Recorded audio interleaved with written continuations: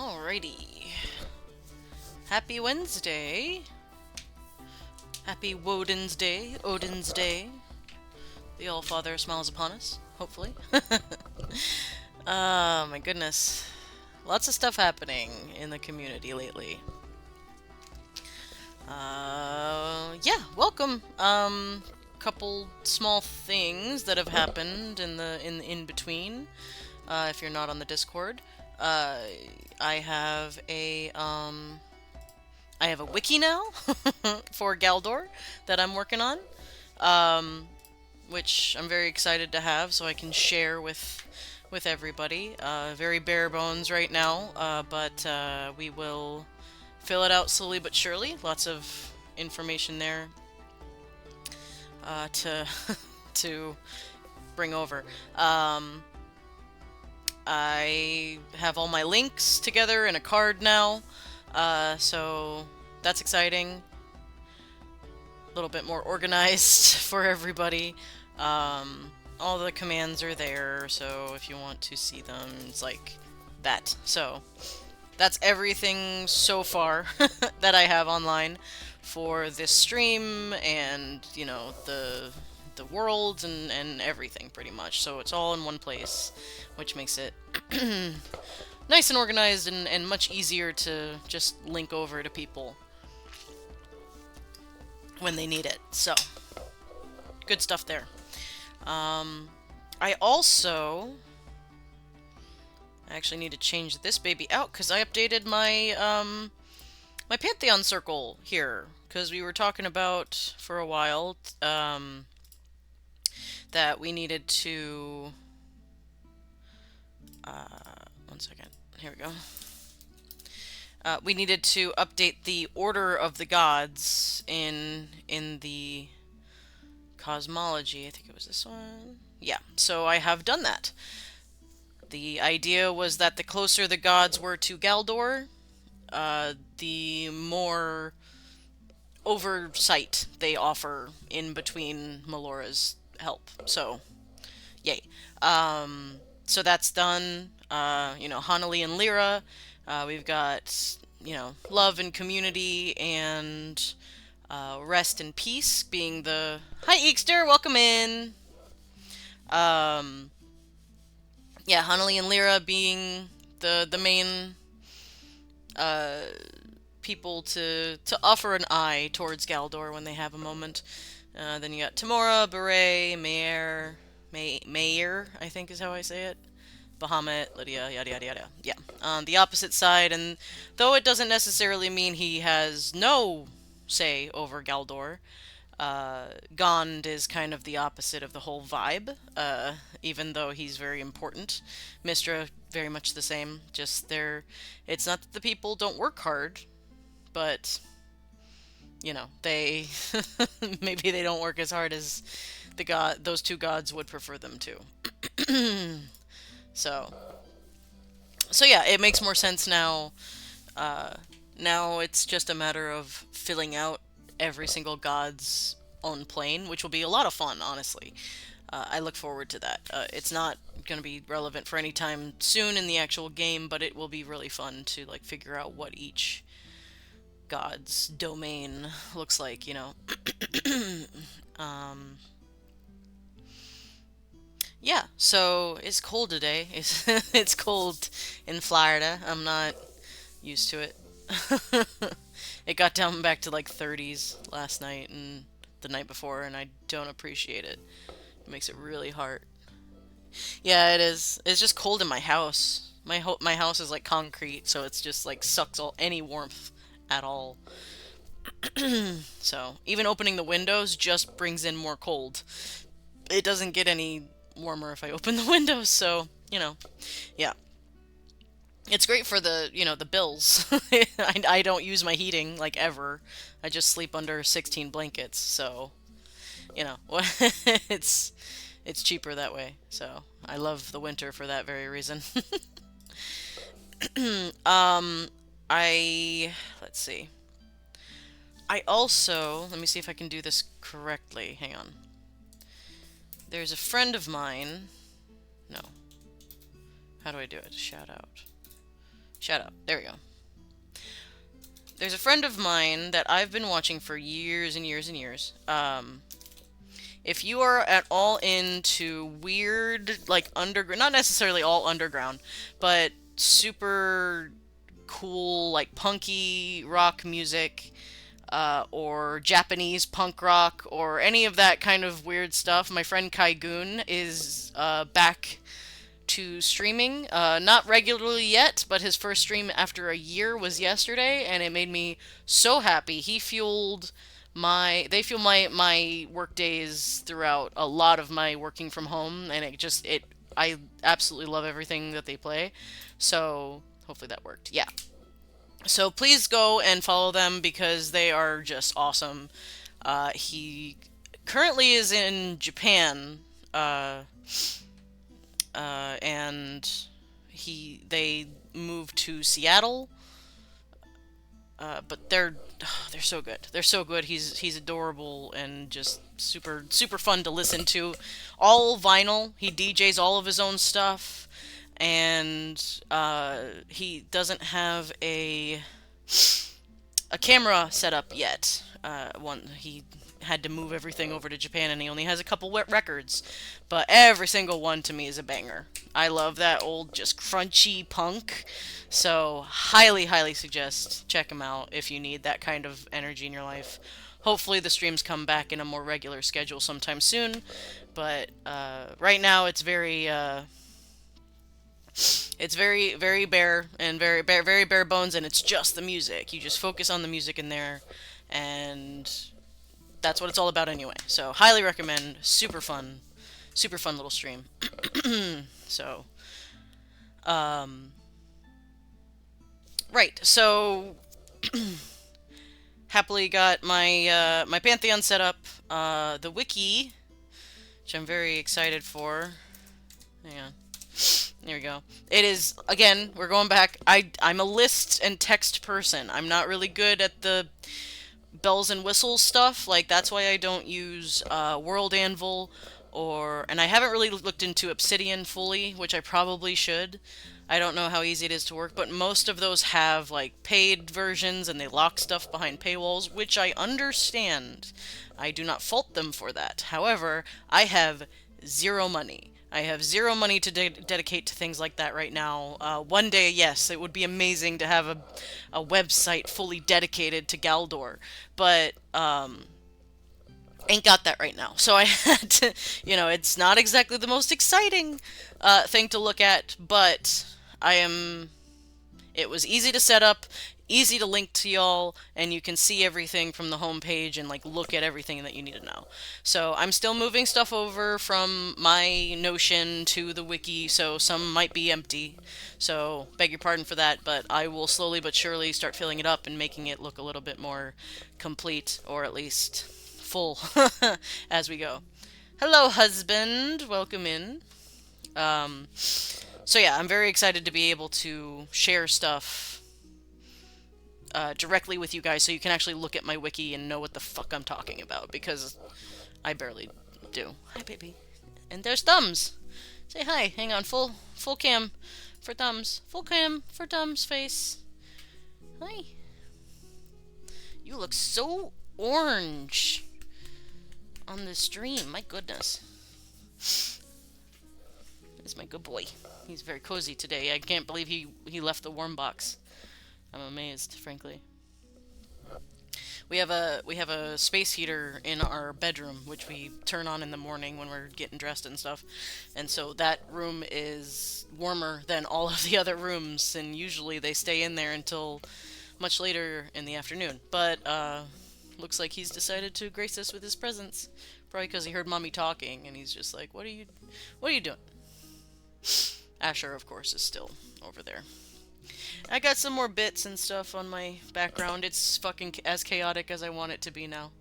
So, I got my Lego set, my stupid Overwatch fandom shit. Cause I'm getting, oh boy, am I getting back into it, help me.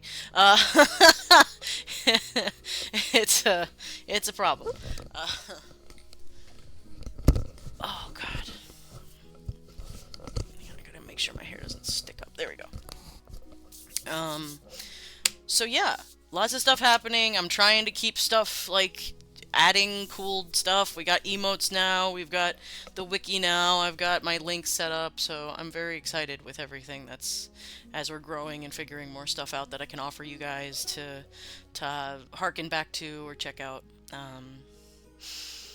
So yeah. Oh, and husband had a wonderful idea that I've just started. I haven't really sat down and really done it, but I started it. Where is it?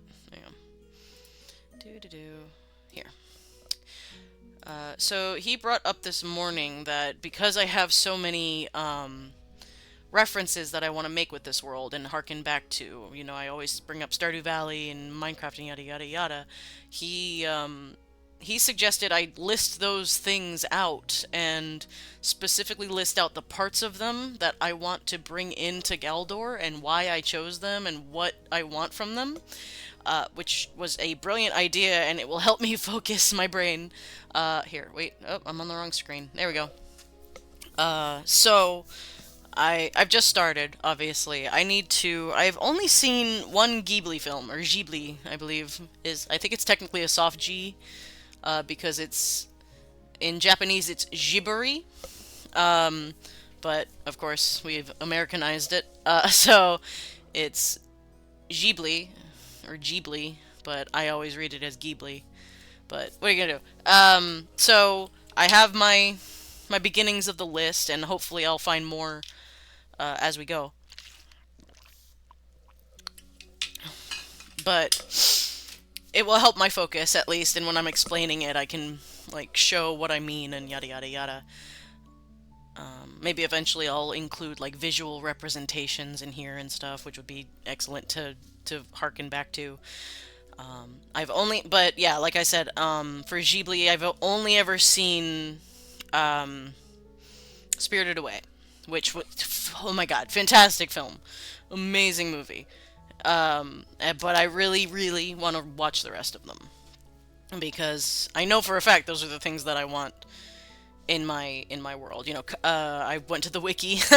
Common themes include the risks posed by progress to tradition, environmentalism, and the natural world, independent female protagonists, the cost of war, and youth.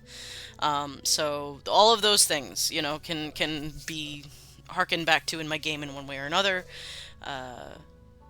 So yeah, amazing film. No Face is my phone wallpaper. Oh, No Face is a good boy, kinda.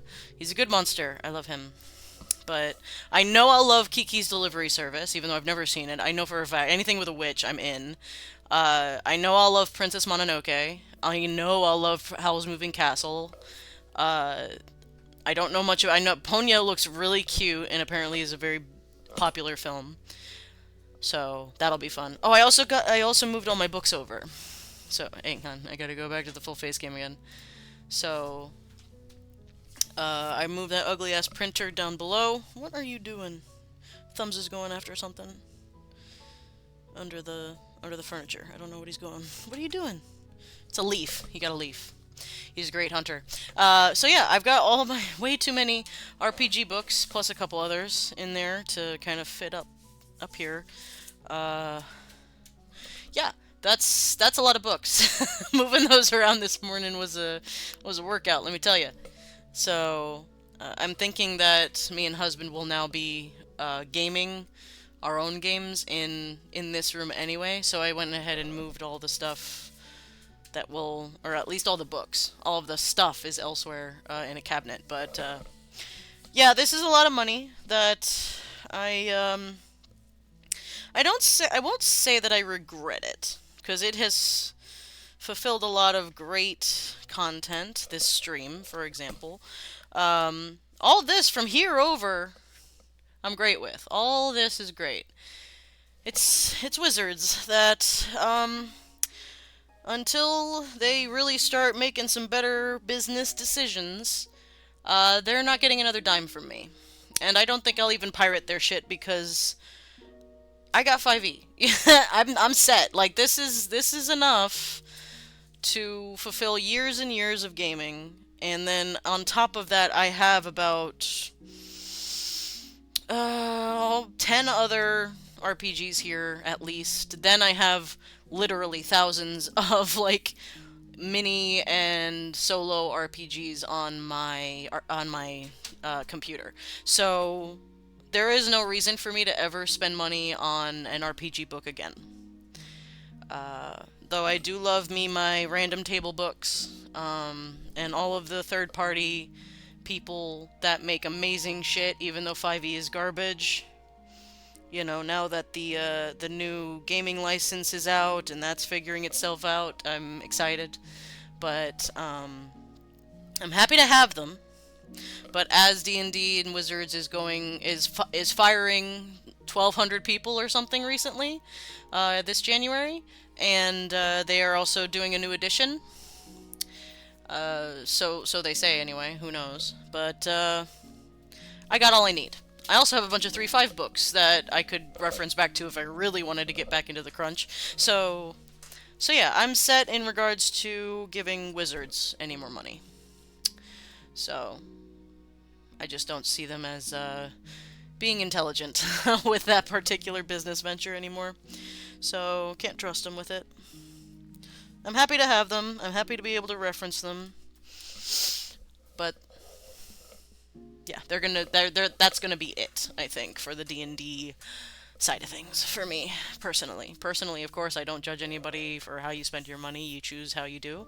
But yeah, this is just a personal thing of mine. Anyway, soapbox. There it is.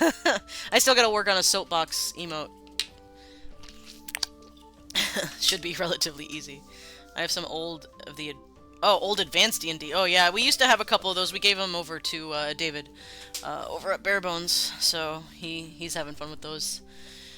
3.5 was where we cut our teeth on RPGs, so my uncle used to play and he gave them to me. Noise. Antiques. Stinks! Welcome in, Stinks. Good to see you. Happy Wednesday. Happy Woden's Day. Just talking about my many books and my way too many tchotchkes that I have now on my corner. My stupid Overwatch shit. Because I have a problem.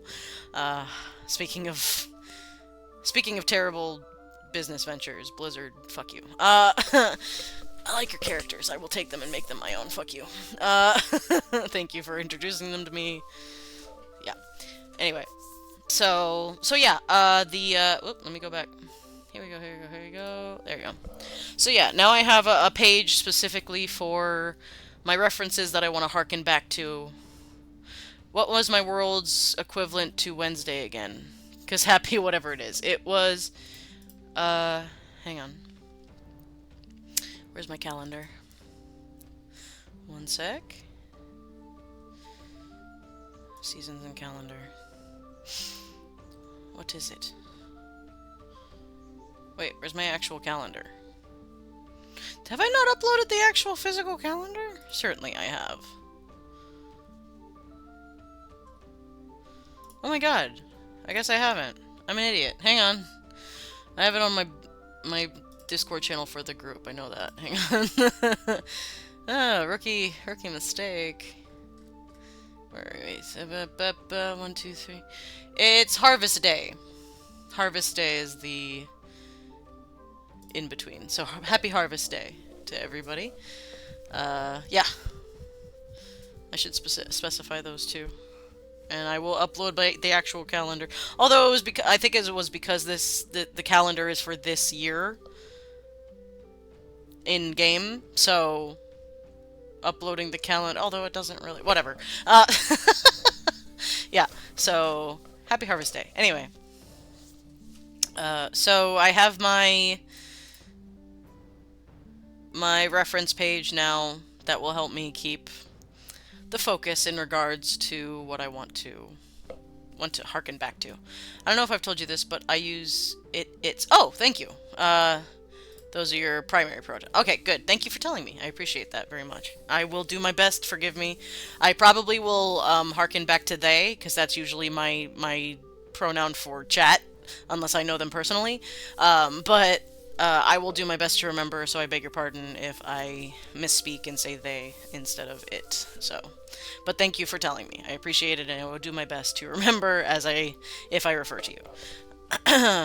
but it is appreciated. I also don't think I have that option on my role selector, which I will change that. I will add that on. So beg your pardon. I just kind of went with the defaults, which was, the three genders. So I will update that. So yeah, I have the references that will help me and everybody else, so I know what the fuck I'm talking about at any given point. And I will sit down and watch the Ghibli films, Ghibli, whatever, um, sometime soon once I find them. Does anyone know who streams them? Is it Disney? Are they on Disney? I haven't looked it up. I know they had a contract with Disney like years and years ago, but I think it's not around anymore. I don't know. Whatever. But I need to find where they're streaming, or Yar, or find a DVD because I'm old and I'm getting back into physical media because so many freaking things are so many services are taking away your anything you buy, and it's ridiculous.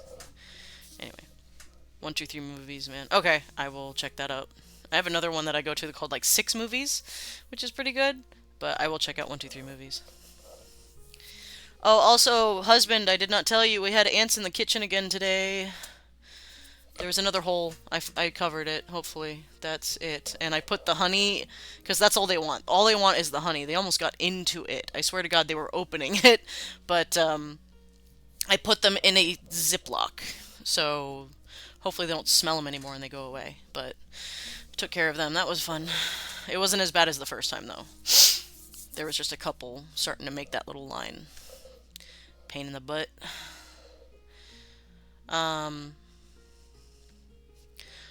Right, okay, so what are we working on? I found this great little, if you're interested in starting your own world, Studio Ghibli is on Netflix, but US and Japan users aren't allowed to consider a VPN. Ugh, oh my god, I hate that shit. I'm not giving Netflix my money, so I will find another way. I will either find DVDs or I will pirate them and go from there. Whatever. So if you check out this blog, blog.reedsy, reedsy.com, they have an ultimate world building template, and it includes all this stuff here, and it's form fillable, so you can like type it out and then print it and like have it on hand, which is dope. So yeah, I've been kind of looking at that. The flags and symbols is going to be a fun one to figure out. There's a couple like little flag building programs that I've come across. Some of them are kind of limited in their options, but I guess if I really wanted to like try and doodle a flag, I could try, and it would be really sad. But you know, I should also I need to name the other places in this world. It's not just Arcadia. Although we're focusing on Arcadia, I need to name the other nations here. And I've also kind of locked myself in with the naming convention with Arcadia for now. Well, because the Diamondback Desert is the area, but what is the place that it resides within? So that'll be fun to figure out. Arcadia will be your yippee. Arcadia will be your, for lack of a better term, not exactly, but kind of European-based society. Just because, again, that's where my comfort lies, and as the characters or future campaigns travel outside of that, there will be other references to other cultures. But Arcadia is, European fantasy, is how I should say it. Your castles, your dragons, your, Lord of the Rings kind of shit, that kind of stuff. So I can push other places to other reference points, culturally or historically or some such thing like that, which is always fun to think about. And, Yeah, so thinking about culture and how they differ from each other is it's a lot. I mean, I'm going to say that outright. It's a lot to think about, but it's important to kind of at least have a baseline that you can. What are you doing? You are not asking for food already, sir. It is not time. I need to start giving him treats when I start streaming, and maybe he'll leave me alone. Uh, but probably not. Come on. You want to come up here? No, he just wants to beg for food. Come on. Just, he's thinking about it. He keeps putting his little paw on my leg, like, Mother, please. Please, sir, may I have some more? Okay, so I don't have access to the fucking tool that lets me build borders. So I just have to fucking kind of eyeball it, which is annoying.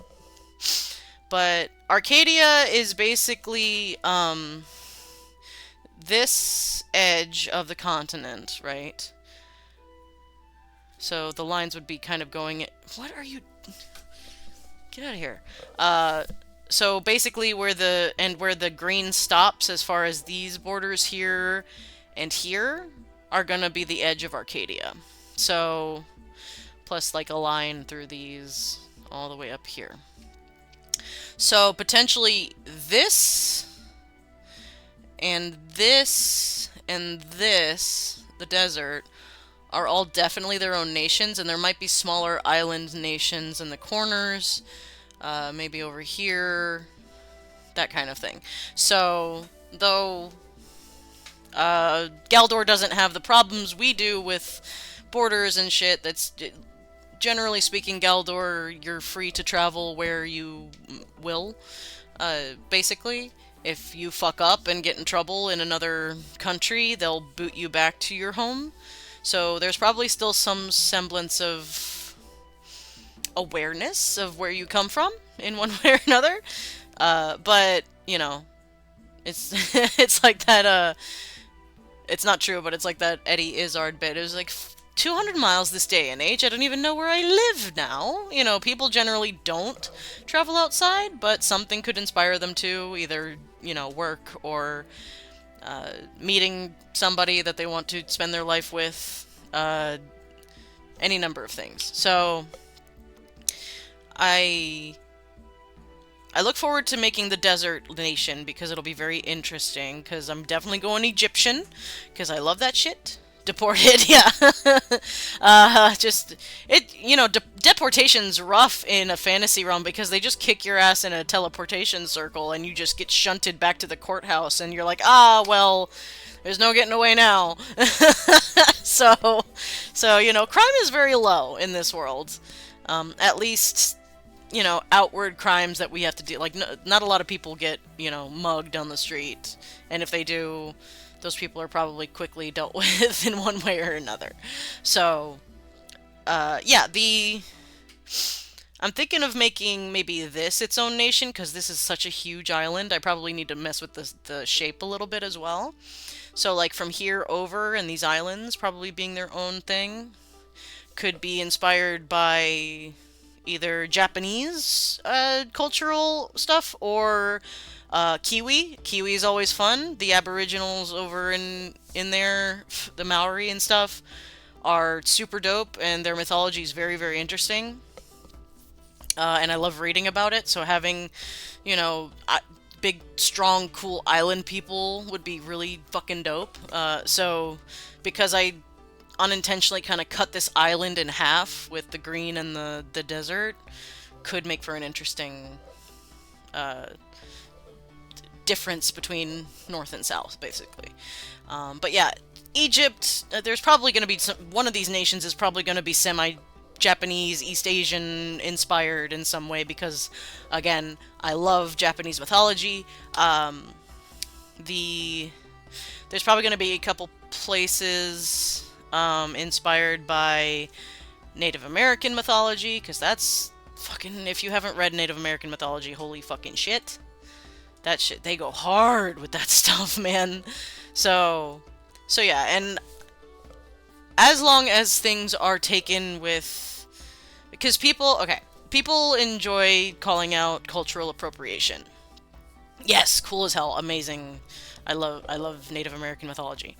So, cultural appropriation is pretty much anybody outside of the United States will tell you only a problem in the United States. I think I'm getting an ad. I'm gonna go to the bathroom real quick. I'm gonna talk about that in a minute. Okay, 2 seconds.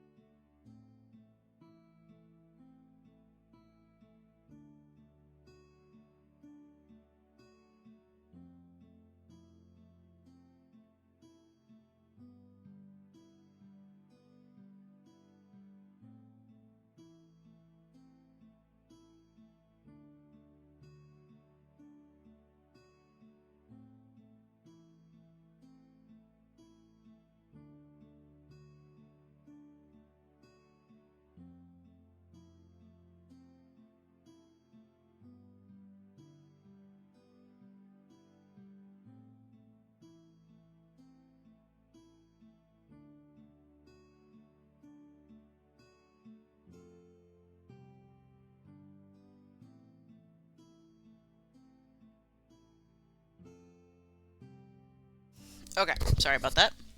I also had to just give the cats a treat to distract them for a while. Um, so, in regards to cultural appropriation, there is absolutely something to be said for people making money off of other people's cultures and using things that for a long time were uh, ostracized or even illegal, especially in America, uh, in previous generations, that people of a certain culture couldn't practice certain religious rites or what have you. No one of that's not of that culture should be allowed to use said things to make money. That yes, absolutely 1,000%. But for instance, if you go to Japan and you decide to buy and wear a kimono, as far as I've understood and as I've seen by people in Japan and, commented by people in Japan, they love that shit. They see it as an appreciation. You're first of all, you're giving money to somebody from that culture.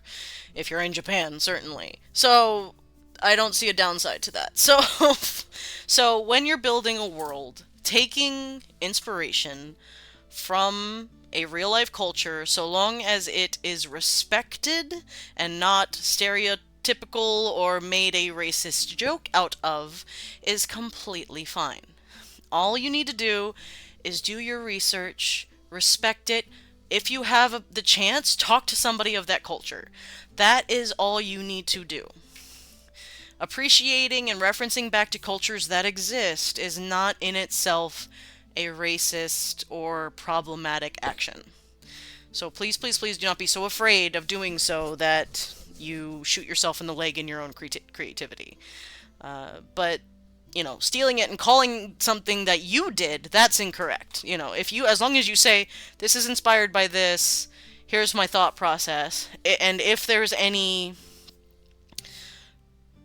breaks in your knowledge that are brought up to you by somebody of that culture, by someone of that culture, not some rando that thinks that they know what they're talking about. You don't, no, no, no. You don't get to make decisions based on other people's cultures if what is and is not offensive. It's not a thing. White people, as a white people, don't fucking do that. So, that's, if somebody has a problem with that from that culture, educate yourself, apologize, say, if even if you didn't intend, sometimes it can come out that way, but if you don't mean to, you don't mean to, and we're human, and we need to appreciate each other, because kind of distilling humanity down to one race is a disservice to all these amazing cultures that have existed throughout history. So just be respectful, keep it in your mind, not to be stereotypical or racist, and then you're fine. That's all you need to do. Just be respectful. But a lot of people these days have a problem with being respectful. That's just kind of how it goes. And so few people are unwilling to change if something that they do is found problematic. They see that as an immediate insult upon their character or something like that, and blah blah blah. So don't take it personally. Educate yourself. Change it if it needs to be changed, if you are informed by such a thing. But again, and for a personal game like this, I'm not making money off of Galdor, so I'm certainly not going to be culturally appropriating anything, really, because it might be referenced back to. So that's all I'm saying for future reference. It's not cultural appropriation, it's cultural appreciation, and those are two very, very different things. Please educate yourself, but don't frighten yourself into a corner saying I can only, reference back to cultures that I personally can claim, connection to, because that's making yourself ignorant out of fear, which is where most ignorance is based. And you don't want to be ignorant, you don't want to be afraid. Talk to people. Real people, not the internet. Read books, for God's sake. There's another one. Read a goddamn book. That certainly helps you. So, filling out some more countries could be a lot of fun. These parts are going to be interesting because of their close nature to Arcadia. So they're probably going to be very similar, but different enough that they're still their own culture. Again, cultures in this world aren't really as much race-based as they are regional-based. So there could be halflings of Arcadia are completely different to halflings of any of these of the Diamondback Desert, for instance. So all races are represented, but they're their own culture within that region. So I hope that makes sense. I'm not sure, but that's how I'm approaching it, and I don't know if that's realistic, but that's the cool thing about a fantasy world. It doesn't have to be realistic. So...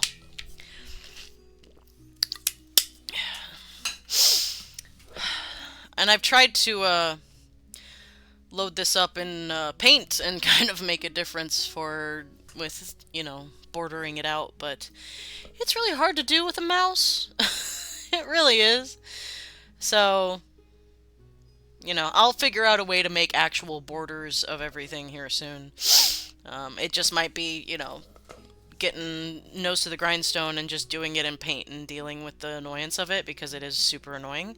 But at the end of the day, I need a more solid idea of...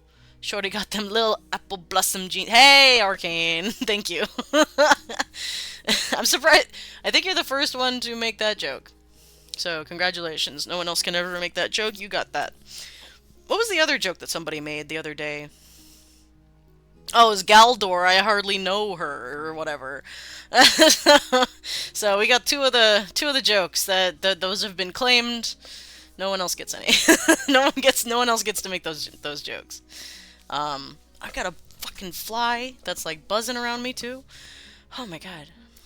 So yeah, I will do my best to cut out the regions and the countries of these and name them as we go. Uh, there's also like the ability to like color. I could copy it, I think. Can I make a duplicate? Save as a clone. I think I could copy it and then just color in the different places. Regions. So I think... Let's see. Go on, Incarnate. One of these days I will be able to afford the paid version of Incarnate. It's not expensive and it is worth it. I just have zero money I can dedicate to these kind of things right now. I look forward to the day when I can, but first on the docket is a better mic and maybe a better camera. After that, we'll figure out where we go. Alright, so... I can...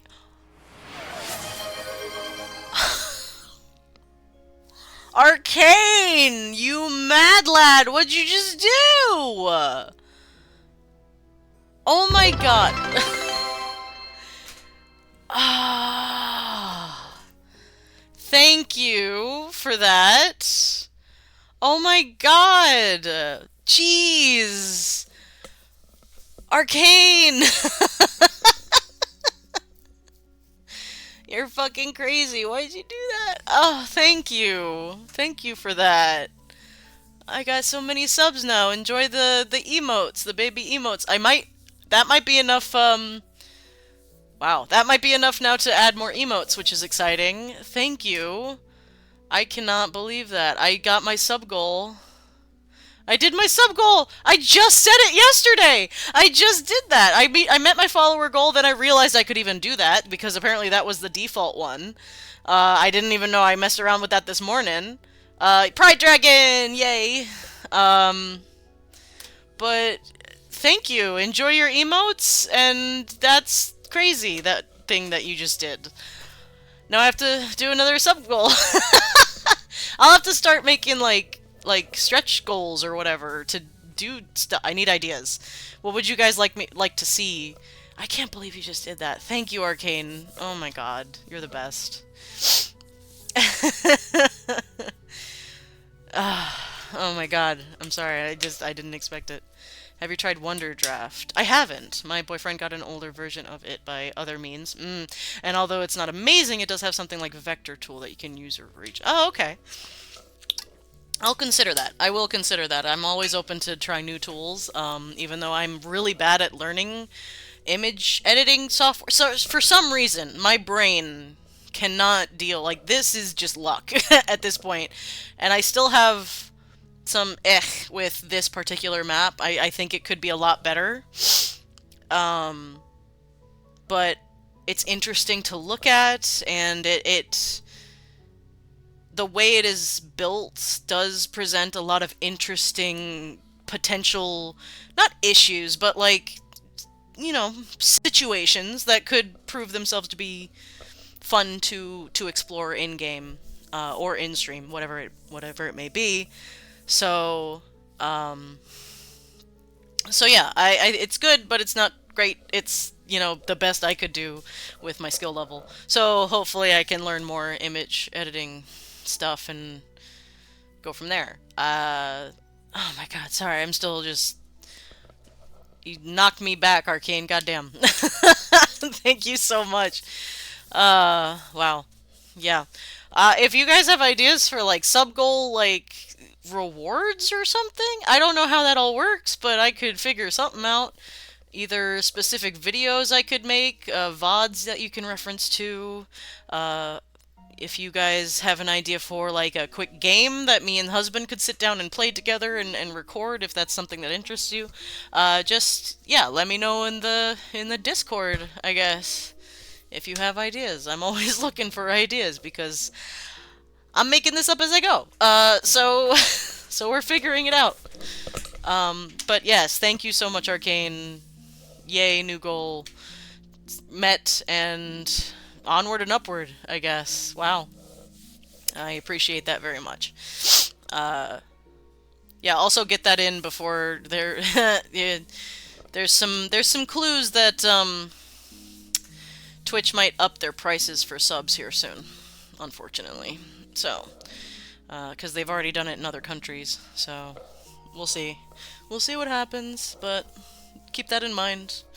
I will never ask you to do anything that you cannot afford to do, or that you don't, and I would never pressure any of you into subbing if you can't. I know times are tough. If you want to try the version of Wonder Draft that I have, I can ask my boyfriend where he got it. Yeah, dope, absolutely. Just link it in the Discord, or whisper it to me, whichever one you'd prefer. Yeah, I would be very interested to mess around with it. So, okay, hang on. Let me.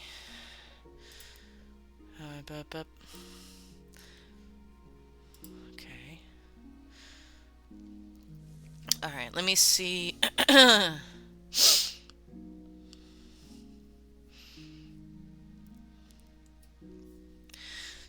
Oh my god, that takes a long time. I didn't even change anything. Why is it so slow? What? I was just saving it out of paranoia, but I don't think I even. Okay. All right, you good? How do I go back? Return to my maps. Okay, so I've got this map now.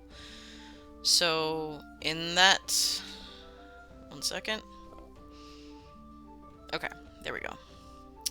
So if I can get the background colored,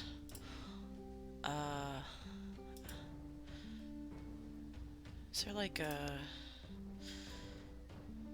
Okay, it's all just dirt. So if, oh nope, oops, it's foreground. Here we go.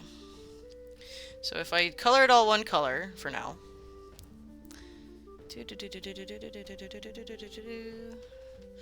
Make it look a little bit more like a map. Like a map app, not a, you know, a biome map, I guess would be what you call it. Alright, so there's that. Now, background, I'll turn into this, I guess? Yeah. Yeah, there we go. Now we're making like a map. That's fun.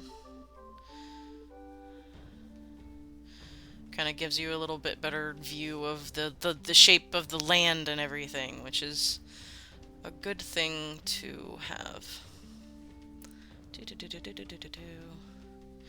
Now I might have to get rid of things like this.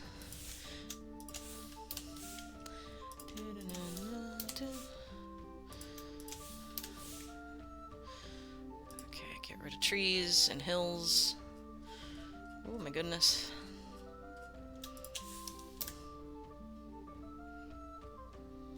Okay.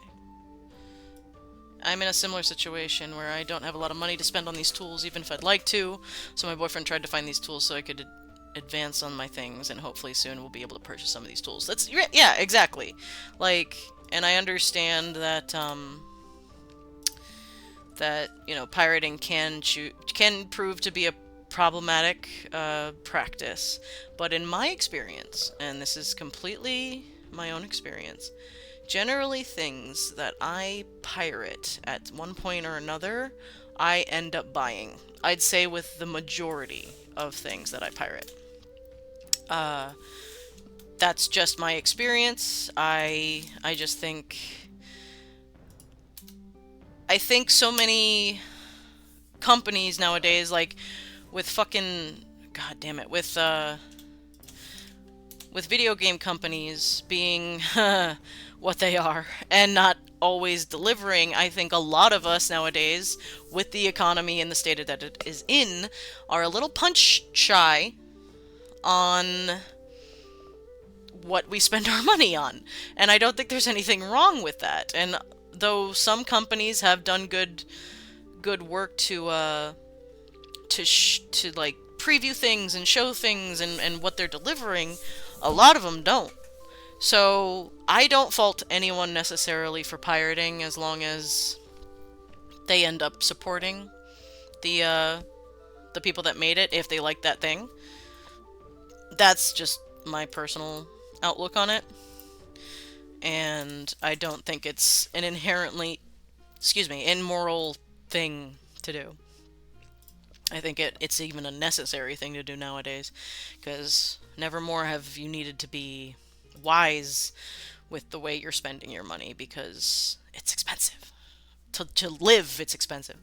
We hear pirate things to try to see if we like it, yes. And if we do and have the means, we do buy them. Exactly. Alright, so. Now, let's see how I... Whoop, go away. There we go. So back to foreground. If I take this brush... let me change the shape here, I guess. Oh, no, that's not what I want. Hang on. Go back. Go back, go back, go back. Shape. What? No. Oh, I see. Okay, here we go. Alright. Also, we hate having to provide a card number for retrieve. Oh my god, yeah, that stuff is so predatory. They just sell your information, and yeah. Honestly, you're probably better off getting some of the viruses that you might get pirating shit than actually giving your information to an actual company. Honestly, it just seems like that more and more nowadays. Is there really not like a square? Okay, I guess. I guess I'll have to do this. Just make it tiny. Oh, too tiny. Off topic. What do all the new rewards do? It just you have options to. Oh, do you mean the channel point things, or the sub reward things? Which rewards are you talking about?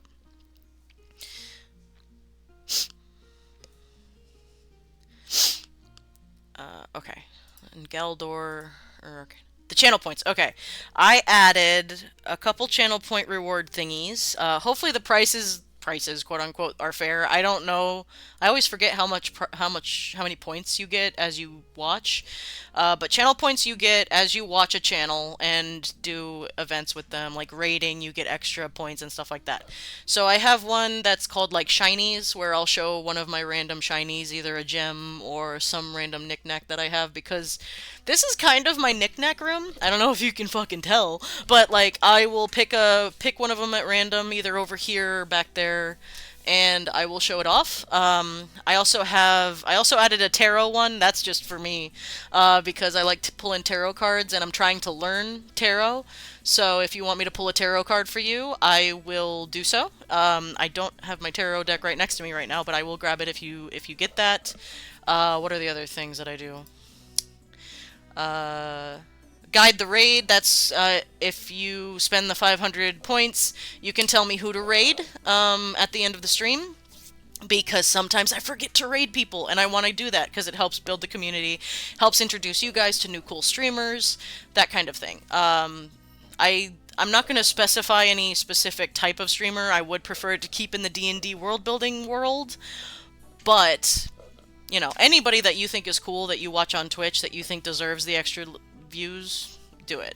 And no, try not to do anybody that already has thousands and thousands of viewers, because I want smaller streamers to be brought up, you know. Name generator, you get to name a town, or an NPC, or something like that I'm creating, either now or in the future. You can add a command, so the little exclamation mark, little up things, you can add one as that. Grab your tarot deck so I can cause you to draw one. I will. I have three tarot decks. I have a steampunk one, I have a Halloween one, and I have it's called the Hush Tarot. It's got really cool art. So tell me which one you want, and I'll do that one today. Here in Portugal, we have an app that lets us make fake cards. They're associated to your card. Steampunk, I will grab that one. But we define the amount of money in it and its expiration date, and it helps not having money taken out that we don't want to, but it's still predatory as hell. I get it, the use for that, yeah. We have, like, I guess Visa, MasterCard, like, gift cards, rather. You could do that for over here, but they can be a little, yeah, like you said, a little, you know. Um, then, let's see, what else do I have? Stretch Tarot, the unlock the random sub emotes and stuff are kind of self-explanatory. Mind if I say yeah. So, I think that's all of them. So yeah, you can, if you want to add a command, which is basically anybody that types like exclamation point, whatever, it will bring up an auto-generated thing. So it could be like, you know, I have the lurk command. If you're going to lurk in my stream, you can say exclamation point lurk, and it will tell me that you're lurking, but you're still watching, which I appreciate. All the channel rewards are very reasonably priced. I have points aplenty. Okay, dope. I'm just trying stuff out as we go. You know how it is. So if any of you have ideas for points rewards and stuff like that, let me know over either in the Discord. I have a specific Twitch chat channel for that, for any ideas that you may have. So please let me know. Even in general, I really don't care, but Twitch chat would make it easier for me to like reference back to. Yeah, no problem. Of course, I'm happy to explain everything because I'm learning too. But yeah, we've got about 3 minutes till next break. I will grab my tarot deck, my steampunk tarot deck, and I will read I will read what the book says because I don't know them by heart yet. I had a deconstructed omelet sandwich for breakfast this morning. That's delicious. How do you... So, you had eggs and bread? Is that what you mean? So there's an omelet and there's bread next to it? Is that what you mean by deconstructed? Because I basically had the same thing. I had eggs on toast this morning. And then I had curry for lunch and it was delicious. Girl dinner! Yeah. What's happening? What is that? Oh, tarot. Yes, I will get to that. Next one. Yes. I will show you all how I do my tarot and how I go. How I shuffle and everything. Have a question in mind. You don't have to let us know, but as I draw it, I will read it to you, and you can let me know if it's relevant or not. It could be silly or serious. It's up to you. All right. Right. Okay. So we're gonna. Galdor ends about here, ish. So there's no hard lines, unfortunately, but do our best here. So, I mean deconstructed omelet on bread. A deconstructed omelet is like regular omelet, but you scramble it instead of folding it. Oh, okay. I get you. I was just like, I wasn't sure what I was picturing, but it just wasn't coming to my brain. When you drew tarot cards for me, I believe that's how we met. That was one of the, yeah, that was one of the first nights that I, like, hung out with you one-on-one. I've been trying to get Thomas to let me draw tarot again over there, but he hasn't given me the chance to yet, which is totally fine. Because, considering some things, it's not surprising. But, whoops, too far. Oh, okay. Alright. But, yeah, that night, pulling tarot for everybody was super fun, and I had some draws that were, like, crazy accurate, and I really enjoy. I get a lot of readings from tarot that are a little creepy. And though I don't necessarily believe that they're telling me the future, I think that they can uncover some truths a lot of the time that I find very relevant. Most of which is like based on subconscious and that kind of thing. But I think it's a wonderful thought exercise to draw a tarot card and just kind of meditate on it, journal about it, that kind of thing. I think it can help you, give you some order to what may be a chaotic thought pattern or thought mind state. So that's generally how I use it. If I'm feeling anxious, I'll usually draw a tarot card or 3. give myself some sort of focus, you know. So that's how I add a command. You can basically, you know how, okay, so a command like I don't know.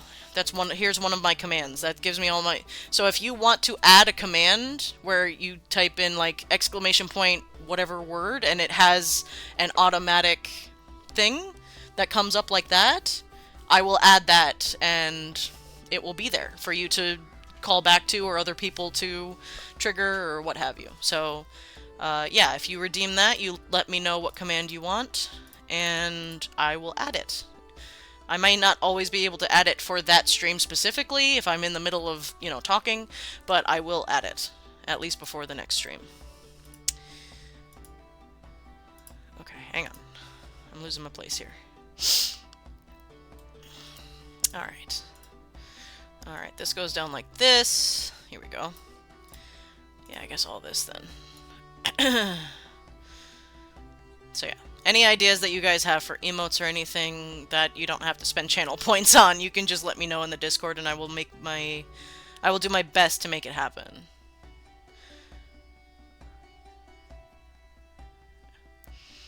The rewards, the points thing is mostly if you just want to do something silly or funny.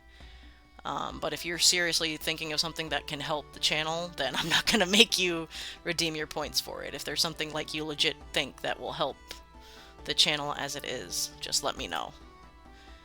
And we'll do it like that. Okay, this is all green here. Okay, whoop. Actually, probably should just do that. Okay. And then, guess like that. And that will be, let's just kind of cut it like that. Oh, ad break. Alright. I'm gonna go to the bathroom, I'll grab my tarot deck. I'll be right back.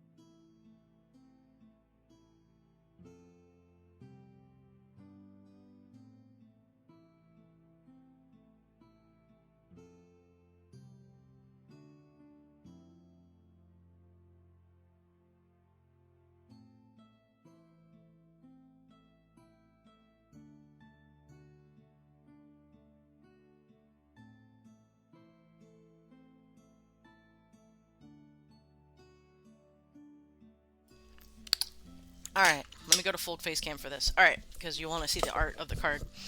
The art of the cards! Yu-Gi-Oh! Anybody? No? Just me. Alright. Alright, this is a very cool deck. This was my first tarot deck, actually. So, it was the Steampunk Tarot deck. I believe it was a gift. I don't remember who from. But I will be...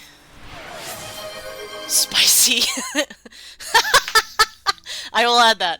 I will add that. Alright, so, for my reference book, I use the Guided Tarot. I literally got this for $5 at Five Below, but it's a pretty good little reference, simple beginner's reference, but I'm still learning, so the beginner's reference is where I'm at. So, alright, I do 3 taps, like that, to wake it up. I'm sorry if any of this is loud, by the way, I don't know the reference, but here's what I do. So, I take my deck, cut it in half. You know, I'm not good at shuffling either, especially these big-ass fucking cards. This isn't my worst one. My worst one is my other one. But then I take 3 cuts. 1, 2, 3. Then I take that, and then that, right? And then I do it again. I do it 3 times, just because it feels right. You know, sometimes it feels... a certain number of ways feels right. The number 3 is a very important number, historically, culturally.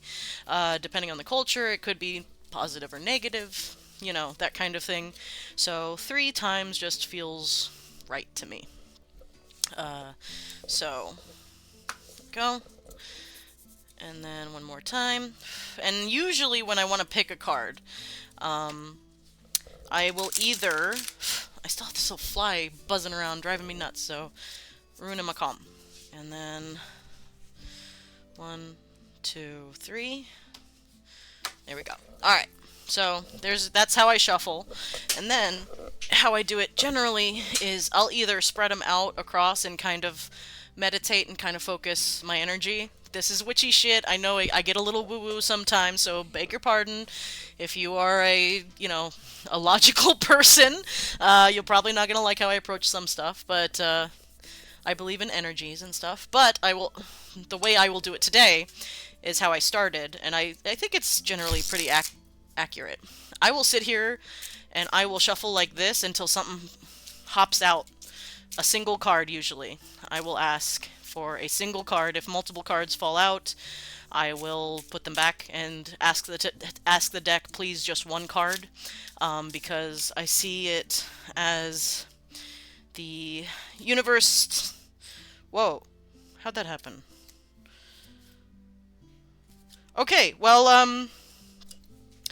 a card somehow flipped itself while I was not looking, so I'm going to take that as the universe sending a message. So, we have a very pretty card. Here we go. Hopefully you can see it. The Queen of Swords. Very, very pretty.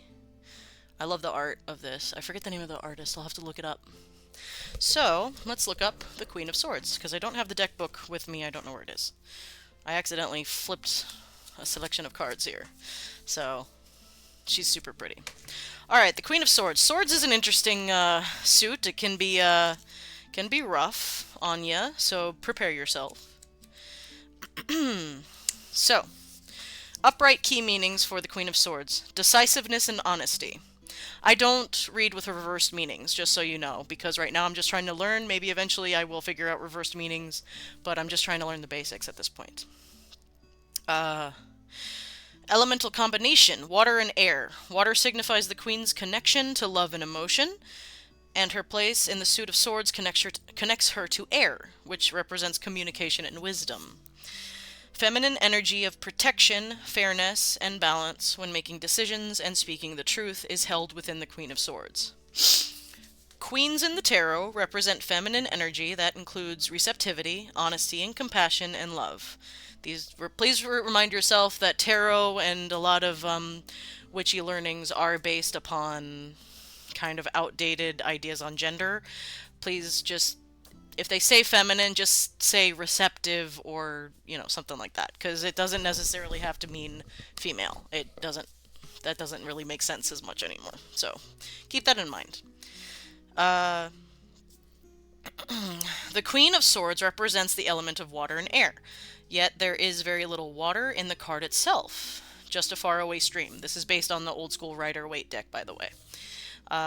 This indicates that clear communication, intellect, and logic are favored over emotional outpouring.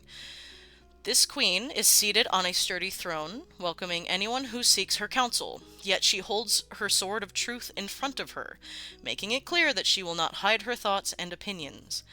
This queen is wise and just. Her thoughtfully drawn conclusions are trusted by all who surround her.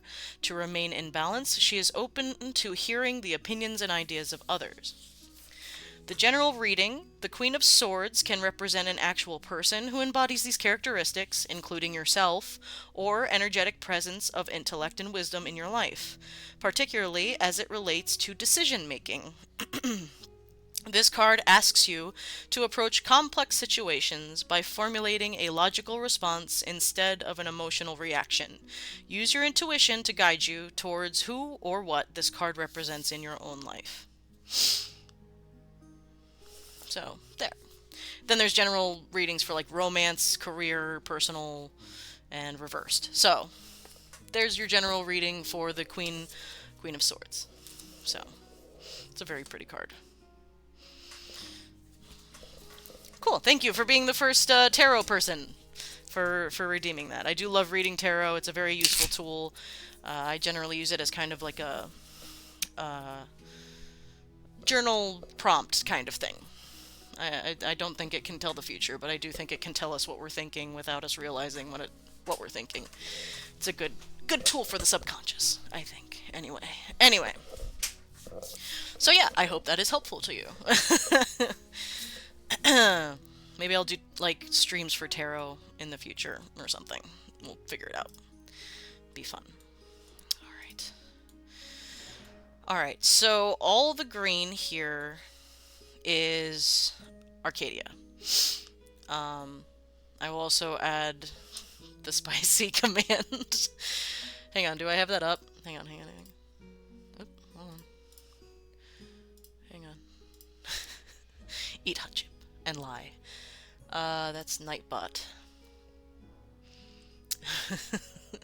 It's relatively easy to add these things too. So spicy. Eat hot chip. Chip. Alright, there you go. Alright, it should be working. So if you want to use the spicy command, feel free. Alright. So we have Arcadia colored in. Then we have, whoop, one second. Let's do this bright orange for the desert so I know what the fuck I'm looking at. Alright. So, whoops. Nope. So it's all gonna be this area here. Oh, that isn't. Oh, I'm looking at the wrong screen. Hang on. Sorry. Thank you for reminding me. There we go. I forgot I was on full screen. There we go. Oh, shit. Pulse. There we go. Gotta be careful around the edges. There we go.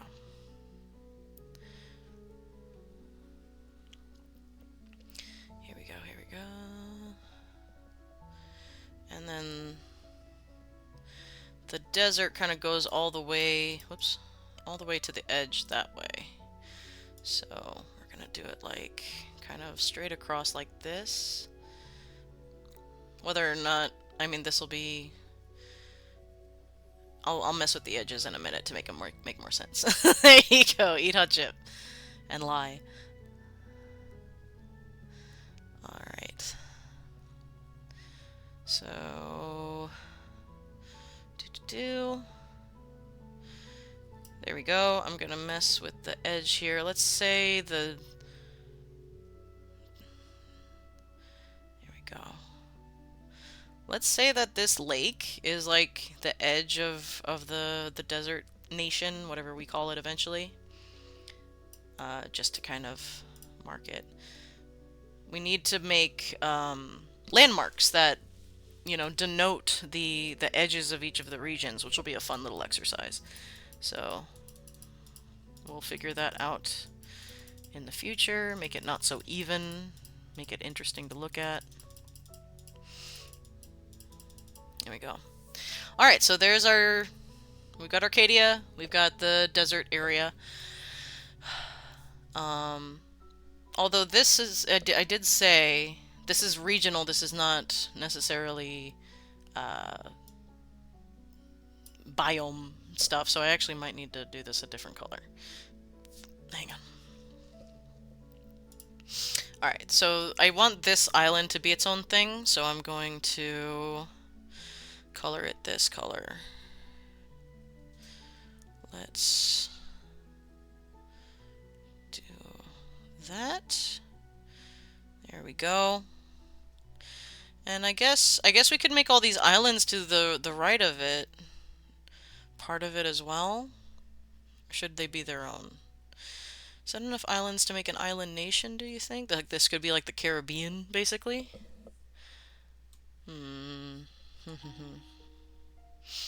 Well, let me mess with the other ones that I know for sure, and then I'll look at the map as we go, and we'll see where we lie. So I know this big boy is gonna be its own thing. So I wish the colors were a little bit more saturated so I could tell what the f I was looking at, but that's okay.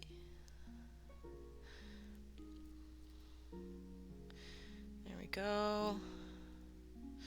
This big boy is gonna be his own dude, his own person, his own nation. Are we a nation of states? What's the state of our nation? I'll start on we started on Hamilton last stream. God help me. I haven't listened to the Hamilton soundtrack in a long time. I really need to sit down and listen to it again. It got overtaken by Beetlejuice, which was, oh my god, that's a great show. If you get a chance to see it, go see it, because it is so good. Brah, brah, I am Hercules Mulligan, up in it, loving it. I heard your mother say, come again. Sorry. I'll do it. I'll do the whole damn... Lock up your daughters and horses. Of course, it's hard to have intercourse over 4 sets of corsets. Alright, I'll stop. Alright, I could go. I knew that whole thing from, like, bottom to top. I gotta do it again. I gotta learn it again. Oh. Miscolored that. Alright, so this is also going to be its own nation here. The colors are not representative of anything. Karaoke, no, I'll fuck it up. I've never been to karaoke. Karaoke. I want to go to karaoke like they have it in like Japan and Korea, where it's just a room with your friends. Because I don't want any of that shit in front of a bunch of strangers. No, thank you. I don't need that energy in my life. I don't trust people. But if they had like an actual karaoke, like you go into the room and just sing badly, I would do that nightly. I'm not even kidding. I would be like fucking a Gretzico. I'd be Retzico, and I'd be screaming there every night because I love to sing. I am not good at it, but I love singing. Alright. Yes, a Gretzico. Oh, I love it so much. Yeah, I got a little standee of her right here. Oh, one second. There we go. There she is. I'd have her on the other side, but she got water damaged and sun bleached a bit because I had her in the same place for too long. So I got her well shaded on the metal side. She does kind of stand up a little bit because of water damage. But yes, I love that fucking show so much. Oh no, go back in your place. I dropped a rock. Hang on. Ugh, it's fine. It's petrified wood. It's gonna take a lot more than that to break it. There we go.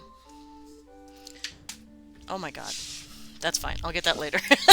This is the problem with having too many things. Alright. Okay. And these nations are going to be pretty sizable places. Arcadia is going to be the biggest as far as landmass goes, I think. So... Or at least close. I would like it to be the biggest. I don't know if, like, if I do this whole fucking thing...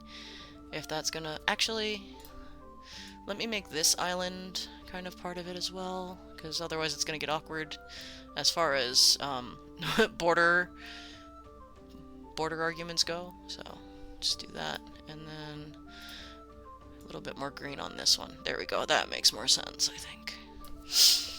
Yeah. Okay. Alright, then... Go. This dark brown for the next one. So we'll have island nations on the edge here. So these two, I guess. Yeah, this one, if I do this whole thing, it's gonna be bigger than Arcadia. I guess that's okay. I mean, it's not a big deal, but it's just not what I was thinking. Hang on. Let me get a little bit more desert down here. Let's do, like, this. There we go. Again, we'll have lakes being the kind of where you can tell the end of the region starts. Yes, the end starts. That makes sense. Good job. Good words, Annie. Alright. Okay, so... So I guess these... Wait. Is it this one? Nope, that's not it. This one? There we go. So I think this one and this one will be the main islands, and then maybe all over here will be part of this nation. For now. I might change it. I might look at this after I'm done and not like it, and decide to change it. But for now, that kind of makes sense to me. Right. Okay, so let me get this out of the way here. Okay, there we go. Alright, so yeah. Alright. Cool. Now, let's do top corner here. That's the same. Oh, it's slightly lighter. Okay, that's fine. Alright, so this baby goes down here. Alright, here we go.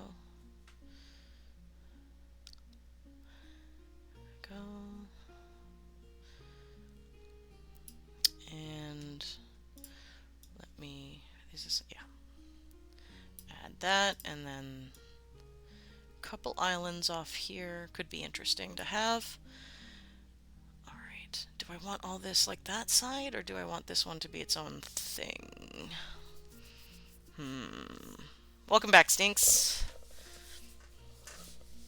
Alright. I like...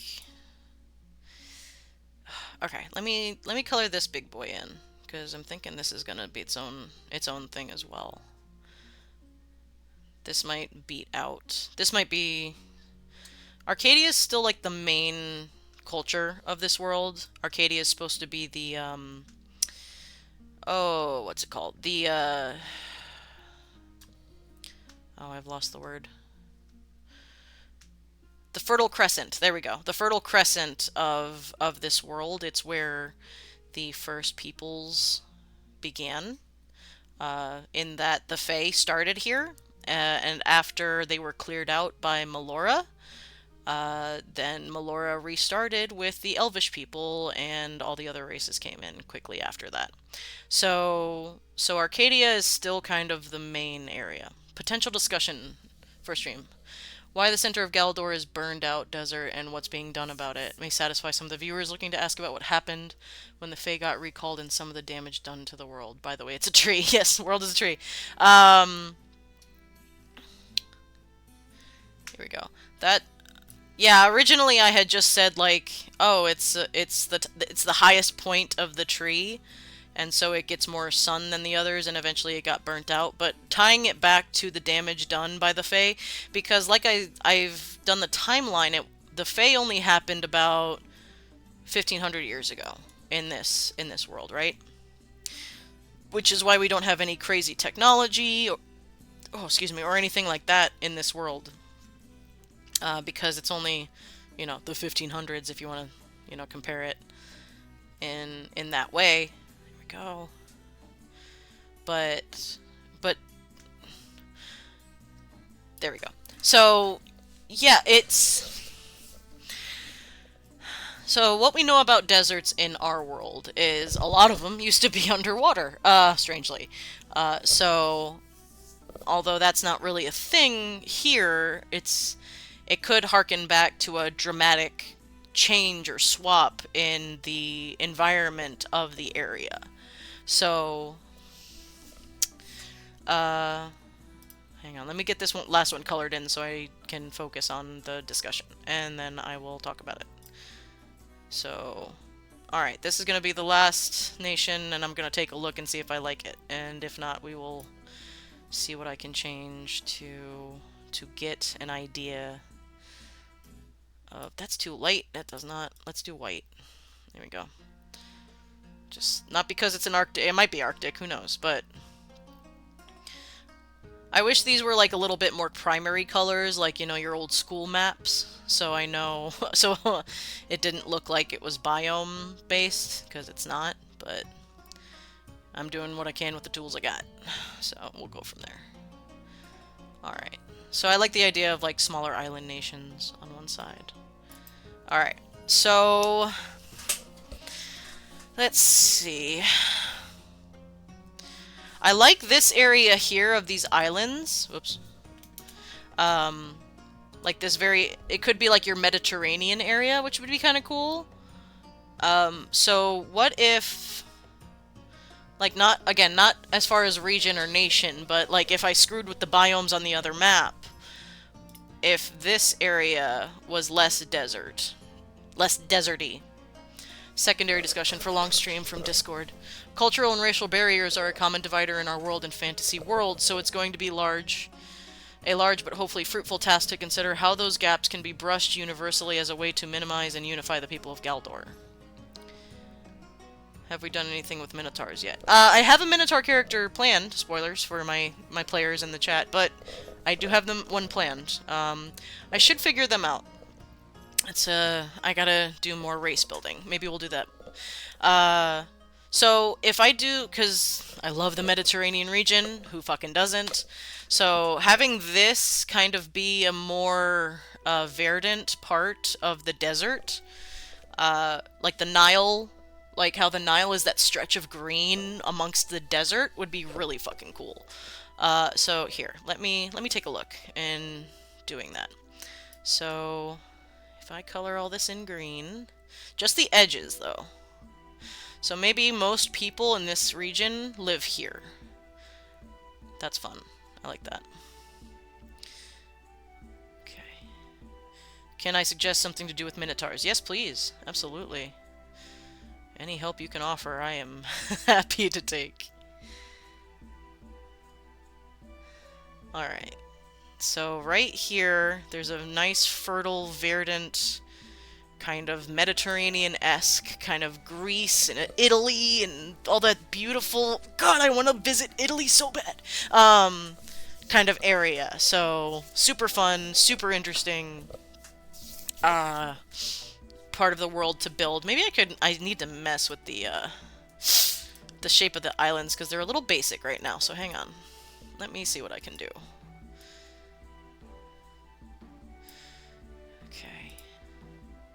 This thing doesn't get very small, so I can't do like little of land necessarily, but... Okay, there we go. Maybe something like this. Oh, wait. I liked it better. Kind of like... Okay. Let me do something up here. Here. Is that better? Is that too busy? Maybe, hang on. Let me go to, whoops, nope. Alright. Oop, go down. Here. Yeah, you gotta cut into islands a little bit. You gotta represent the coves and the weather kind of coming in to screw things up every now and again.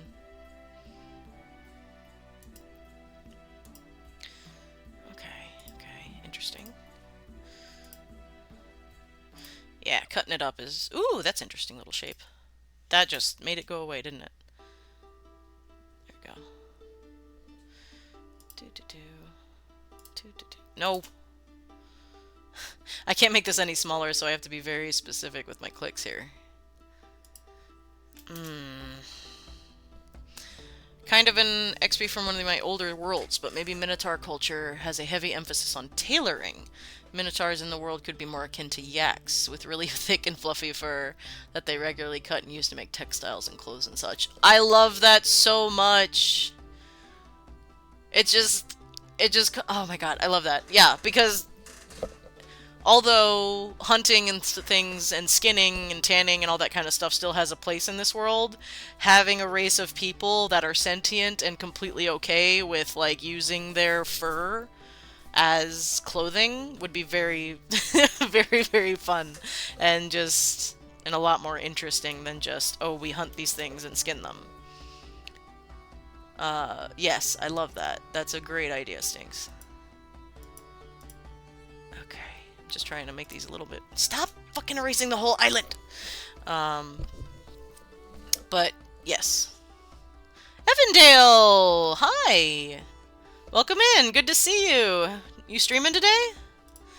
If anybody hasn't checked out Evandale, holy crap, you should. Hang on, how do I do it? Evandale. Yeah. Maybe? Okay. Yeah, just go follow Evandale, because their channel's fucking awesome.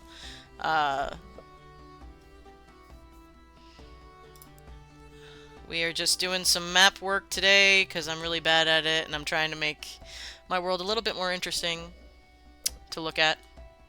Oh, ads. Shit. I don't know if you can see me, so let me know if you're getting ads. I hope they do. Oh god, my whole chat is covered with stuff. Hang on. No ads. Okay, good, good, good, good, good. Alright. I'm going to continue and assume no, there are... Oh, okay. Alright, cool. I'm not going to talk about too much right now.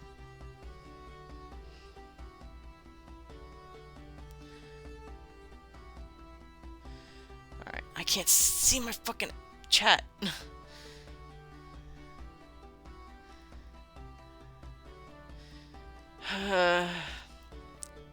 I really gotta figure out my OBS setup a little bit better, because some of this stuff is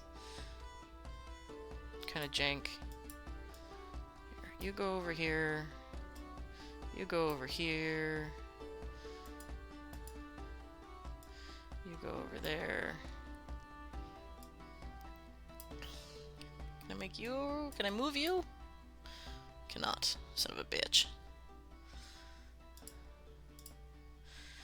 Since you have a subscription, you don't see ads. Ah.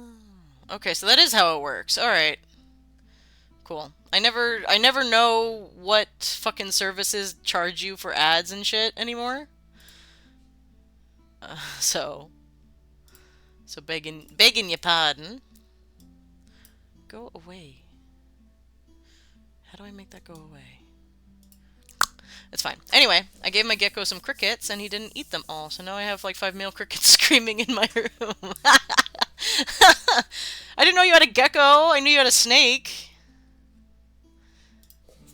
My goodness. You get a tarantula next? Alright.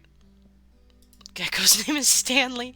So, Kevin and Stanley, right? Right, Kevin? Yes, Kevin. That's... Animals with human names is so good.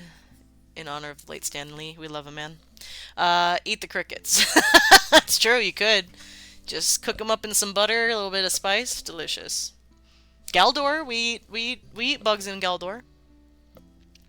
Alright, so these are our nations. They would stop screaming at the very least if you did. Do I like it, is the next question. I wish I had a better understanding of how to make... Do I want to make this one down in this corner? You eat bugs in Galdor. Do I want to make this its own thing? Oh, this guy I didn't get...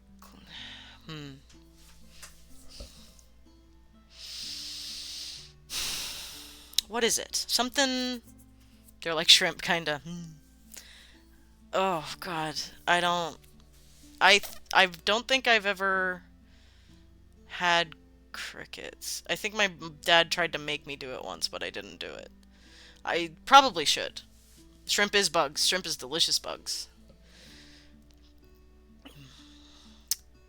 Why don't I like it? Chat, why don't I like this? What is missing? What is missing on the map, on the regions of this map? Is it that on this side, is this color too dominant? Should there be more? Like, maybe I should just make the islands their own thing. Let me... Wait. I need a noticeable color.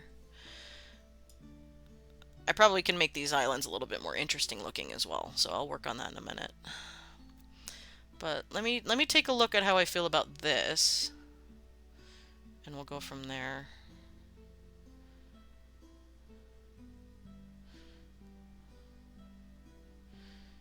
Because they're kind of boring right now, so maybe that's what it is. So, oh, that one. So make that guy part of this. All right, let's do some more shapes here. Ooh, not too big, please. All right. So, yeah, let's do a little bit of that. Okay. Something a little bit more connected for all of them, rather than just these little spits of land as they are. Don't like those long shapes. I don't think that happens a lot in natural occurring islands, so gotta mess with that shape a little bit. Okay. I can fix the colors on a couple of these. Okay. A little bit of that. Okay. This looks like a little guy now. Oh god, I gotta fix that because now I'll never be able to unsee it. There we go. Ooh, that was fun. Let's do that. No, never mind. I don't like it. What is it? What is... How do you, like... Map maker people, like, how do you make shapes that are good? Like, it seems like such a random thing. Like, how... Is it just you fuck with it until it looks good? Like... Artist people, tell me how you do your thing. Arcane, save us. Yeah, you're a map person. Maybe just one kind of... I know this is starting to not look like a fucking tree anymore. Turn down the roughness. How do I do that? Oh, I see. Oh. Whoa, okay. So let's do half of what I was doing before. Is 8 the lowest? No. If I go... Whoops. If I go all the way to the lowest, that's this. Let me make it a little bigger, so... Maybe that's what it is. I was just thinking because it was an island that there would be a lot of jagged edges, but I guess smaller jags, if you will. I used a tool to generate a shape I liked and then manipulated it until I liked how it looked. Okay, good. I'm glad I'm not the only one doing that exact fucking thing. Okay, actually, you know what? Here, we're gonna start over with this, with the islands, real quick. So, let me get these babies erased real quick. Because originally it did look like a tree. It's no longer looking like a tree, but that's okay. The world is still a tree. Jagged edges mean rocks. Smooth means erodible land or sand. Oh, yeah, that's a good point. Alright, so like over here, I think I'll keep it like this because like that could be like for my fans of The Witcher, specifically 3, it could be like Skellige, which, God, fuck that part of that goddamn game. Going through Skellige is such a bitch. Oh, that's the wrong color. There we go. But like that cold and rainy Scotland kind of vibe, and maybe a little bit of Greenland, like up there. You know, it's super cold and kind of treacherous to live there, and it's a bunch of hardy badass people. That's cool. All right, so that'll be that. So we'll keep the rocky kind of thing over here. But if we're doing island nations, like you said, and it's supposed to be a little bit smoother, then we'll do. Okay, roughness 3. Oops, hang on. Here we go. Alright, let me make that a little bigger. Hang on, maybe not. That looks like a bean. Like a baked bean. Alright. Whoa. Okay, hang on.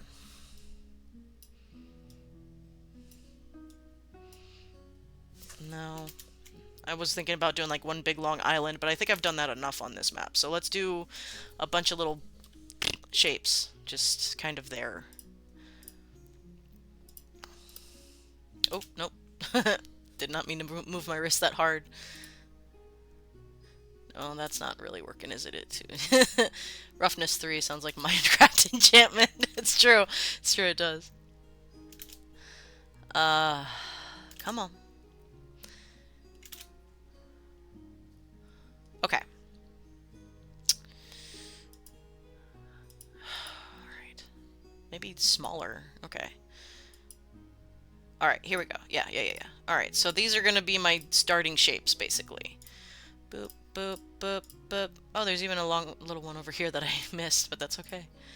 Alright, so if this is an island nation, think of like the Caribbean, you know, Cuba, all down there, that kind of thing. Because who doesn't like a good beach episode in your world? So you're going to need some main islands. So some of these are going to be bigger. So we'll just kind of do a shape here.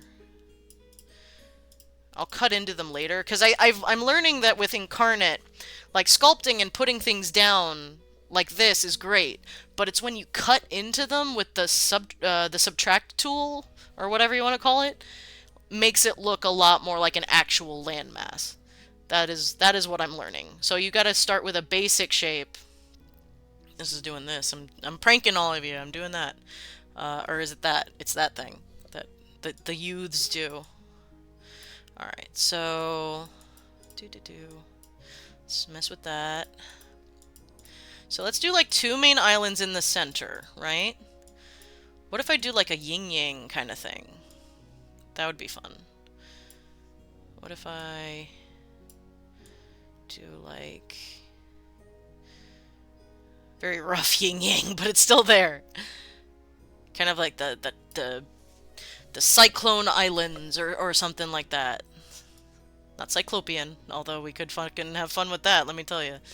But not in this world. I don't think I'm gonna do too much, That's fun. That's cool. Okay, I'm not gonna do too much, Lovecraft stuff. I've tried to do Lovecraft in fantasy, with the Far Realm and all that kind of stuff. Doesn't always work, unfortunately. I don't mind trying, and it's a very base level of, like, you know, eldritch horror, because I'm not... It's hard to, communicate a lot of that stuff in fantasy, especially in 5e. 5e is a very undeadly system, as it is written, which I like about that. I don't like killing my characters, I'm gonna tell you that right now. So, I don't like pointless death, I don't like death or anything that doesn't serve the story. So I like the fact that 5e is a little bit more forgiving than previous editions. But that's fun. Let's do a little kind of swirly-do kind of thing. Okay. Alright. Those are 2 even now. It's okay. I'm gonna start cutting into them and seeing what I can get done with that.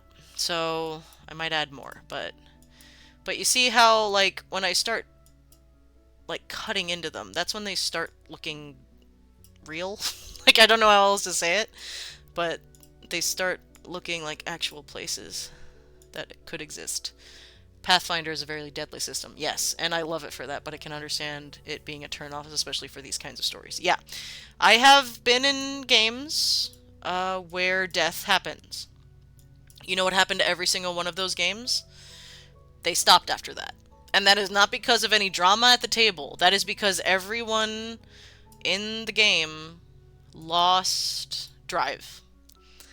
And I do not fault any, you know, DMs that run deadly systems. But death is an end of a story. And if we're meant to be telling a story, then the ending better be fucking good. Like, you know? And like, if a player kind of comes to you and says, hey, I want to retire this character in like a badass, like, death kind of way, absolutely do that, especially if it's their idea. But if it's just kind of like how the dice roll, I kind of see that as a bummer. And that's just me. And I understand that there are people that do not play that way, and you're absolutely more than free to, and I totally get it. But that's just my opinion. I don't want the story to end because a mook ended up just rolling well for one turn, you know what I mean?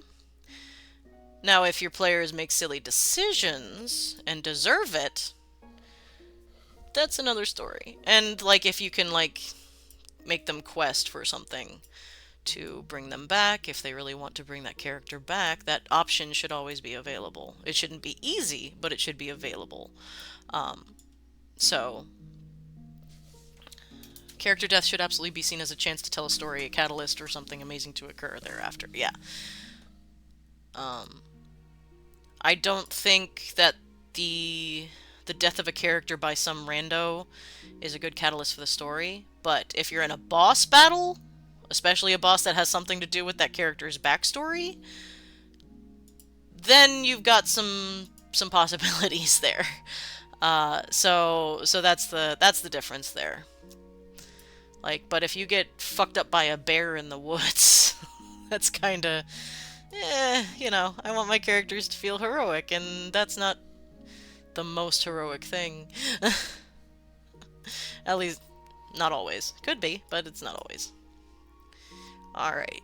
So these are already to introducing me to Lil Appleson and therefore Evandale. Yeah! But mooks need their moment to shine too. Sure! Mooks usually shine when they join the party. May not have Adelaide if Gwen didn't die and get res. That's true. That's true. Do you remember who... I am the bear in the woods. Welcome in, Rezriel, and hell yeah. Thanks, Stinks, for showing badass creators in around Twitch. What killed Gwen, babe? Do you remember? I don't remember what killed her in that original game. Was I running it or were you running it? Who killed me? Who killed Gwen? Gwen is my sorcerer, my wizard. That has been part of our one-on-one campaign for a very long time, and she's basically Hermione Granger with no chill. So if Hermione Granger never got out of her little shitty attitude problem, that's basically Gwen. And she died in a battle that I cannot remember how off the top of my head. Hopefully husband remembers and he doesn't get in trouble for texting. Yeah, she died, and she was currently in the throes of a romance, or at the beginning stages of a romance with a polymorphed brass dragon? Brass or bronze, I can't remember. The ones that like to talk about stuff and collect historical stuff. Random drow in the Phandelver mines, and we didn't know where else to go. Oh, yeah. Yeah, so she was killed by a drow, that's what it was. Drow were kind of the main villains in that campaign anyway, so I guess it made sense. But, so yeah, she passed away, and I hear Gwen, and I know you're talking about something else, but I think it's Gwen Tennyson from Ben 10. Oh, yeah!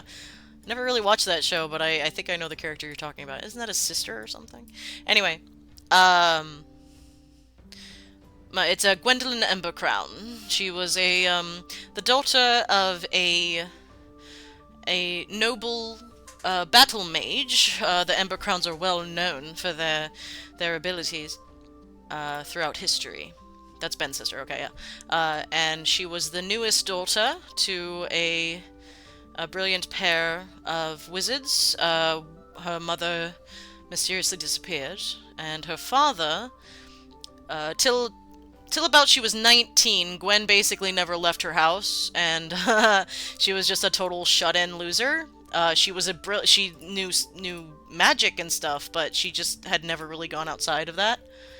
Only daughter, yes. No other children. But, sorry,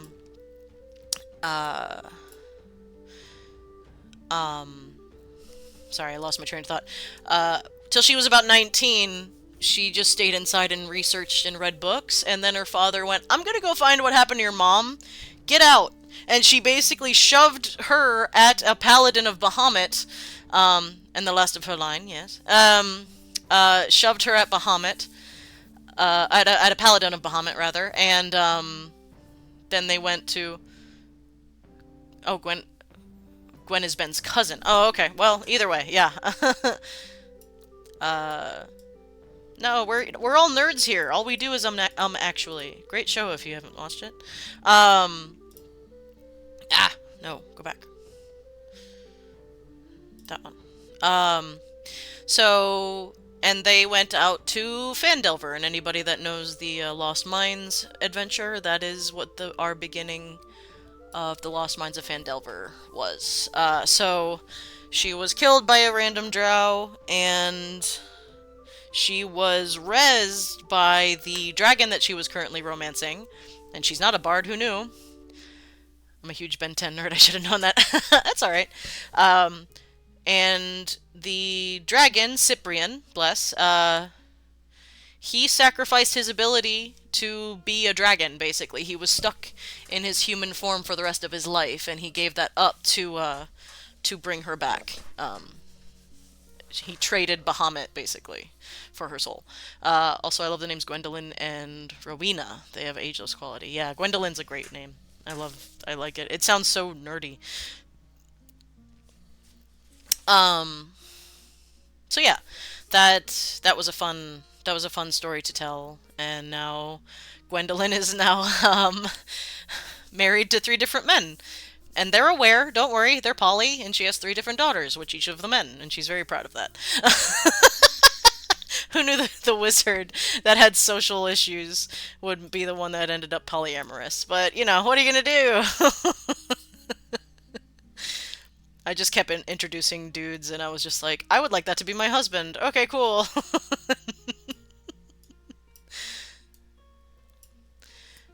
Yeah, Gwendolyn has she frisky, yeah. She marries men for their intelligence. First and foremost, she married the dragon, the brass dragon, Cyprian. She married Brom, a 300-year-old vampire who's also the son of Strahd, the son or the child of Strahd, basically. And then she married a shithead fae who was a brilliant alchemist that wouldn't leave her alone. And so they fell in love.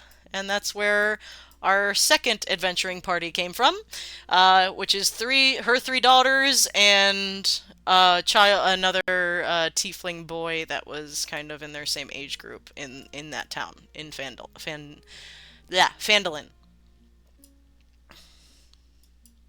So, yeah, Gwen gets it done. She had a responsibility to carry on her genes and did so. But here's the thing: none of her daughters were born by conventional means. They were all ritualistic births because she didn't want to go through the miracle of childbirth. Thank you very much. So she just ritualistically summoned, basically, daughters for herself and her husband by taking qualities of both and varying types of rituals, one draconic magic, one undead vampire magic, and one fey magic, and got her three daughters. So, I love Gwen. She's just such a weird character that just, like, my horniness could not deny her a husband. I was like, you're getting married, you're finding love, bitch. I don't care, I'm playing you. You're my character. And you're finding it 3 times, because screw that. So. But yeah, playing her kids.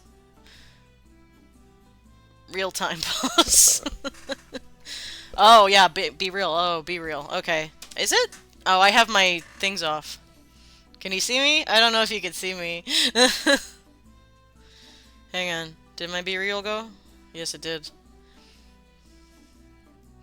Okay, we're gonna go. Okay, smile chat.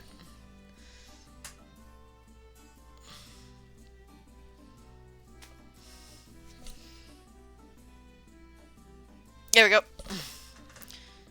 Oh, my hand is blurry. Fuck it. Whatever. I don't care. Alright.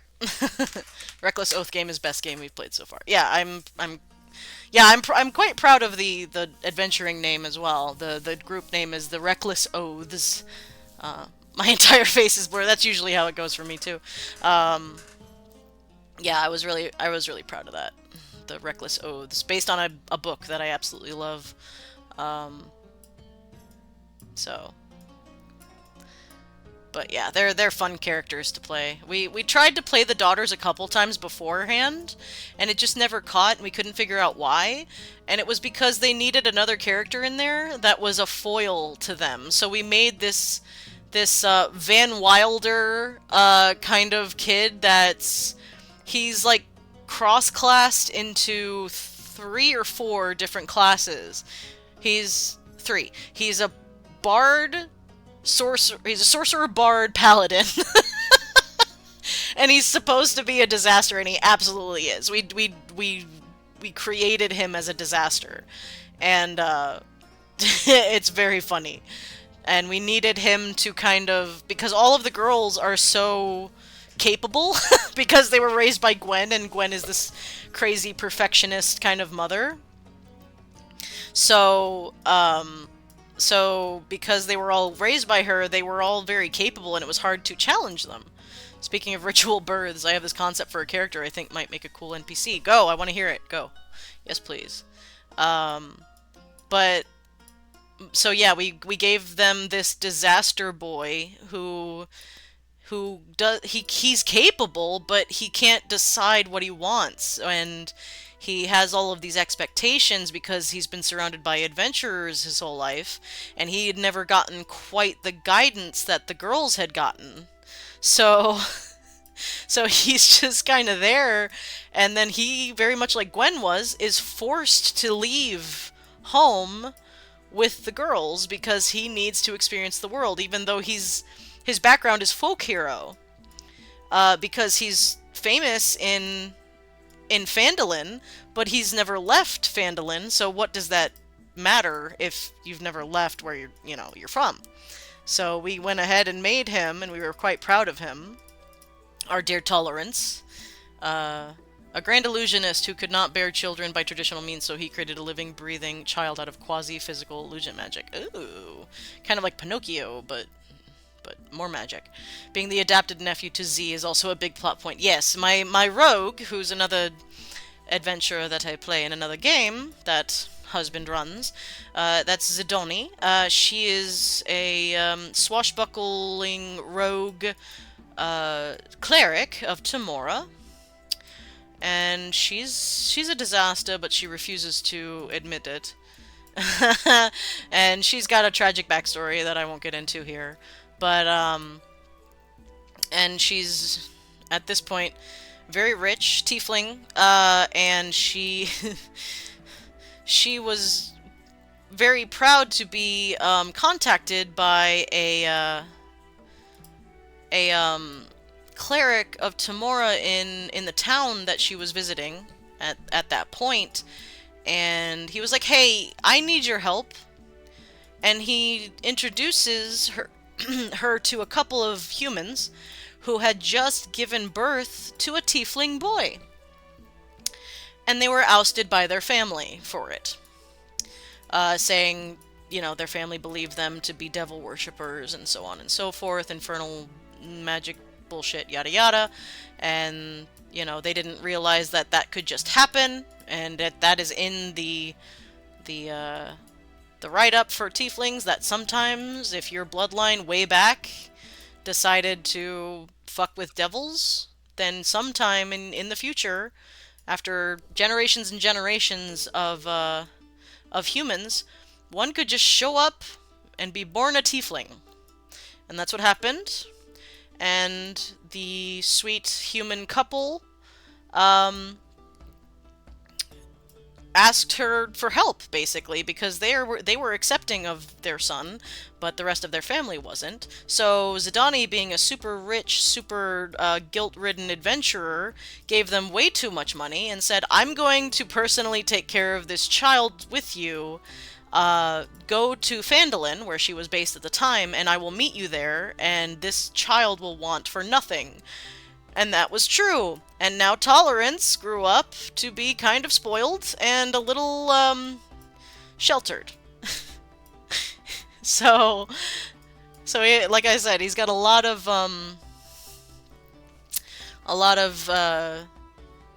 expectations on him, but also not a lot of preparedness given to him by his various adventurer uh, family, if you wish to call it such. Meanwhile, his parents are just farmers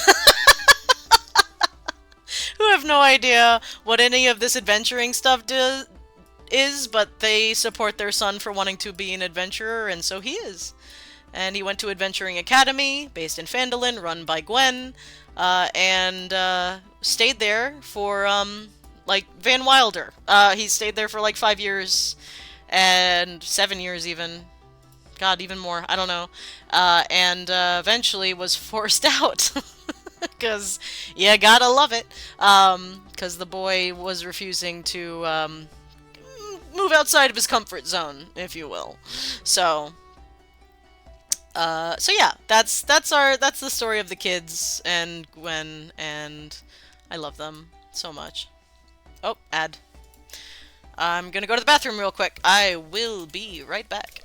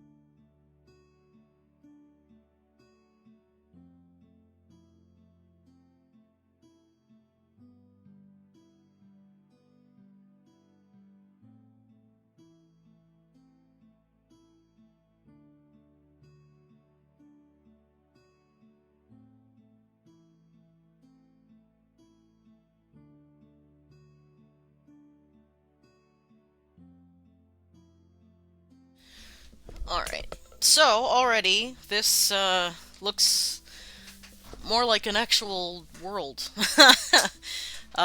Just, again, like I said, that cutting tool really kind of brings out the actual shapes that land would get to, more or less, in my, at least into my untrained eye. But, so yeah, I think I've got my region, or my nations figured out. So this, each color is the nation, and now I just gotta name them. So I've got Arcadia. Oops, Arcadia. Oh, make that a little bigger. Woo! Here we go. So, boom. Whoops. No, no, no. Come on. I want to twist you. There you go. So this is Arcadia. Duh. Now the fun begins. New names for stuff. Always hard. So let's start to the right and move our way over. So that island nation. So we've got, you know, the basis of the Caribbean. That's kind of where I'm going with that. Just because it kind of has that vibe to it, and I want that biome, that environment represented in my world. So if the characters want to go that way, they absolutely can. So island nations culturally, you know, I want to mess with the, you know, Jamaica, that kind of stuff. You know, they're always seen as like a little chiller, but with a lot of problems because there's limited land mass, there's limited resources available, a lot of imports and exports, that kind of thing. So although this is one big nation of a lot of islands, it still could present a problem. There's a lot of weather issues there. Now, again, because of the way Galdor is, a lot of the problems that we have to worry about in this world don't really exist, but there's still going to be weather. There's still going to be hurricanes. There's still going to be earthquakes every now and again. Even though, although, here's a potential name taken from the Shropshire DM streams. Amnest. Amnest. I like that. Amnest. I will put that in my pocket. I like it, but we'll see which one it fits the best. I'm thinking one of the bigger nations, not necessarily the island one. I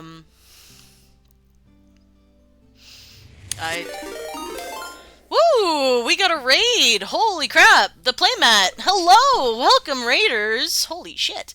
That's a lot of people. Thank you so much! Welcome in. Wow, that's a lot of people. Hi! I'm, roll for hot. I don't have, hang on, where's my dice?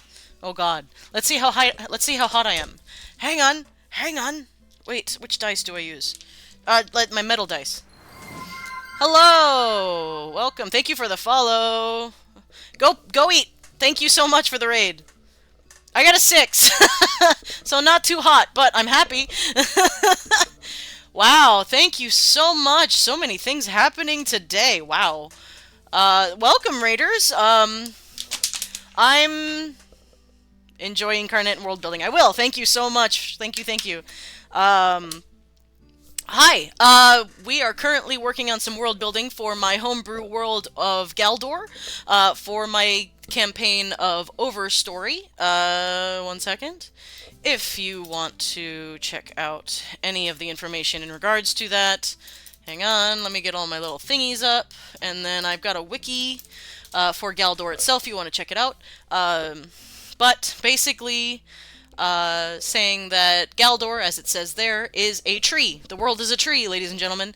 We're messing with akin, not necessarily flat world, but flatter world, because it is made from the top of a bonsai tree, planted by the gods, specifically Melora in the Pantheon, and currently I'm figuring out my nations. I've started a little bit smaller because I started my campaign a couple weeks ago.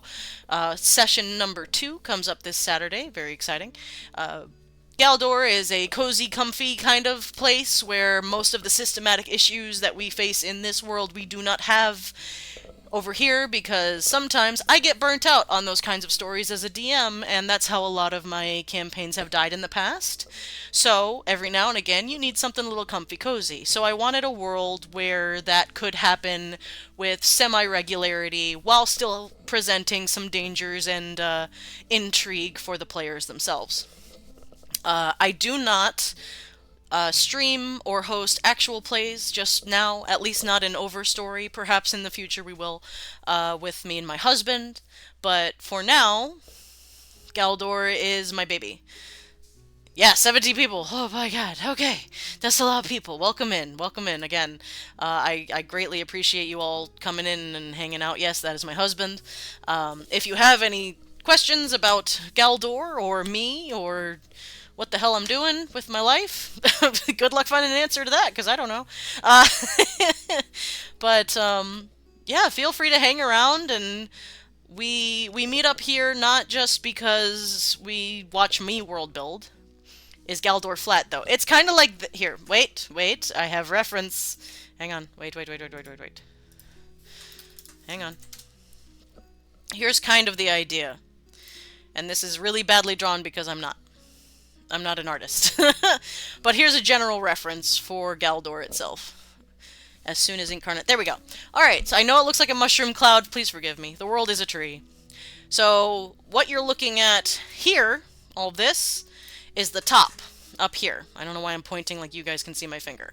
This is the top. You're looking down upon the top of a tree. Our version, that's the material plane as you all know and love it from your D&D Faerun kind of thing. Yes, Warcry emote of the world is a tree we will eventually have at some point. But the top is where most civilized, quote unquote, races live, and then underneath the Evershade, excuse me, is our version of the Underdark. So instead of your classic Underdark being all dark caves and bioluminescent mushrooms and drow, although the drow are still there, the Evershade is instead winding, twisting paths of petrified wood, known as ironwood in this world.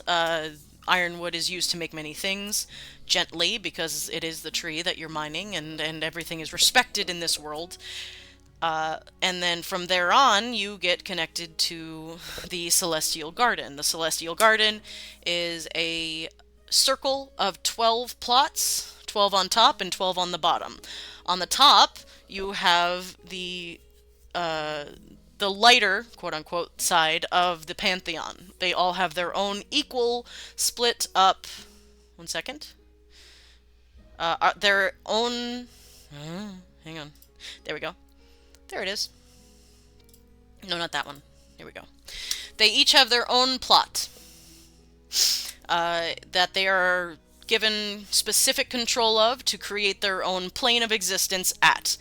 So, if you imagine a circular, large celestial garden, in the middle is the great tree Galliora. It is a gigantic weeping willow. God Gardens, yes.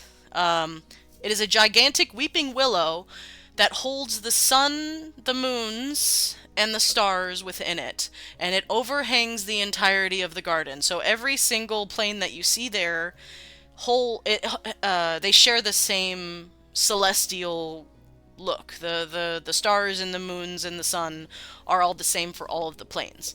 And the shifting in the breeze of the trees' limbs are how the stars and the sun and the moons move. So from there, you have the underside of this place is... One second.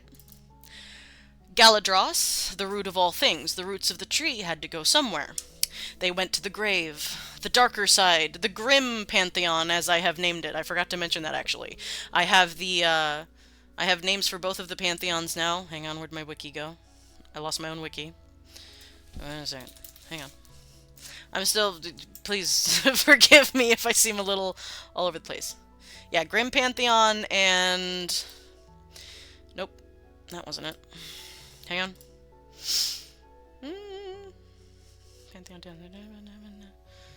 Pantheon. There we are. The Warm Pantheon and the Grim Pantheon. So Warm Pantheon on top, Grim Pantheon on the bottom. The Grim Pantheon is the dark mirror of each of the gods, has their own plot of land on the underside. So, this grave, Galadros, is seen over by a main goddess, the Raven Queen. The top side is seen by their main goddess, Melora. They are sisters, and they do not agree on everything, as you can probably imagine. So, the roots are cared for and fed by the dead, as you can figure, and the Raven Queen, thus being in charge of the dead, is the boss lady on that side of things. I'm working on the pantheon of the Grim Pantheon. I will get to that eventually, but. And in the middle of those two places is the Hells. The Hells is the only neutral place in the entire cosmology. The Hells are the place where the rebels go. You are not sent to Hell.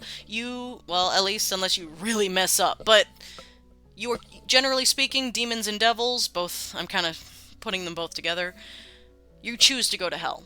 If you have lost enough faith in the gods and you don't see anything worth worshipping there, and you believe only in the strength of your own soul, your own self, your own whatever it is, whether it's bad or good, you go, cool, Hell sounds dope, let's go hang out with people like that. And so Hell likes to poke both pantheons. They don't like either of them. And the pantheons don't like them. So, there you go. That's the general cosmology of the world. Think, at least in this current iteration, I believe in cheese. Welcome, Llama Mike. Hello, good to see you. Vibe Room for Atheists, exactly. Uh, hang on. Uh, I know where the party sounds like it happens, yeah. Alright. Shout out to Llama Llama Mike if y'all like, Lego builds and hanging out and vibes. Go check him out. He is an old friend of mine. He has been in past games of mine, and he's super dope. Go and follow him. Super fun streams. So yeah, that's Galdor in a nutshell. I'm working on that elevator pitch. It's getting better and better every time I say it. So currently we are working on naming the nations of my world. Arcadia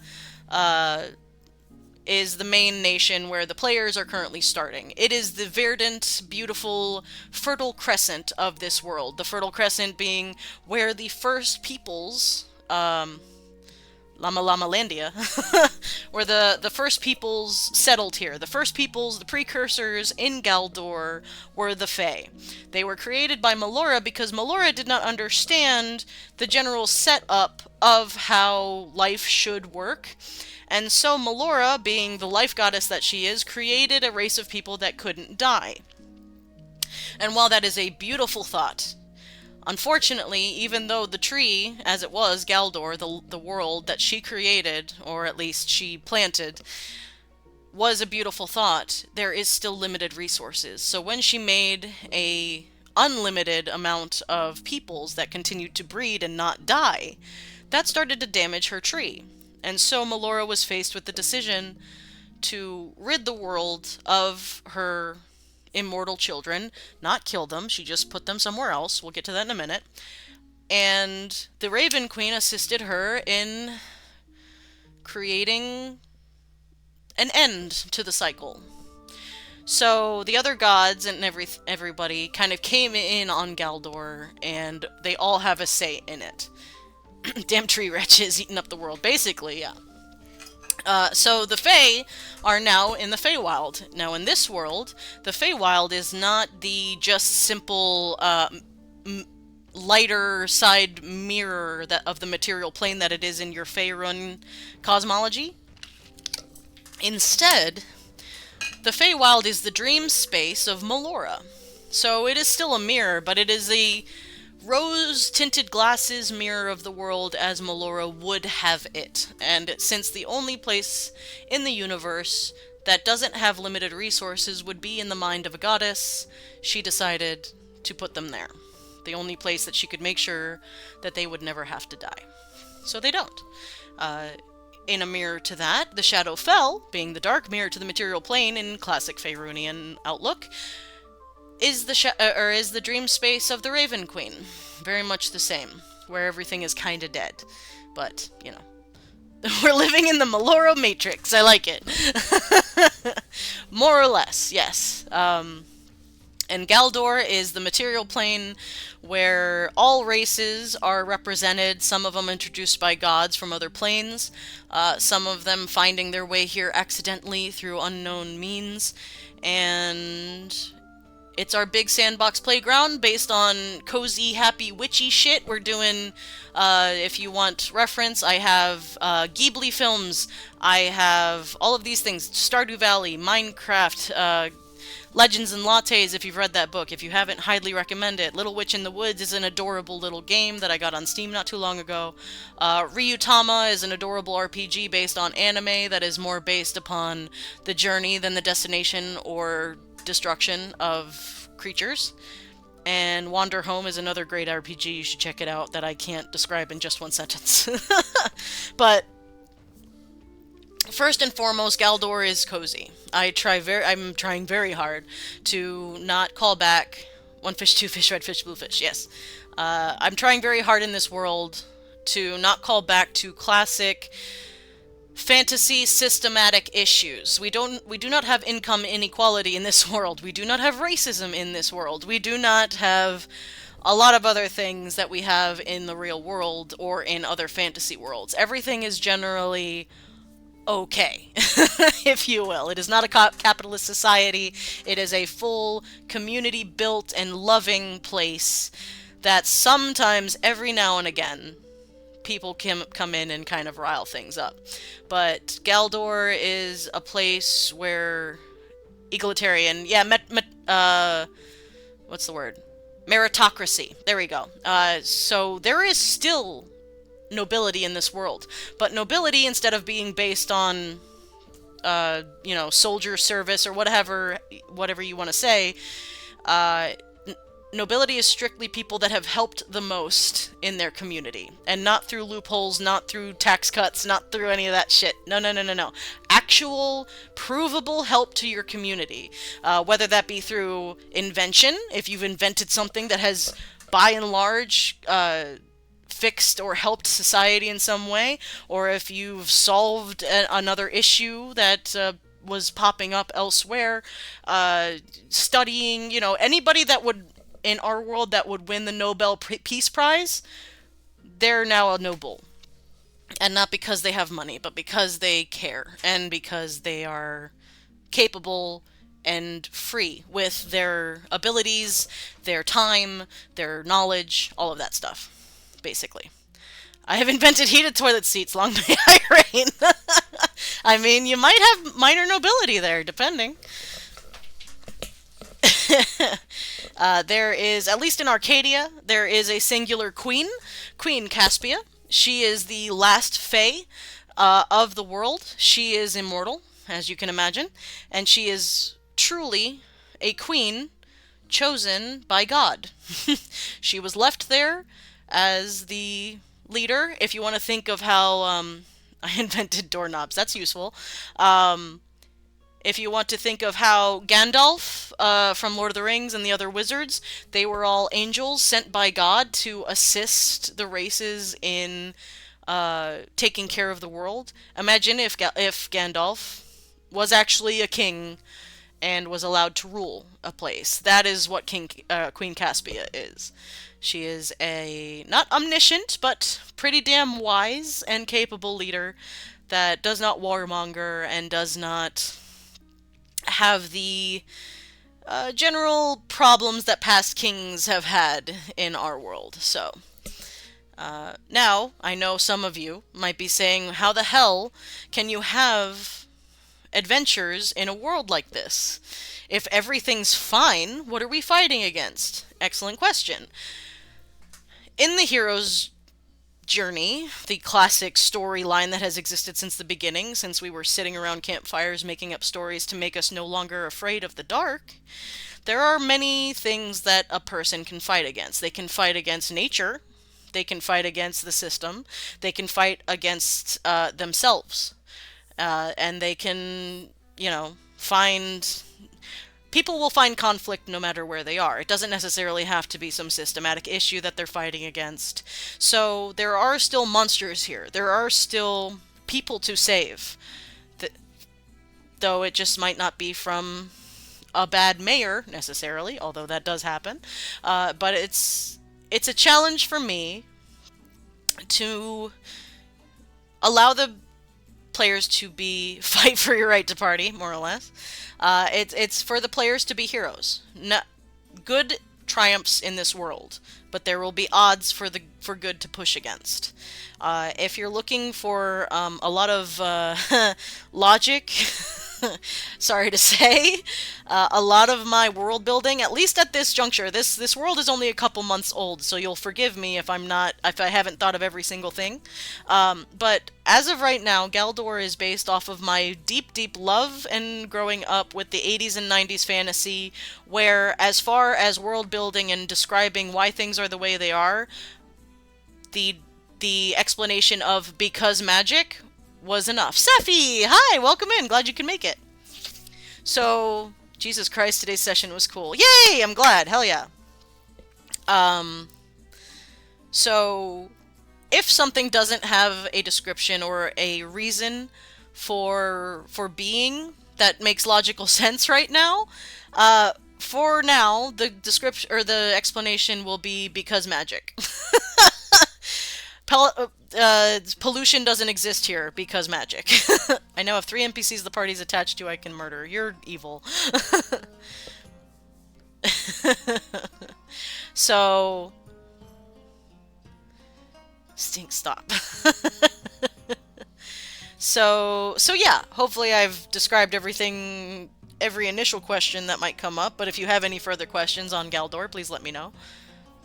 Me and Tinks have been bumping into each other for like a week. Poison. I mean, poison plants exist. Um, so yeah, and just for all the newbies in chat, if you're new here, first of all, welcome, of course. And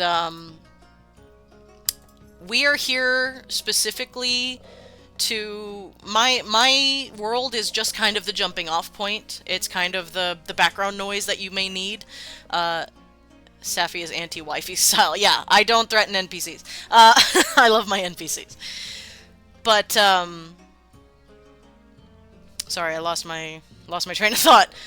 Yes, my stream, my world building is just the jumping off point. This place is actually for people that want to share their creativity in any way.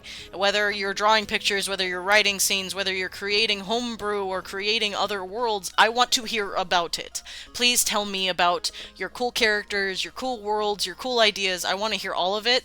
That's what I made the Discord for, first and foremost. Here we go. If you want to join up and just chat about anything that you've created, please join us over in the creative chat. Ooh, can I suggest a bit of foliage for Arcadia? Yes, plants are definitely a thing I need to work on as well. Yes, absolutely. Please tell me your ideas for foliage. What does Galdor smell like? You took it all and put it in a candle. Soil? Flowers, just the general, like, of a really good garden. And probably... Swamp ass. Cease, Mike. Petrichor. Yes, actually, perfect. Yes, those three things. Flower, soil, and petrichor, and rain is just great. Now I'm horny. Okay. Thank you for sharing. What the fuck? Gross.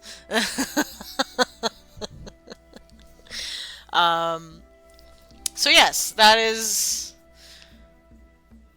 all patchouli. Maybe a little bit of that too, depending on where you are. I thought you meant Florida.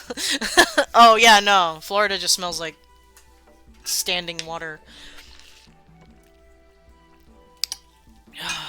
Alright. Right, so currently we're just naming some nations because I just kind of was focusing on Arcadia for a while, and now we're doing a little bit more, actual world building. And so I've got 1, 2, 3, 4, 5, 6 nations that need to be named, which is fun. Florida smells like cigarettes and sadness. Yeah. And sand. And ugh. And I just wanted to start this stream because I wanted to talk to other people that probably have better ideas than me. I have trouble creating in a vacuum, like I'm sure many people understand, and I wanted to have people to come into chat and bounce ideas off of, give me ideas, I give them ideas, and it's this kind of fun little communal experience that we can all build upon our various ideas. And if you give an idea and I don't take it, please don't be offended, because again, I hate vacuuming. Okay. If I do not take your idea, it is because it might not fit with the vibe. A lot of people, and this is in no way like a bad thing, a lot of fantasy worlds, a lot of world building is based on dark ideas. And this world is not. So if you have an idea that's dark or darker in Outlook, please feel free to share it. Just know that I might not take it, but I still want to hear it. Please, please, please.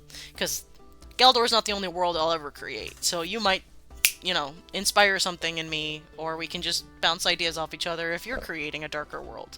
Because I still have the ability, it's just, this world I just wanted something a little nicer.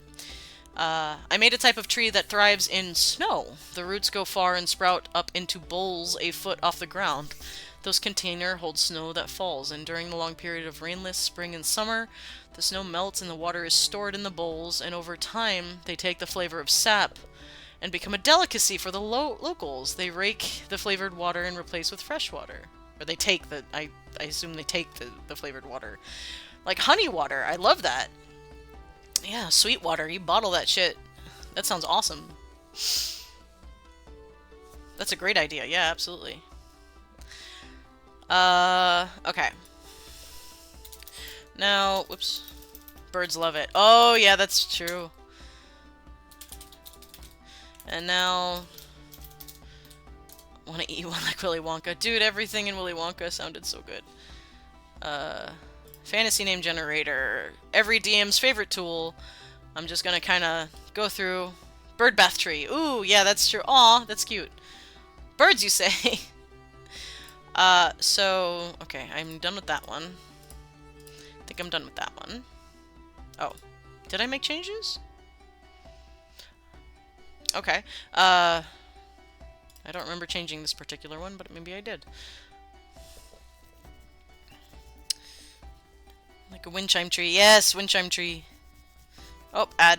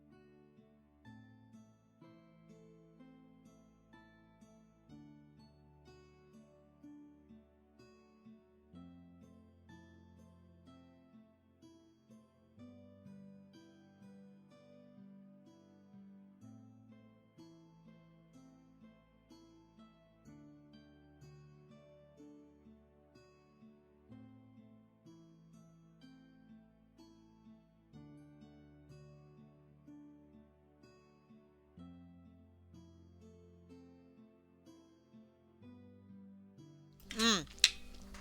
Alright, I'm back. Sorry. It was snack time. Alright. Phantasm apples. An apple tree with fruit so potentially hallucinogenic that the hallucinations can be physically interacted with. Whoa.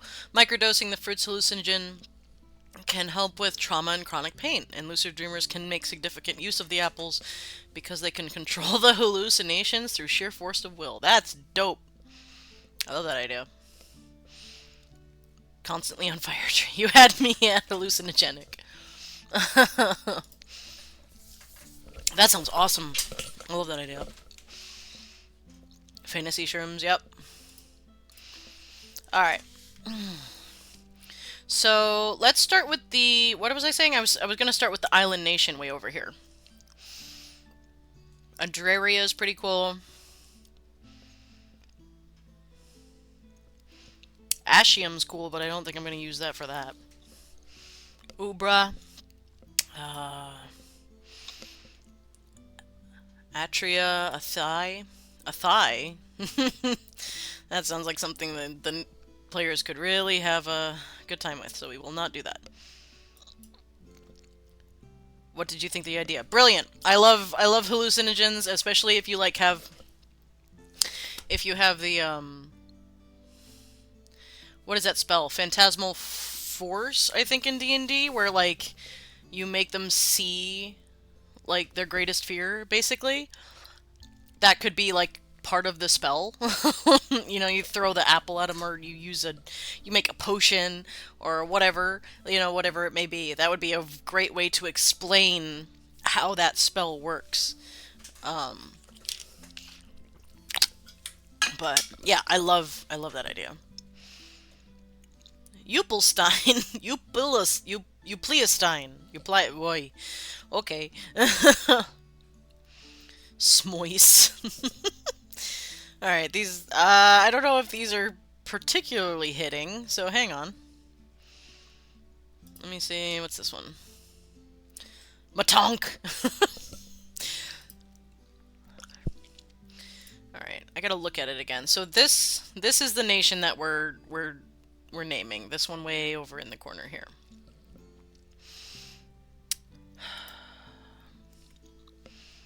It's an island nation. Oh good, Mordic! What could possibly go wrong with naming a nation that with a bunch of players that make nothing but dick jokes? I love the idea of quasi-physical illusions and hallucinations. They're so cool. Absolutely. And like the idea that it could help with mental health and stuff like that is fucking brilliant, and that's exactly what it would be used for. Ilagon. It's cool, but I need hang on. I need Google Translate. Good old Google Translate. What's a good language for an island nation? Hawaiian?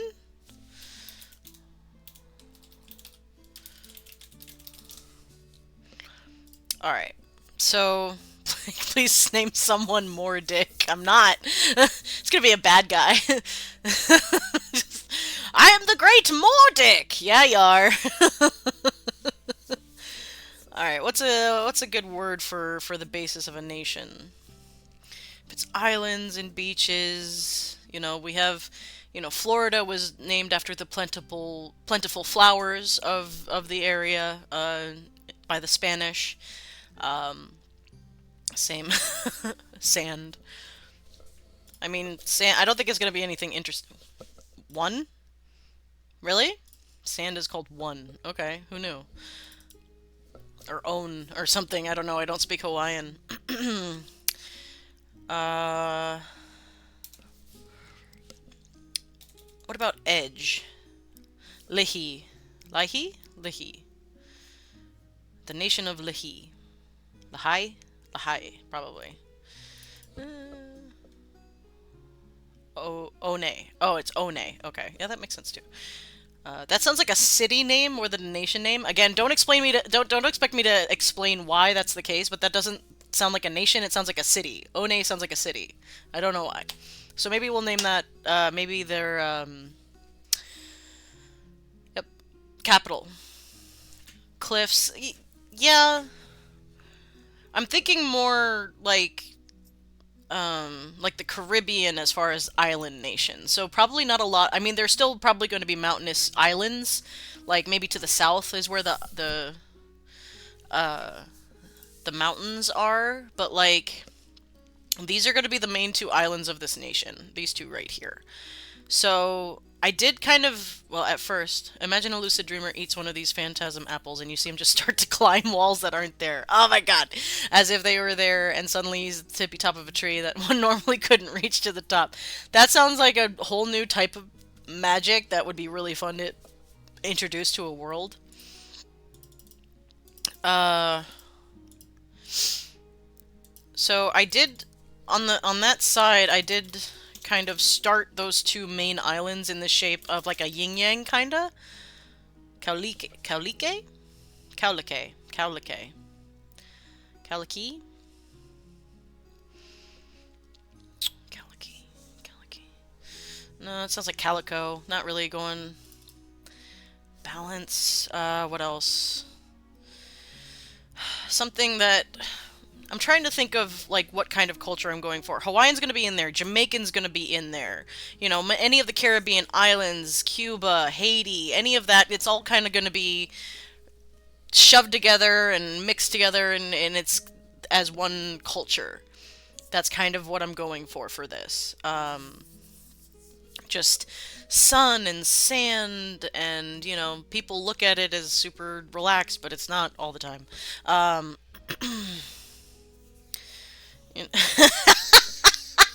I just, you ever thought that you admonish your inner 12-year-old for? Because I just thought about naming it Ganja and it made me laugh. Ganja's kind of a dope name for a nation, though. Damn it. Yes. Please. Oh, God, hang on. Let me see if I can spell it in a cool way. Hang on. Do it. Biggest herb exporter. I mean, a very particular orb. Hang on. Let's see. Ganja. The island nation of Ganja.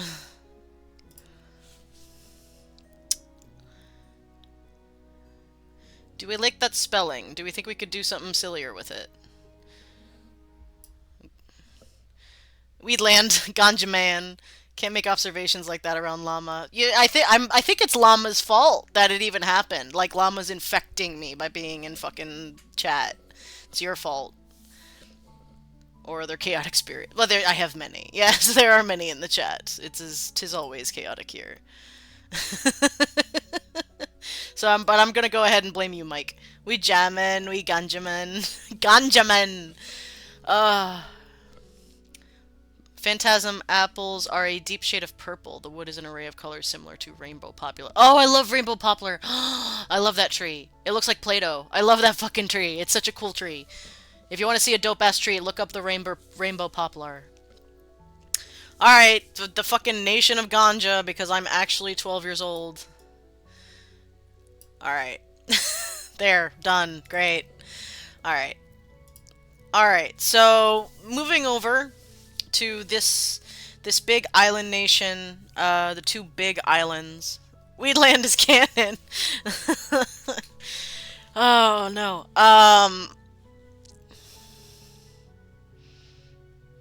Alright, so now I gotta think of the cultures that I'm going to be calling back on each of these. So if we've got Jamaica, oh Jesus Christ. Oh, thank you for the biddies! You scared the shit out of me. God damn, I have those loud. I don't know how that works, but thank you!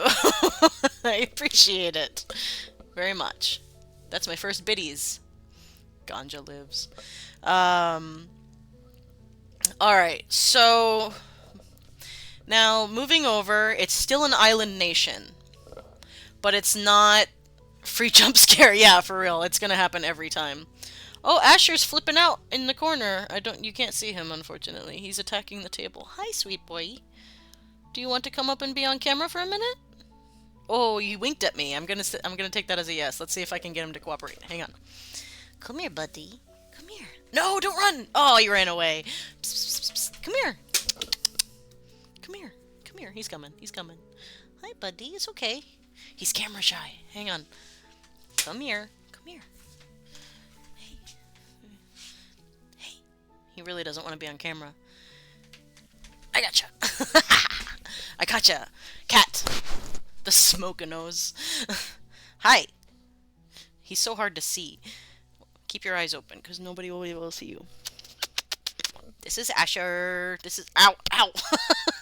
He's very pointy right now. He's threatening me, because he doesn't like being on camera. He's my little shadow. Oh, you're so sweet. Okay, he's done. Alright, lots of... The means! Mwah! I love you. A rare Asher appearance on the camera. Very good. He's got crazy eyes now. Alright. That's my kitty. Alright, Ganja Islands. There we go. He is a Beppy. He's my Beppy. Blink. I love you. Okay. Alright. So we have another island nation. I mean, most of these are kind of island nations in their own way because of just the way this world exists.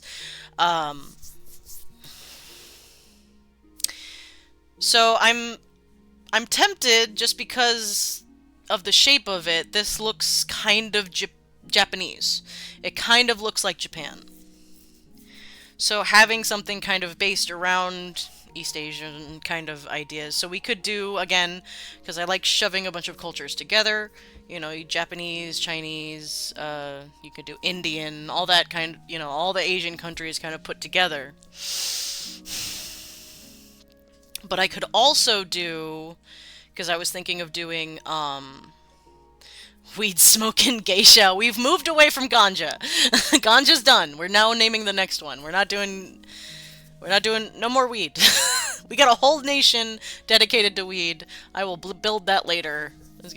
We're gonna have way too much fun. That'll be a fun fucking stream. I actually haven't taken my gummies.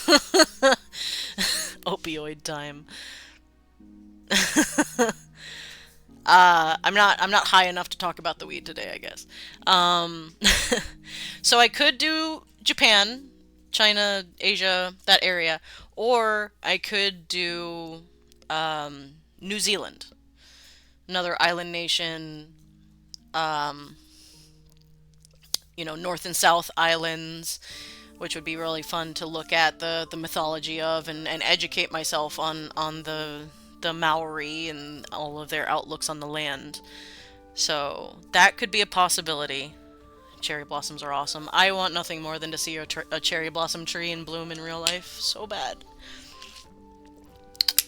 One of these days I want to go to Japan. So bad.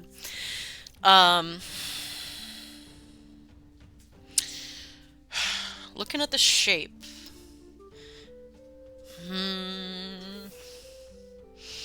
I mean, I could always shove all those together. What would like all the Asian countries plus the Maori look like? We can call it hashish. Okay, we're not gonna make the whole stream based around weed. What are you chewing on? You get up. Stop eating plastic. How did you find that? He's got like a bag tie thing. All right. I don't know how you find those things. We have a whole nation based on weed. We don't need to keep... What's even the point, then? Make your own weed world! It's not what I'm here for right now. Weed magic will happen later. Bag tie. It just... It sounds like a restaurant. Bag tie? Bag tie. It's tie in a bag. Delicious. Alright.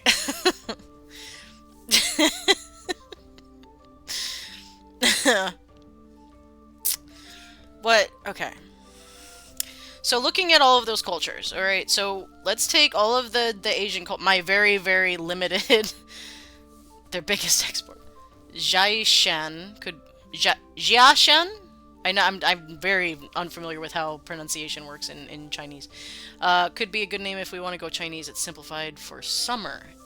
Jiashan. I believe that's how it's... Because it's more like a... It's a very specific pronunciation of the X, I know. Shan is like an SCH, I believe. I would love to learn to speak Mandarin. It's a very cool language. Okay, I am leaning towards like Japan, Taiwan, India, all that kind of stuff. So let's do that. We'll look into Maybe we'll do this for our New Zealand kind of vibe. Um, so I like Jai Chan, Jai Shan, I don't fucking know. um,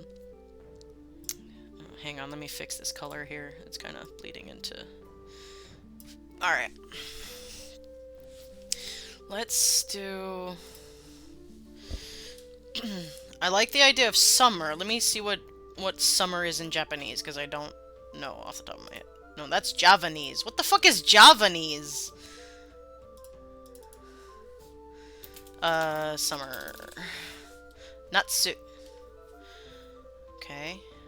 The kanji is cool for it. Okay, summer, good. Uh, what's like seasons in general? Kisetsu. 季節 Kisetsu. Okay. Kisetsu.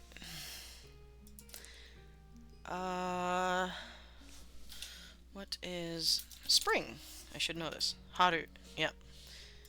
Haru. That should be obvious. I have like anime lessons in Japanese, so I don't know as much as I probably should. Spring day. Haru no hi. 春の日 Haru no hi. No hi. Haru no hi.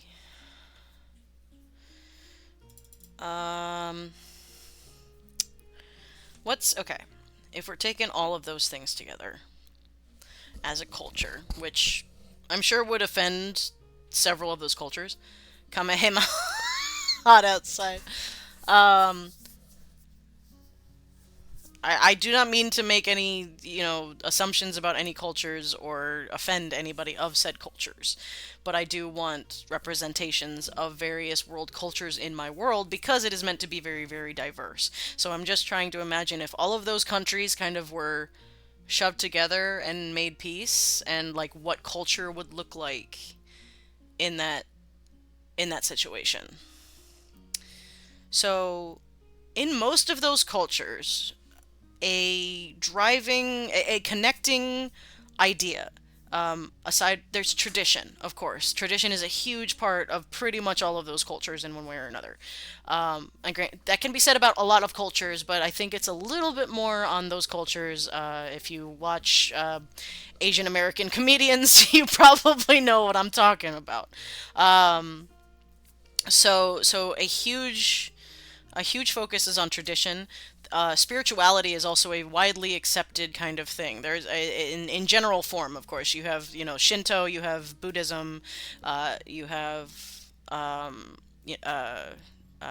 Tao kind of outlooks. Yeah, so they have a lot of Hinduism. You have so many amazing, beautiful religions. I love reading about alternate religions in the world. I shouldn't say alternate religions, really. I don't think that's the right. Other religions aside from Judeo-Christian bullshit that is boring. So spirit, seishin, seishin, 精神 seishin, seishin. So what's this might be the same word, but I'm gonna double check. Tamashi. 玉玉 Tama. Why doesn't it say the she part? Tamashi. Tamashi? I know that's my English pronunciation and it's garbage. But Tamashi. Does Tamashi sound like a cool name? Tamagotchi. Stop it! Soul, I did use this. Whoop, Lance. Balance. Baransu. It just バランス balansu. It's basically. All right. Do they not have a? All right. So balance, spirituality, soul. Buddhism is like ascending to a higher self.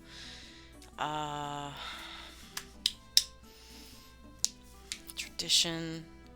Just kind of trying to put all these words in my head and kind of spin them around and look at them. Reincarnation, we have to, yeah, I have to look into that as well in regards to this world and what it means if you are reincarnated. Which will be an interesting conversation to have, but on a day that I'm feeling a little bit more, you know, a little bit more soulful, I guess. Let's see. Just trying to... Reincarnation, the soul, heaven. I mean... Tengoku. 天国、 Tengoku. Peace. Heiwa. 平和、 Heiwa. Heiwa? Heiwa sounds kinda cool. How does it change if I say peaceful? Heiwana. 平和な、 Heiwana. I'll be reincarnated as a hallucinogenic apple. I want to be a cat. If I get reincarnated, I want to be a cat in like a little old lady's house. Like, just spoiled. It just sounds great. Heiwana. Haiwana? No, that's too many jokes can be built upon on that.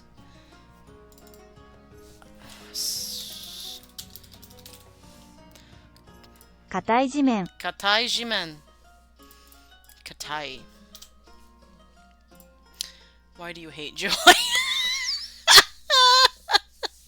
Cause I gotta run a goddamn game. Hi, wanna hang out? Yeah. Hi. I got a game to run and I can't have everybody making those fucking jokes. It's distracting.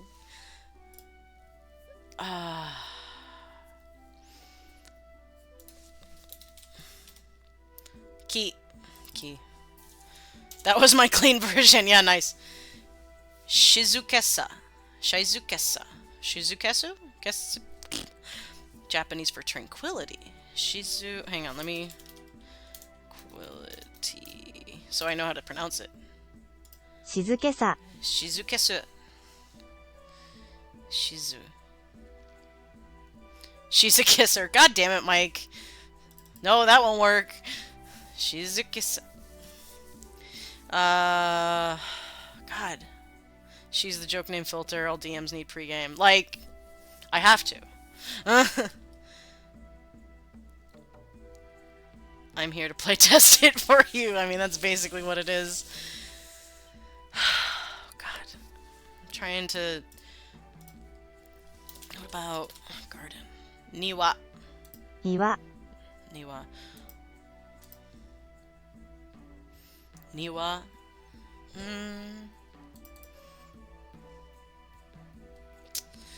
Oh, naming things is always the hardest thing. It's always the hardest part. It's really hard with countries. Like, usually with people, I can eventually come up with something, but with like countries and nations and like world like names of things, cities, it's really fucking hard. Cause like thinking of naming conventions, generally speaking, it's just like somebody looked and pointed at the thing and said that thing in their language, and that became the name of the place. So it's like I'm trying to think of like what the surroundings look like.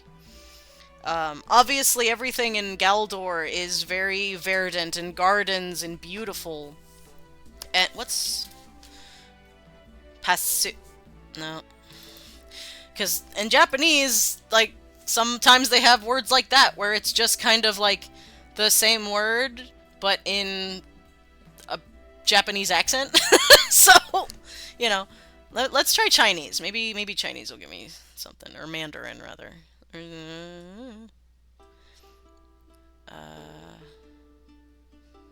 Oh, I guess they don't have a specific one for Mandarin. Let's do simplified. Bonsai. That's kind of on the nose. 灵魂、 Linghuan. It's garden. Huayan. 花園、 Huayan.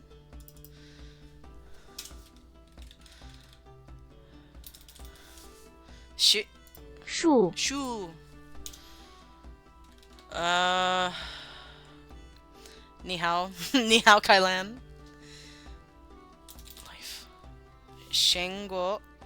生活 Shenguo. Yeah, that's the thing is I'm nervous about because I'm not going to be able to say it properly. I need to be able to pronounce my own fucking shit. Let's try,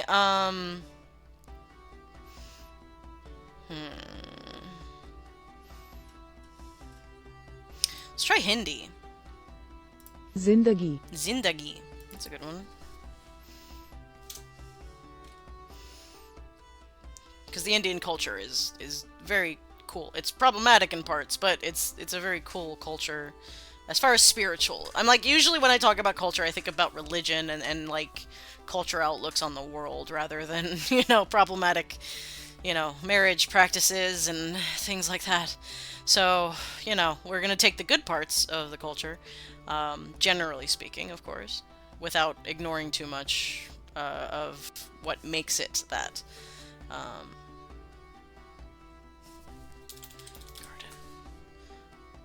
बगीचा Bagicha.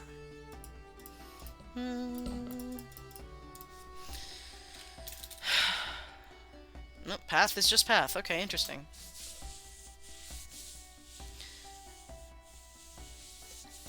Man, all of my tricks are currently failing.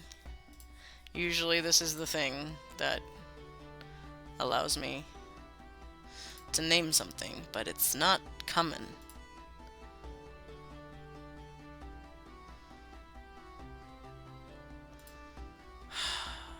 Oh, ad. I don't know who's getting an ad. I'm gonna sit here and fucking burn my brain about this for a minute.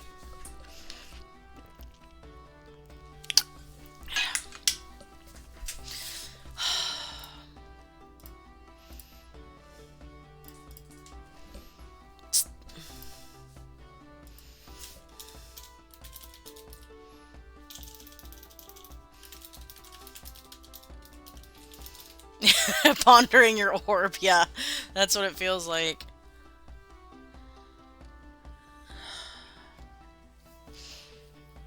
These are not helping me. Plunging. What? Clan name generator. Ooh, this is so hard.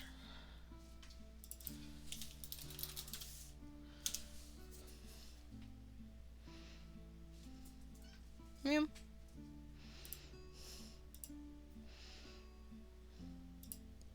That's not helpful. Oh, God. My kid is unique. Okay, welcome back.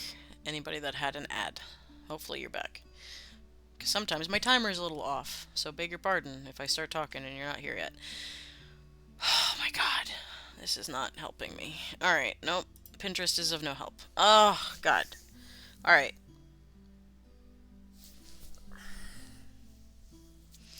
Usually I'd go to Latin. Latin usually, but it's not gonna... I'm gonna go back to Japanese because it's the only one I'm confident in my pronunciation of in some way. Even though it might be stupid American pronunciation. So... I mean, okay. What if... Let's think about the nation's history, okay? So...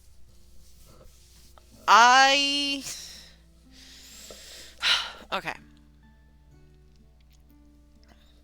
If it's right there, it's on the edge of a desert, it's in between a desert and an island nation. It kind of hits a bunch of nations, though, so it might be a very diverse kind of place. Like, if you know anything about,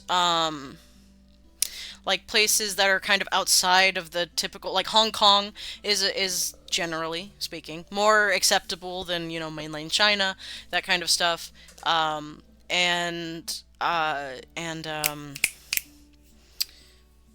Not Thailand, the other place. Singapore. Singapore is a very, very cool place that I would love to visit. Singapore, actually, hang on.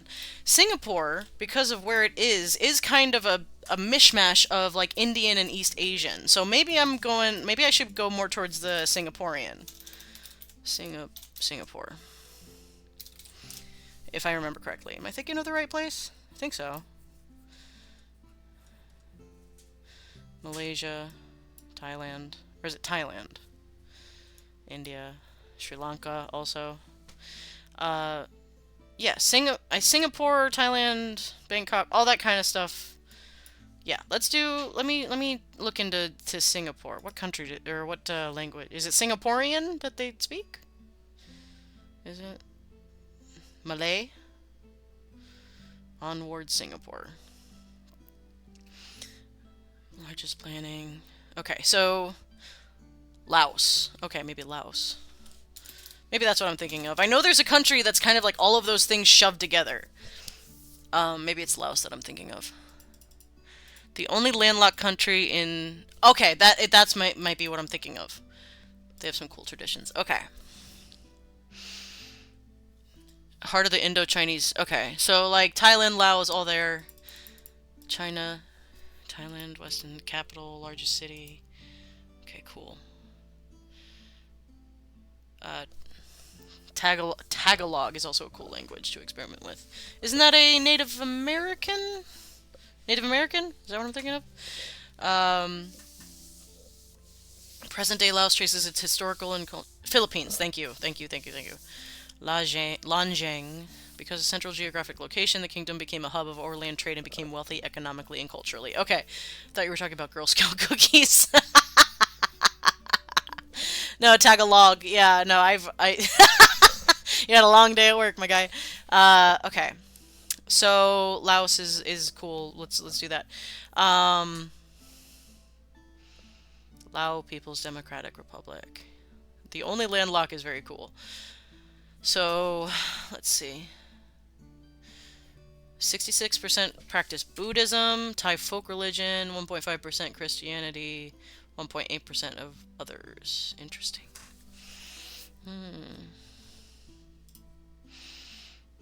Buddhism, no religion, Christianity, Islam, Taoism. I think Singapore is pretty close to what I'm thinking of. What's official languages? English, Malay, Mandarin, and Tamil? What's that? South Asia. Okay.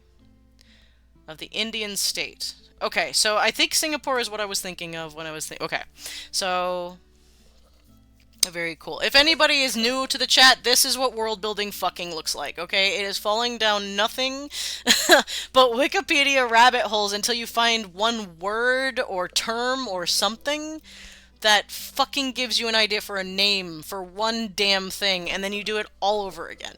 This is what world building is. This is what your DMs do. This is what your authors do. Please appreciate it, because it is really hard, and it fucking drains your brain. And I love doing it. I'm not complaining. I love doing it, but my god, does it fucking drain your brain. It is so much work. Bring your DM extra snacks today. Alright? Because they need it. Because that brain food needs to happen. Alright. Let's see.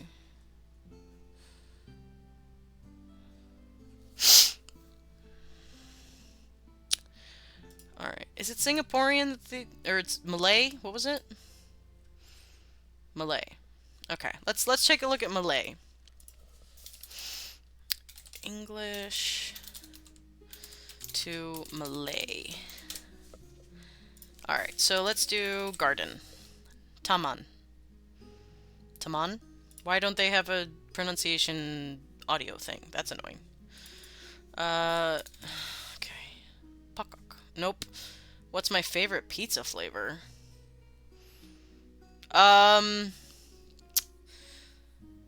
The benefit of running Cyberpunk Red and just getting the use of any city. Yeah, that Cyberpunk Red, World of Darkness, like all of those, the modern ones, yeah. What's your favorite? My favorite pizza flavor? I'm quite partial to the Hawaiian pizza with pineapple and hot sauce. But usually I like a good white pizza with spinach, tomato, and mushrooms, as long as it's good pizza, generally speaking. The toppings aren't as important to me as the crust is. So, I mean, generally any pizza toppings are good. I just don't like a lot of meat on mine. It's not... Ugh.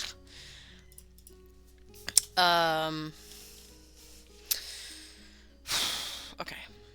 Let's do balance. Simbang. Anything with bang in it, I can't trust my players. Okay.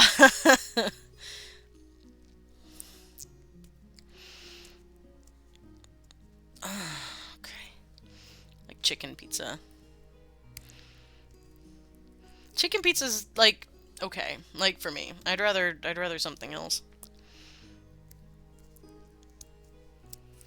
I usually only do meat if it's got like some other crazy thing, but even if a Hawaiian pizza didn't have the ham on it, I'd still be into it.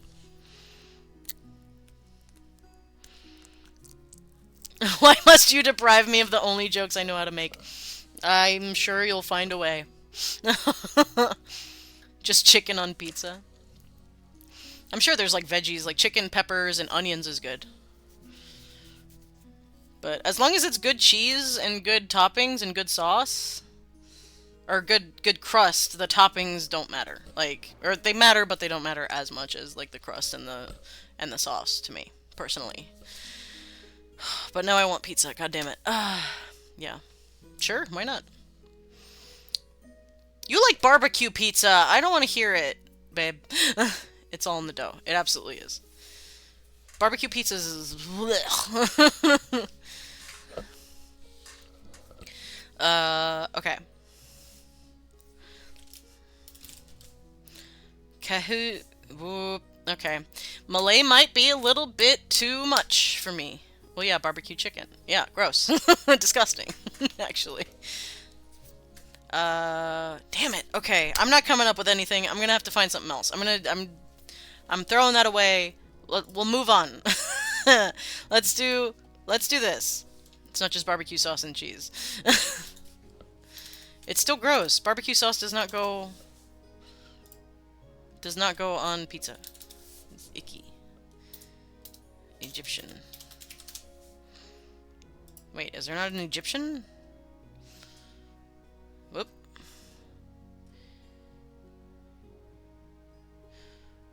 Barbecue sauce is for barbecue only. Exactly. Wait, what do they speak in Egypt? Why isn't it in here?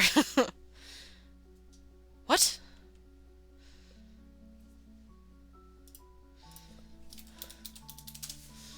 Certainly they speak Now I feel crazy. Egyptian. Oh, it's Arabic. Okay, thank you. Is that still Arabic out there? Okay. I thought that was only, like, east of that. Okay, I guess that makes sense. My bad. My bad. I'm a dumb American. Alright. Hadika. Found that out when looking up Nubia stuff. Oh, okay, good. حديقة. Whoa, Hadikatan. Where did those extra letters come from? It just says Hadika. Hadika? Hadika. Nope. Nope. I already saw I see the jokes forming in my head. They still use hieroglyphics. Yeah, I'm a little bit farther than that as far as my American dumbness goes. Okay, Hadika. I mean, let's do sand for this one. Sand, it's everywhere. Get used to it. رمل. Ramun. Ramun? Ramun kind of like Amun. What if we just call it Amun, like Amun Ra? Amun?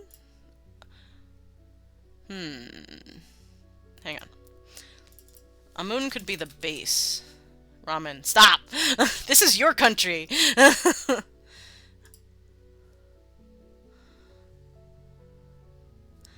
Amun.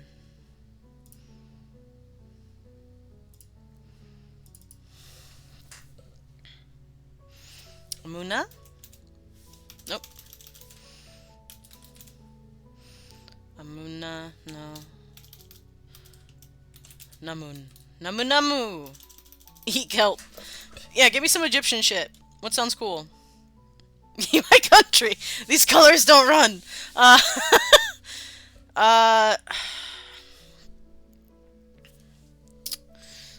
Cool Egyptian kind of Amun-Ra, Hex.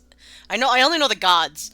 Hekmet and Set. Imhotep. Yeah. Imhotep. Best movie ever. I should watch that movie again. That would be a fun thing to do on the Discord, is have like a movie night where we all kind of like put up the same movie and like watch it maybe in like chat or something. That'd be a fun thing to do. Maybe we could do that with the Ghibli films. I don't know how to. There's certainly a service that lets you like queue up a movie and watch it at the same time. I feel like I've seen that. I feel like that was a thing during the pandemic. That'd be a fun thing to do. We'll consider it. Anyway.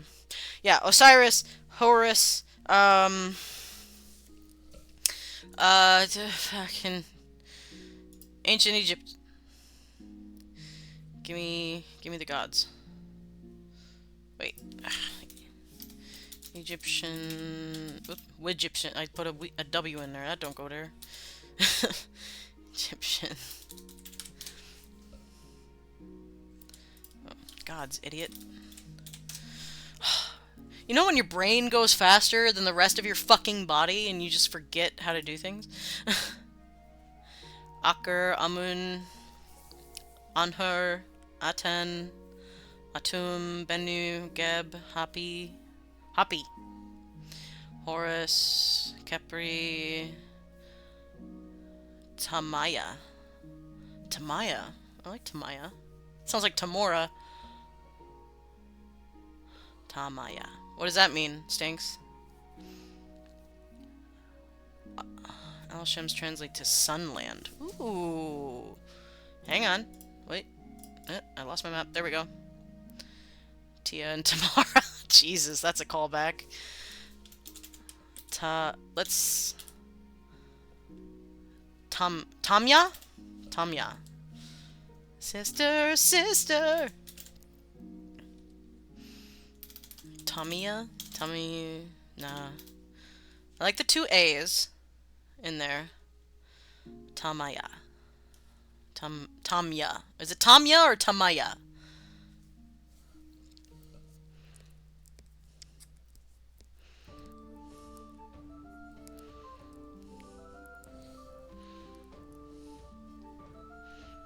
Oh, what if it's Tamun?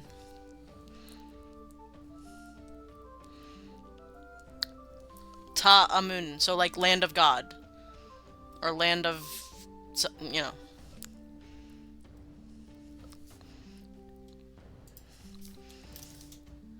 What if it's Tamun? Timon. God damn it! I keep... God damn it, there's no word that I can make that isn't a joke. Tamya is the name of the ancient Egyptian form of falafel. Ooh, I thought that was funny and rolled off the tongue well.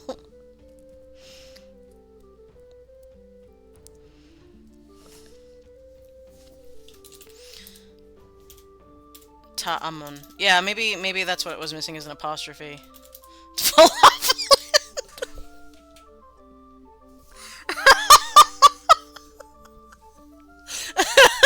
I'm so mad. No. Fucking. God damn it. I can't. Falafel. Ta'amun. I like Ta'amun. Let's go with that. I like that. Yeah, sometimes these just go easier. Schwamerica. Stop. You fucking meme lords in my chat ruining my day.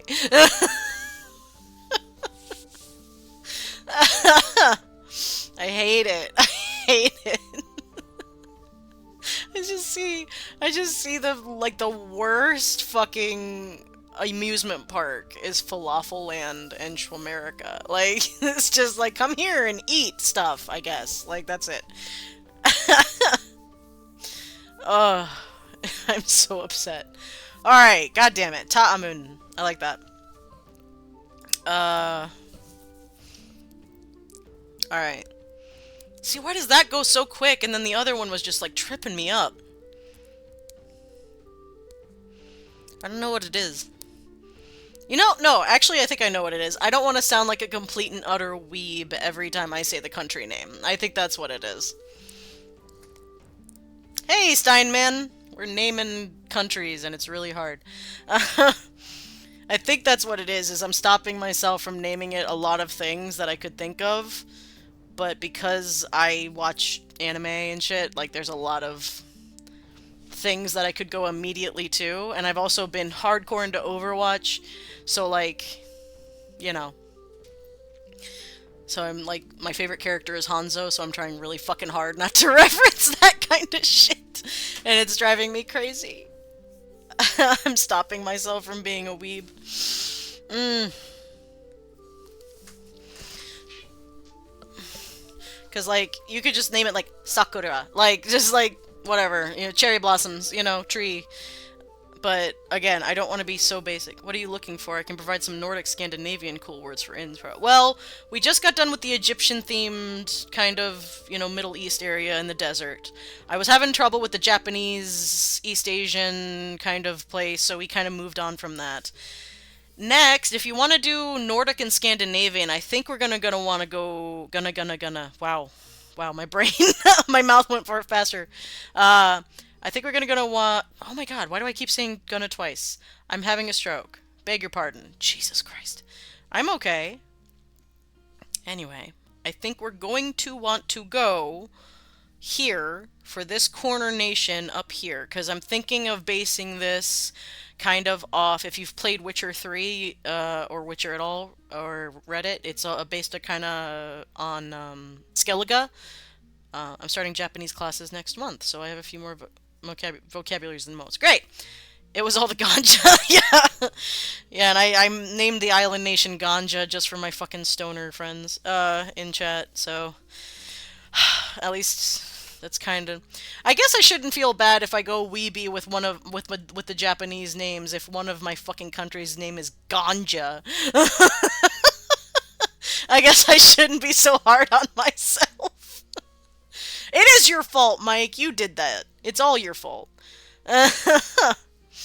Not even high today.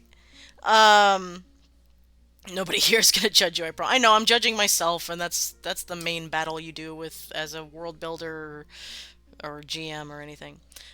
We'll come back to the Japanese thing. Maybe I'll be a little less judgmental on myself later. But if we want to do Scandinavian, we'll go into that top left corner there. That's going to be our Skellige, Nordic, icy, windy, rainy kind of space. So big tough people. Hold for chewing noises because I need to feed my brain apparently. Oh wait, I think I actually have a mute button on this thing.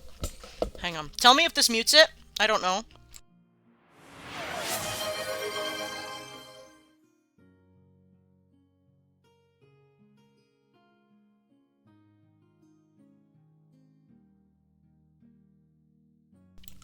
Alright.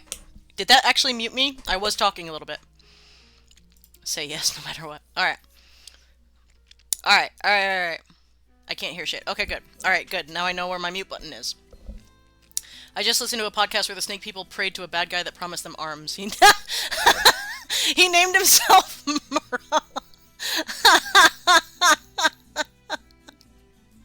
Okay, cool. Shiny break. Alright, hang on. Let me go choose a shiny. Hang on. One sec.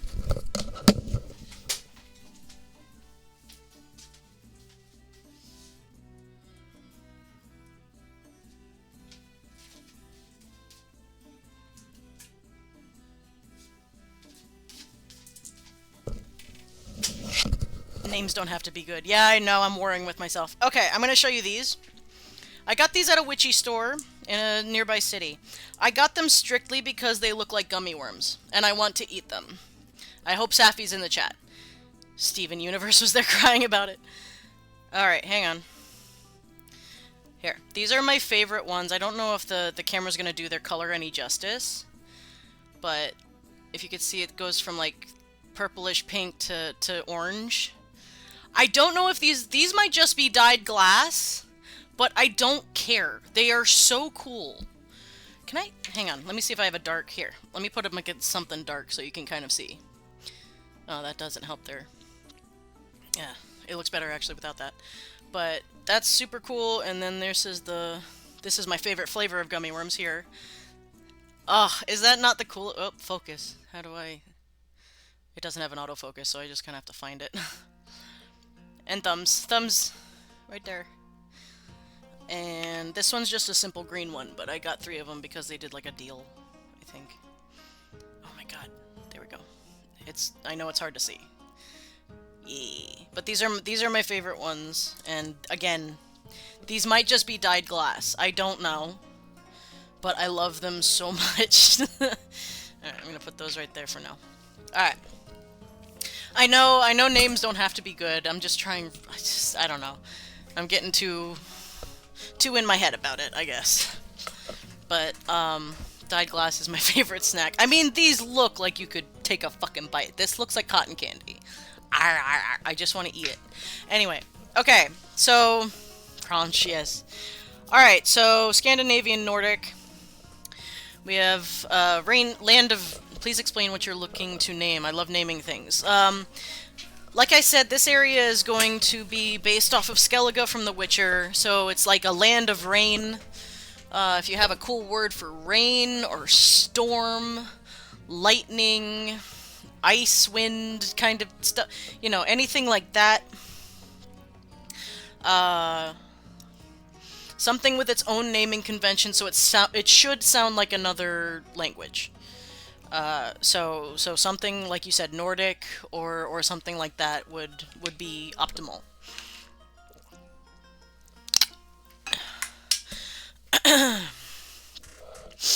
But yeah, I'm thinking of something with like rain or storm, wind. Nordic? Worse. Nope.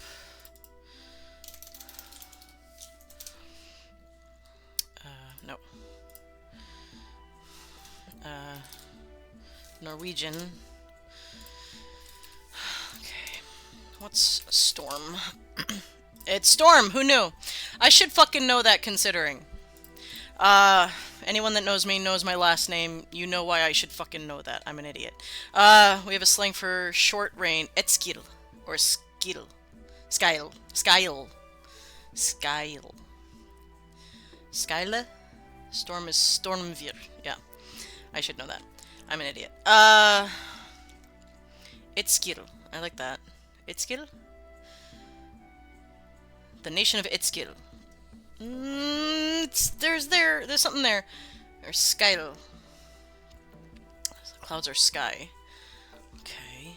Blowing winds are blaze. How do you pronounce that AE thing? I don't know what it's called. I always struggle with that with what you know, the fantasy books love using that AE thing, and I don't know how it's pronounced. I do not know. I just kind of go AE. I did it right! Yay! Okay. Blaze. Blaze? Like that? Like blaze? Mike, shut up. Nobody does that. I have, you know, that kind of stuff in my heritage, so I will claim that it's in my blood. Blaze. That's insane. Okay, cool. I'm glad I've been pronouncing it in my head right all this time. I knew you were gonna fucking do that, Mike. God damn it. Blaze. Okay, I like that. Blowing winds are blaze. So storm wind would be storm blaze. Ish. Stormveer. Stormveer? Is that how you say it? With the J? I think so. In my head. But there might need to be an I? No. Okay, sorry. So I got 1 out of 2. I'll take it. Stormwind. Oh, veer. Okay, sorry. I was... Stormwind. Okay, so storm is just storm, so we need something other than storm. Not that it's bad, just that I want something that sounds a little bit more outside, you know. So rain. What's rain? What's rain? Oh, I almost tapped rain into chat. I am a boomer. All right, Ragan. Nope. What's like rainfall? Nedbor? Nedbor? Am I saying that right? Nedbør. Nedbor. Rutro Ragan. Rutro Raggy. Nedbor.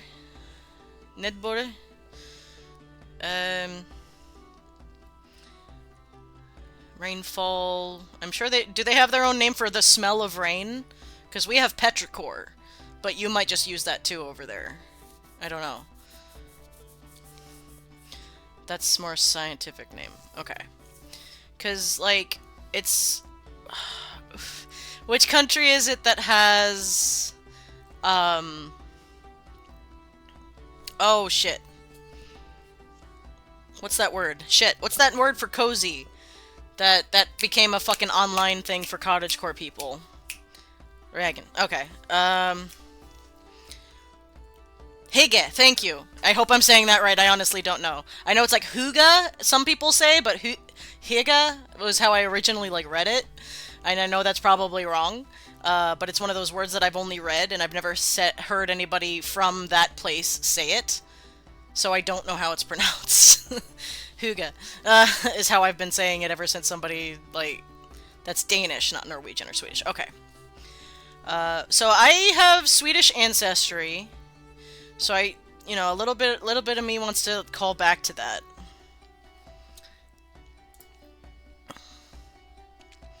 Swedish. And I love the Swedish language. It's so fun to listen to. Is it different over there? Dragon. Okay. Let's see. Okay.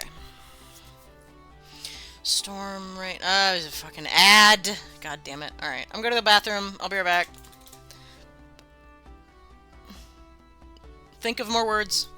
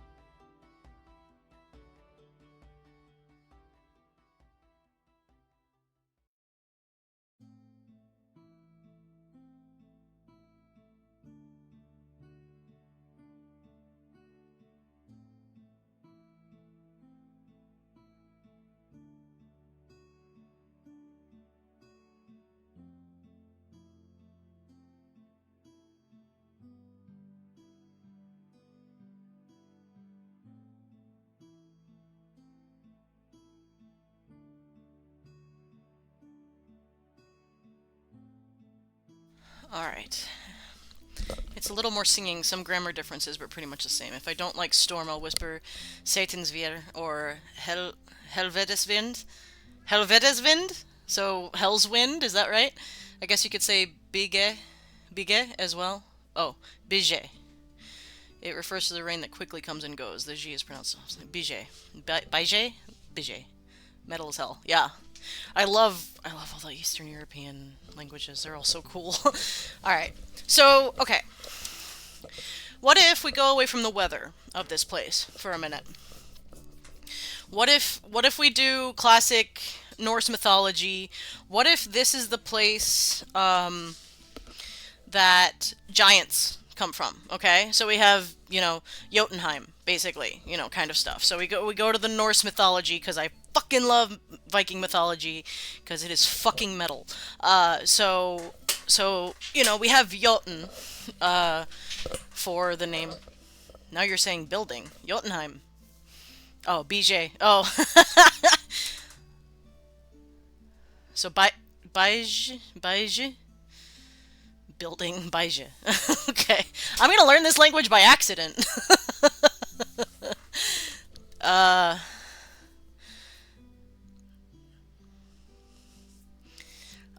Okay. So, if we want to go more towards the Norse and Viking mythology, because that's pretty dope. I don't think English has that sound. Oh, okay, that's fair. It's the G sound, so it's not zh, or I don't know. That's fair. I mean, sometimes that happens when you're learning languages and you have to just hear it. Hang on, let me see if I can get it on this. Bie? Oh, okay, so softly you mean like, okay, I get you, I get you, I get you. So kind of like how J's are pronounced sometimes. Okay, so bie. Okay, I like that. Bie. I'm learning. um,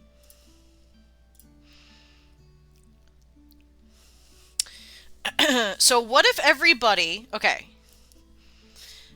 taking from Norse mythology, what if everybody in this area of the world has a little giant's blood in them?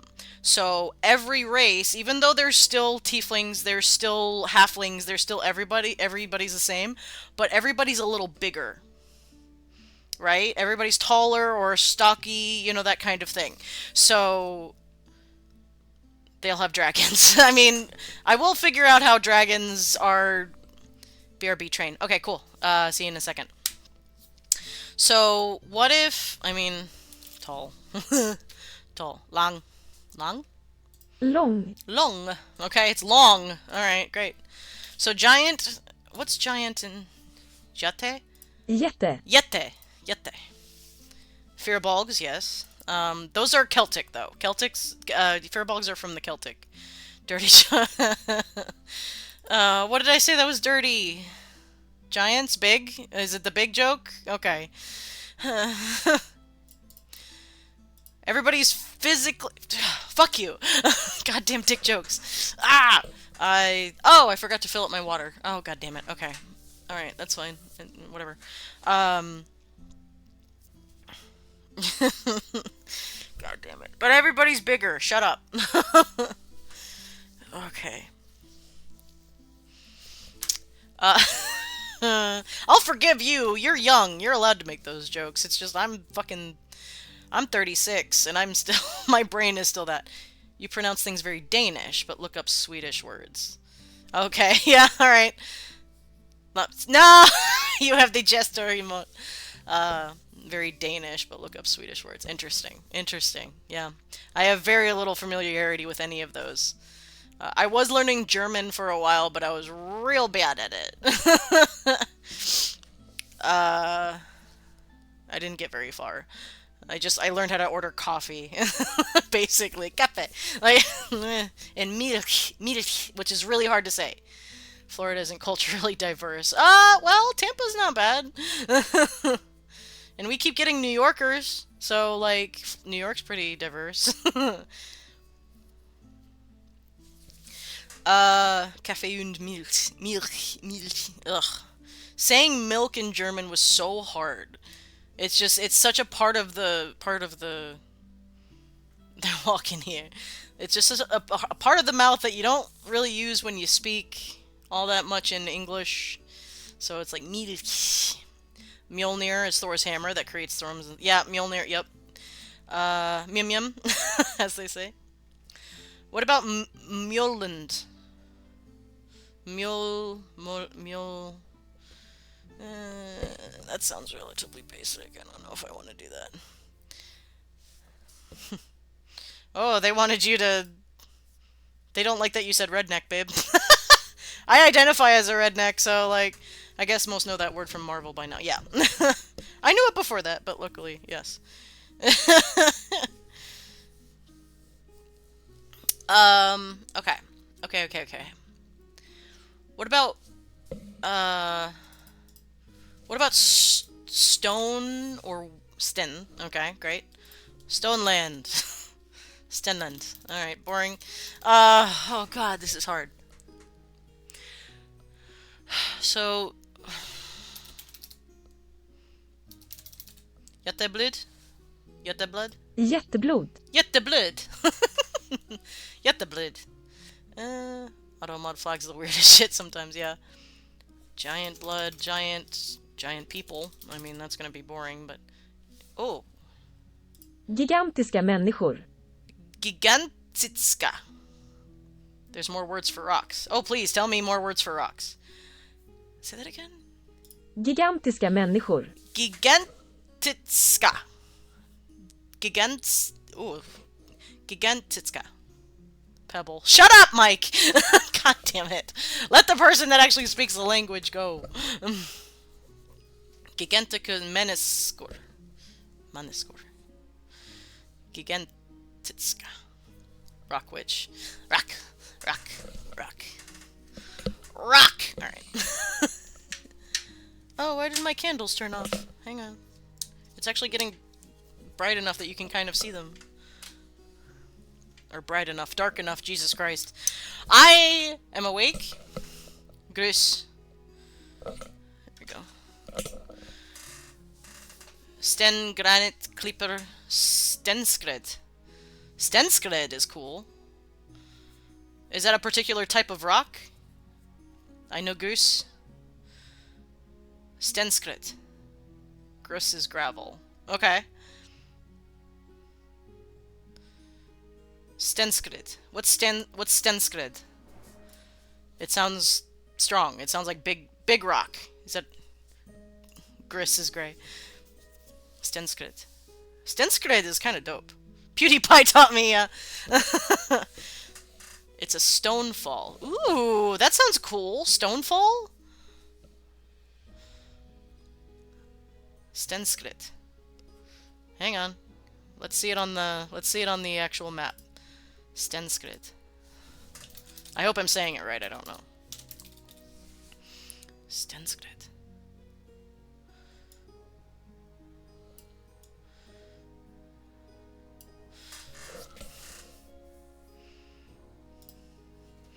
Stonefall is a dope-ass name for a place. Grace's pig. Gray is gra.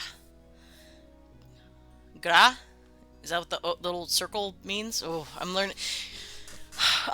American English does not use a lot of that, you know, the umlauts and shit like that, so... Grace's pig. That's interesting. Gra. Stenskred, that looks pretty dope. I actually kind of like how that looks as a word. Whoop, get over here. Get on there.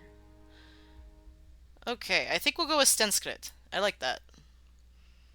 Am I saying it right? I should know before we commit. In Spanish, it's Greece. Or Gris. I think it's Gris, technically.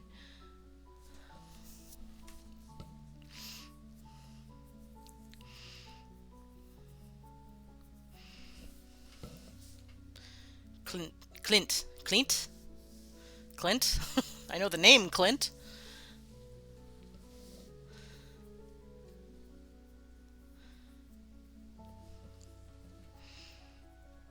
Google Mons Clint? Mons Clint. Hang on. Clint Egress. You're the worst. Oh. Whoa! Holy shit!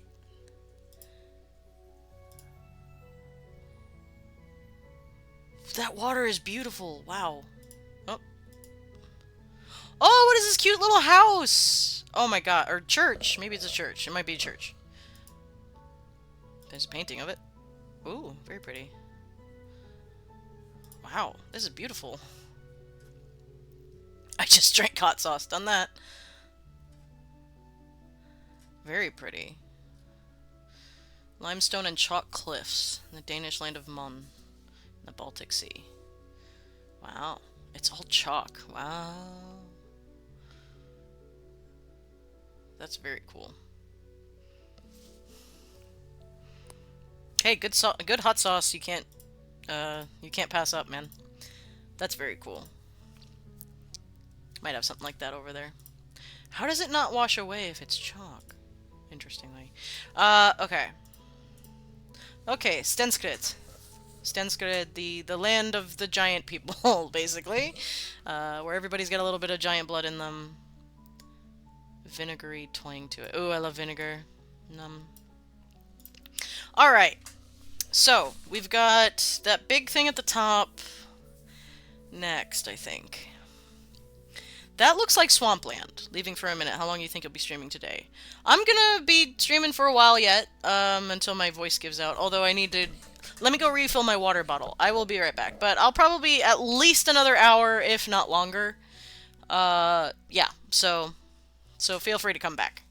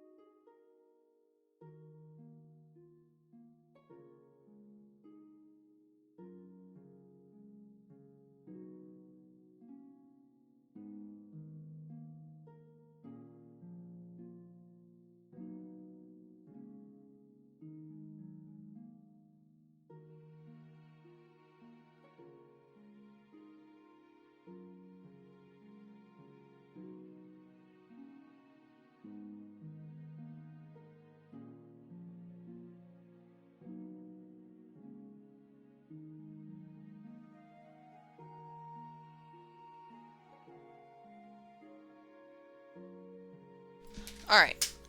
Got my water back. Alright. So that thing at the top looks like swampland to me. I know I use that color just to denote difference, but also the shape of it. It's a lot of water kind of moving into land. There's lakes up there. That kind of thing. So...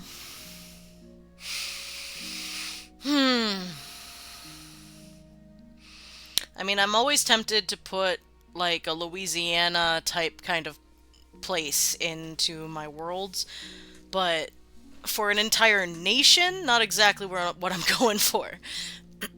So, what cool... I mean, this could be our Native American land.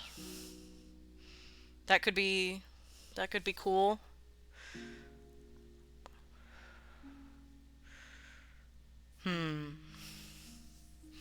So we have like UK kind of vibes, we have desert, we have islander, and we have Nordic so far. And potentially Japanese East Asian kind of thing over there, but we haven't figured out a name for it yet. We'll get there. Gator people. I mean, that could be a place where the lizard people live.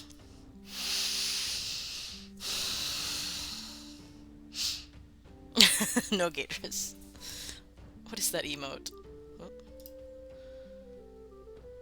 No gators. Why do you have a no gators emote? Is this just a Florida thing that you want?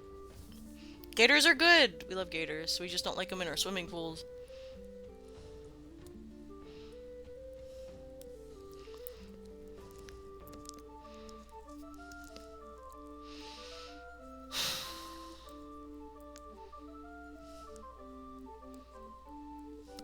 What are the other areas?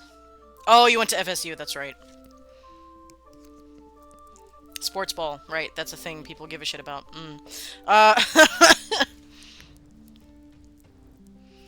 Alright, okay. What other swamps? I mean, we have the Everglades. We have Louisiana. We have... What other swamplands are there that aren't in fucking America? Something else I can reference. I mean, I know swamplands are kind of everywhere in one way or another, but... Such a wide swath of land. I don't want to just base it on, like, one state. And if it's to the edge, it's to that edge, it's to the north. Never-ending story. Yeah, no! No. Mike, you don't bring that up right now. I don't need that energy right now. No. No. I don't. Ugh. I meant in the real world, you son of a bitch.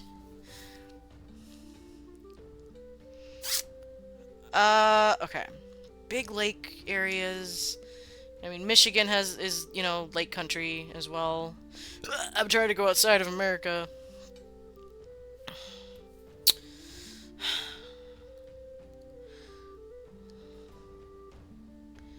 This could be... Okay. Maybe this is the place that orcs are from?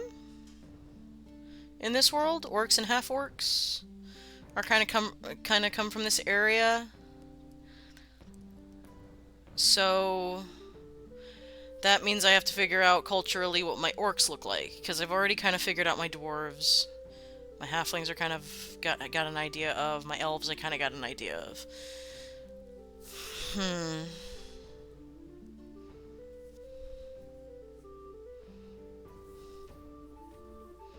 Covered in mud, yeah. Sumpf, Mudder, Frucht, Glads, Swamp, Padahat, Patat? In case you need me words that way. Yeah. This might not be necessarily Nordic. I might be moving more towards the Native American, like... Yeah. Yeah, like goblins. Yeah, my friends. My friends. I forgot. I have my little goblin friends, so... Everybody's so super witchy up there. Says witchies. Witchy friend. You can't really see her. Hang on. Even if she is a her. I don't even know. There's not a lot of female minis. Oh god. I don't have... She's a witch. You can see her. She's pouring out stuff. I gotta paint her still. So, alright. I guess we're gonna do... Did you spell that right, babe? Is it... Because I feel like if I type that in, I'm gonna get him in trouble. Look him up. Okay. AOS. Oh, Cruel Boys. That's not what you typed.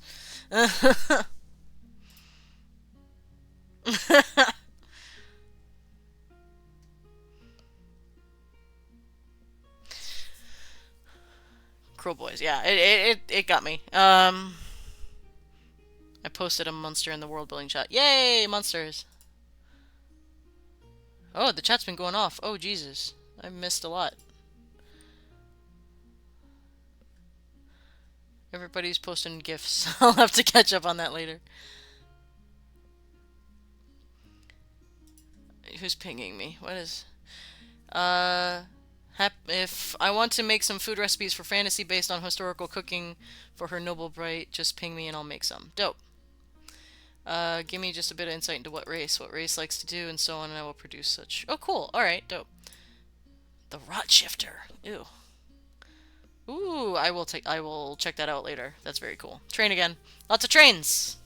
What's it like to have a capable public transportation system? I wouldn't know. I live in America. Alright. Cruel Boy Society learns toward cunning, the brutal side of greenskin duality, and the main method of advancing in social hierarchy is through acts of skullduggery. Alright. Cruel Boys believe brains are superior to brawn in contrast to the ideology, Jesus, of the Iron Jaws, resulting in rivalry between the orc cultures. Swamp Kala, bad stabbers, deaf spikers prefer to settle in swamps and bogs of the realm where the environment itself can be weaponized against enemies and provide both a large food supply and natural camouflage. Castles and fortresses are constructed in the swamps, consisting of treetop structures and tunnel networks, arranged to look like a natural part of the environment, as they consider static fortifications that stand out to be almost criminal, and they have no issue with abandoning the area and moving on if needed. Okay. Alright, so they're a little nomadic in that world. I like that.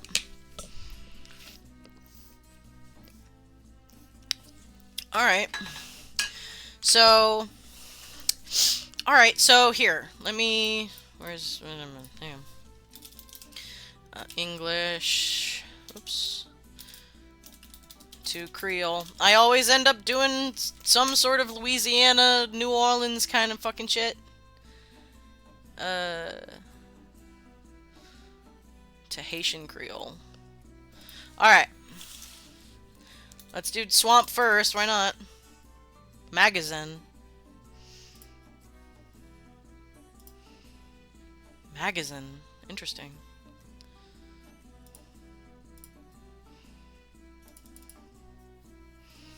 Alright. What? Okay. River. Okay, it's river. Cool. Good. Yep. What are some of Baptiste's lines in Creole? I'm on Overwatch too much. Let's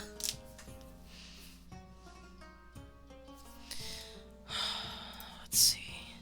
This is Haitian Creole. It's very specific. And they don't have normal... Because there's French Creole? If I had $1 for every time I've been to Canada and gotten weird looks after suggesting bus or train ride. Jambalaya. Yeah, we don't have the good sense to have good public transport, unfortunately. Car-based bullshit, Ford, goddamn sons of bitches. Me not knowing what in Denmark takes 20 minutes takes 60 there. Oh, yeah. Yeah. It's pretty terrible. It's fucking awful. I really wish I didn't have to take a car everywhere. The worst thing is that because I'm in Florida, even if I want to walk just a mile, like, the heat gets so barbaric here that I have to take a car even to go such a short distance. Because otherwise I'm going to die of heat exhaustion. Like, it's just that bad. And it fucking sucks.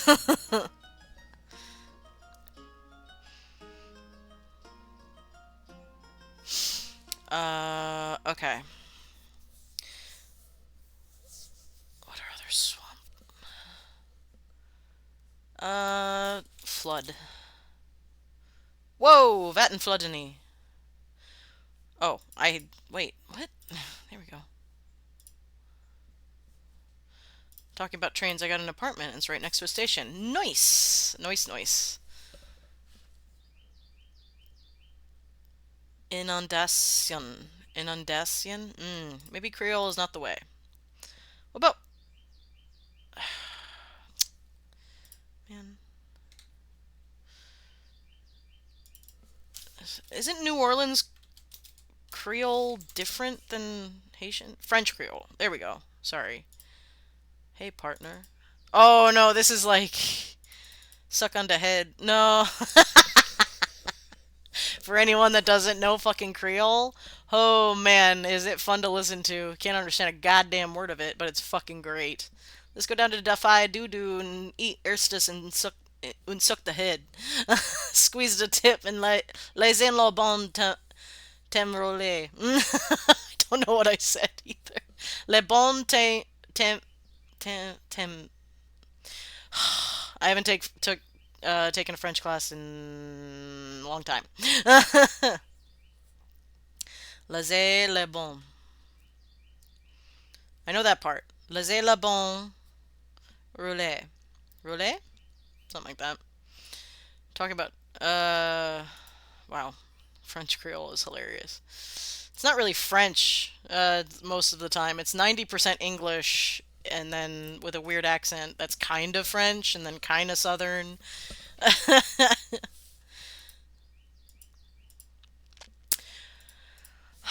Okay. The translator seems oddly racist. You would think that. If you've ever spoken to somebody that speaks French Creole, that's fucking precise. It's not a joke. I have known of people that are from that area and speak French Creole, and it is that. It is that. It is not racist. It is accurate. Uh, and it is so much fun. Like, look it up on YouTube. Look for like French Creole, like people talking, like fucking Princess and the Frog did it with what was the Firefly's name? What was his name? He was played by Jim Cummings, and he was wonderful. I know Evangeline was his star girlfriend. Raymond, thank you. Jesus Christ, it's been. I need to watch that movie again. I love that movie.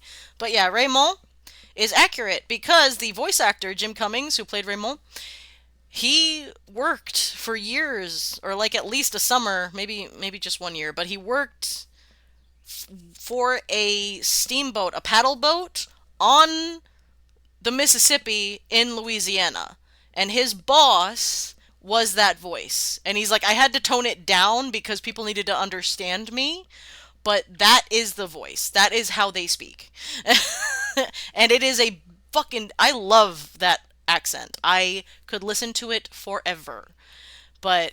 And I understand why you look at it as if it's racist, but it's really not. It's really not. It is accurate.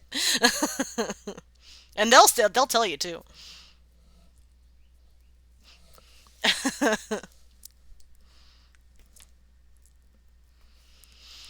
All right, so we have gobos, orcs that are kind of from this area. I'm gonna. Fair enough. I need another. I need another language. I mean, French could be a good one. English to French. It's gonna sound very romantic, but you know. God, making orcs French though. I'm kind of into it. Although I don't know how to do a French accent very well. I'd have to practice. Uh, Whoops. Am I right? Maybe orcs Canadian French. That's a good one. That's true. Marais. Mare. Mare. It's got that throat thing that I can't do. Is French Canadian... Does French Canadian have its own thing? Hang on. That might help me. Nope. Okay. Alright, so we're just gonna do French, I guess. Because, yep, nothing for Canadian. Makes sense for their tusks. Okay, okay, no, I like this. I like this. Let's do French. I like that. Okay. Swamp people. Les gens de la marée. Les gens des marais. Les gens des marais. Marais. It's that part that fucks me up. Les gens. Swampland. Terrain. Terrain marécageux. Terrain marécageux. Terrain marécageux. Marécageux. Marécageux. Cageux. Riverland? Terre fluviale. Fluvial. No, that's a little too much. Flooded. What's inondé? Nope. Bonne chance. Yes. Inondé. Inondé. Inondé. Inondé. Same thing.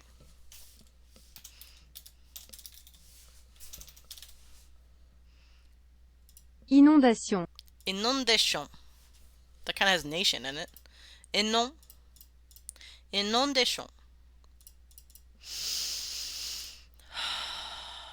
There's an ad. I'm not worried too much about it right now for anybody that's, you know, not seen it.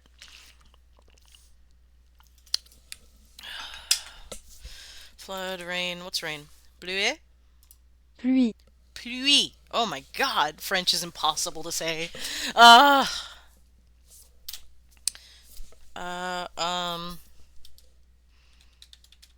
Float. We all float down here. Flotte? Flotter. Flute.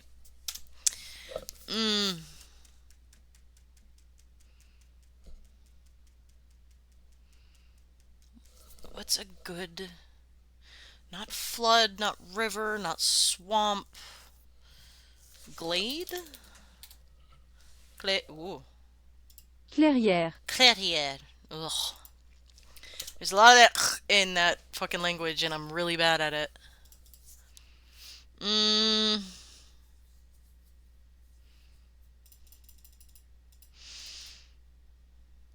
Welcome back, people that still get ads.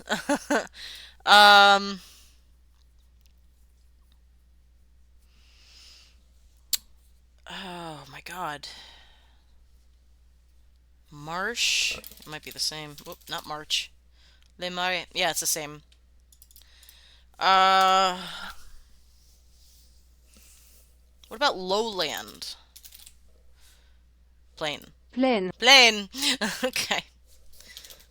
Lowland. Nope, still the same. Okay, just wondered. Under? Su. Wetland. Sous. Su. Wetland. Zone humide. Zone humide. Zone humide. That's the thing, is if you're using two languages that are Latin based, you can kind of tell where they're gonna go and it's gonna kind of sound the same. So you need something that's just a little bit outside of that, or like twist what they give you and that kind of thing.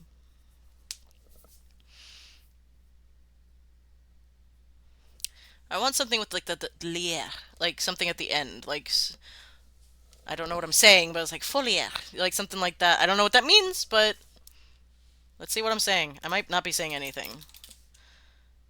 Foliate. Okay. Pluie. Pluie is really hard. That's hard to say. That's the only thing that's keeping me. I need something that's semi-easy to say and still sounds interesting and cultural, but I don't want to have to trip over the name of my own countries and my own world. Alright, so orcs and goblins come from this space. It's not just them, but this is where they kind of come from. And then they kind of moved from there and you know, that kind of thing. So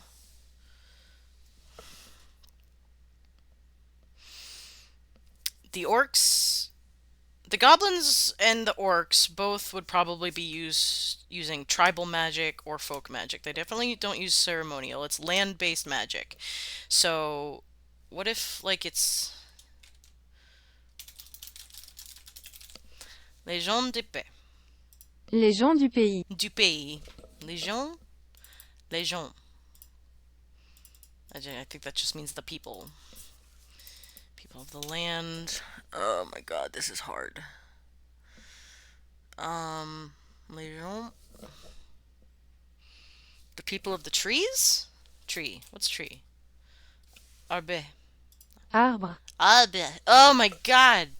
I can't do that throat thing that they do in French so often. It fucked me up. I was learning French for a while too. I was trying. But then the fucking. And Spanish too. Both of these fucking languages.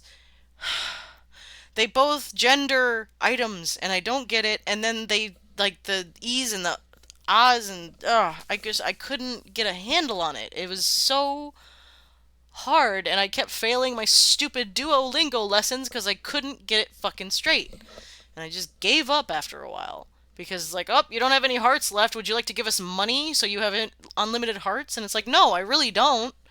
I just would like to learn this, but this is just pressing buttons, and it doesn't give me actual info, and doesn't give me like a remedial course on gendering words, because it's infuriating.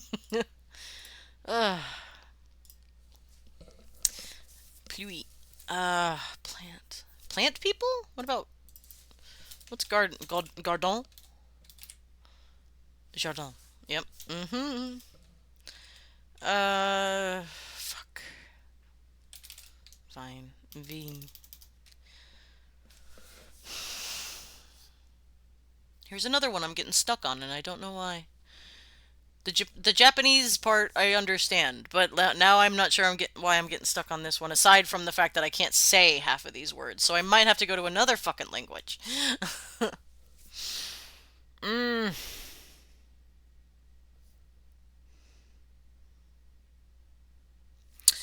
What's another... Alright.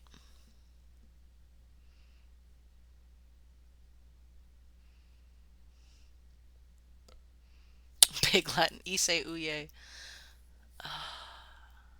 I've always had the idea of making the orcs based on Maori people, so maybe I'll mess with that. Ua. Yeah, okay. Awa. Awa? Yeah, this might actually be my chance to do that, because it's been a thought to have, if anybody out there has ever watched, and not just the rugby team, the All Blacks, they do hakas before their games, and I love watching that, but if you've ever sat down and watched a real fucking haka, like, usually they'll do them at, like, a wedding. They did another one for a teacher. There was a bunch of... Oh my god, I almost cried. There was a school in New Zealand, and I'm gonna cry thinking about it. But this teacher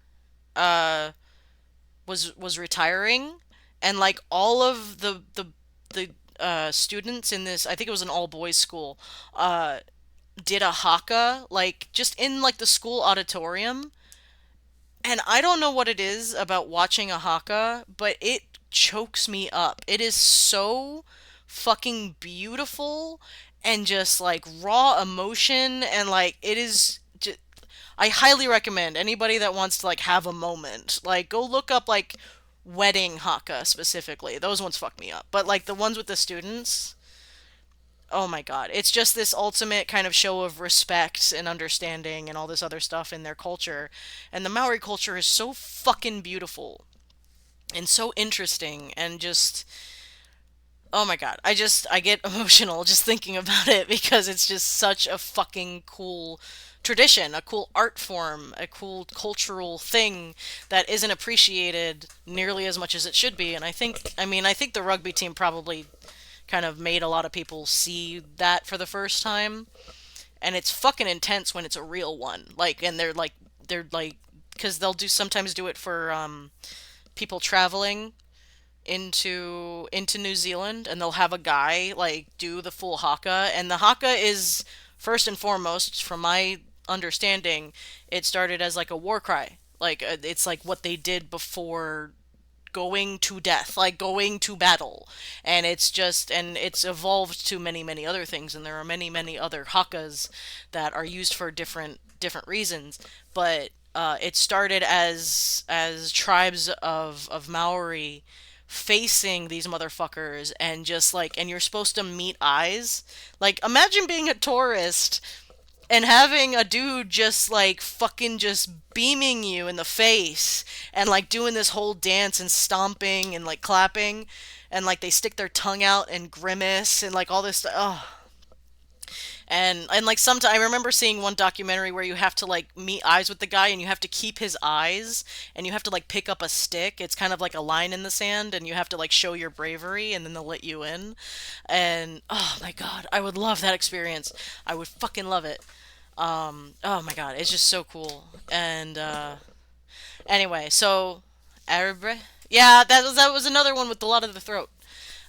So I might be moving away from the French idea. I mean, I might have still cultural French kind of thing, because imagine for a minute. So we're taking bits and pieces of cultures, and if we took like the Maori kind of overall understanding of culture, and then add in the appreciation of food and wine that the French have. Imagine swamp-based wineries, like swamp grapes. Like, that sounds fucking cool to me.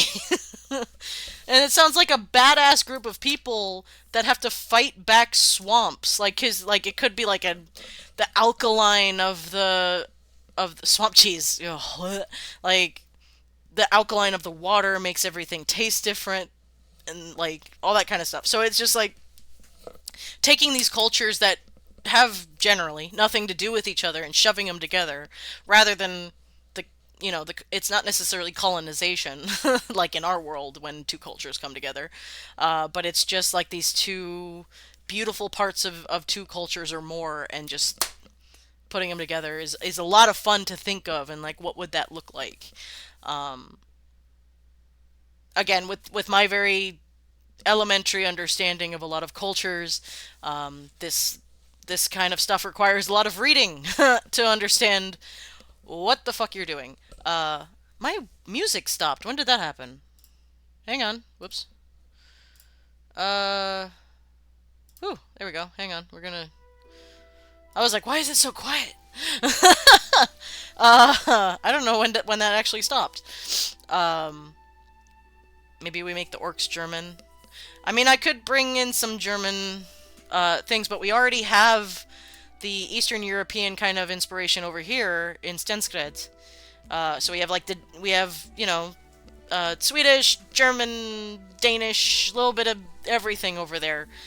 So I'm probably gonna keep that kind of thing over there, and do something a little bit different. Though they are close together, so there might be some orcs that are that. Um, because remember, all of these places are diverse. All of these places accept all races, and all races kind of are, their culture is regional based more than it is race based.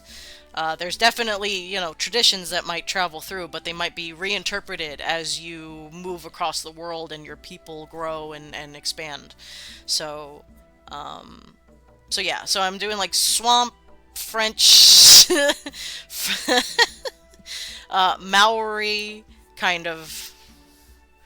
I have an idea for a name, please. For the nation, go for it.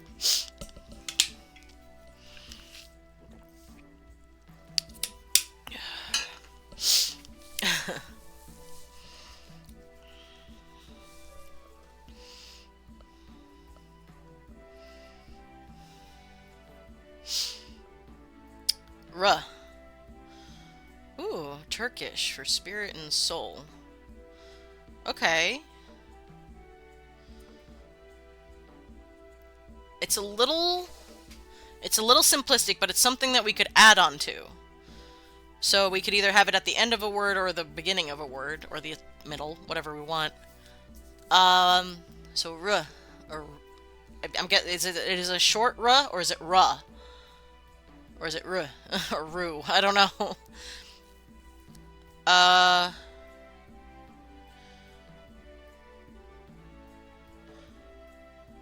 Like a... Hang on. Where is it? Soul. Waira. Well, look at that! In Maori, it's got a ra kind of thing too. So Wairu... Waira? Waira. Waira. Waira. Waira? Hang on. Hang on. Waira. Waira? Waira. Waira. The nation of Waira? Waira.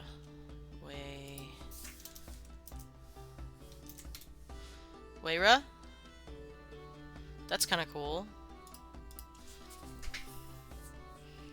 Waira. The swamp nation of Waira. Type Ra into the Turkish Google Translate and pronounce it. Okay, yeah, that's right. Good call. Thank you.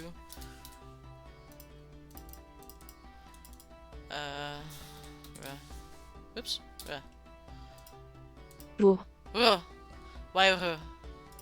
Waira. Rairu. Say it again? Ru. Oh, it's so fast. Wairu. Wairu. Why? Oh, Wairu. Wairu. Wairu. Wairu. It would be how the orcs would say it. Okay. Oh. Yeah, I'm trilling. Wairu. But most other people probably say Wairu, like in common. But Wairu would be. Yeah, I like that. That's cool. I like that. Wairu. Cool. Dope.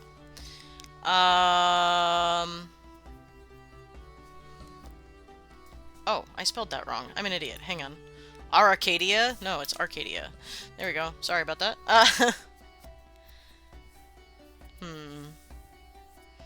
Are you out yet, babe? Are you still at work?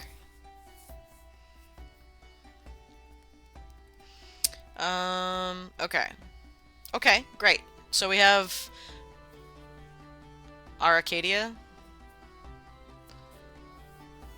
Arcadia. Arcadia? Arcadia. It does kind of set it apart, doesn't it? Well, let's do the fantasy thing and throw some fucking... Arcadia. Arcadia? Arcadia. Arcadia sounds cool. Arcadia. Arcadia. Okay. I'm gonna have to remind myself of that because I've been calling it Arcadia up till now. Arcadia. Okay. No, yeah. It's a good point. It sets it apart from, you know, the classic Arcadia like I was going for. But Arcadia could be... Yeah. No. Good call, Stinks. Yeah. Cool. Okay. There you go. Alright. So... Jesus, I'm hungry. Man, I ate right before my stream. I don't know why I'm so hungry. How long is my stream? Because it was 4 hours ago. I didn't realize how long I've been going. It feels like longer, or shorter rather. Okay. It's fine. I'll eat something in a minute.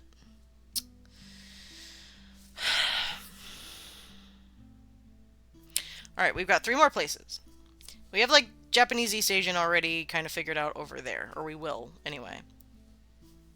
So we have 2 more. We could do Russia. Russia's always fun. We could do Russia. That could be where tieflings are from. I always like making tieflings a little bit Russian. That was something that started with, I think it was Matt Mercer's idea. Matt Mercer started it. Actually, no. That was probably for 4th edition. Antarctica.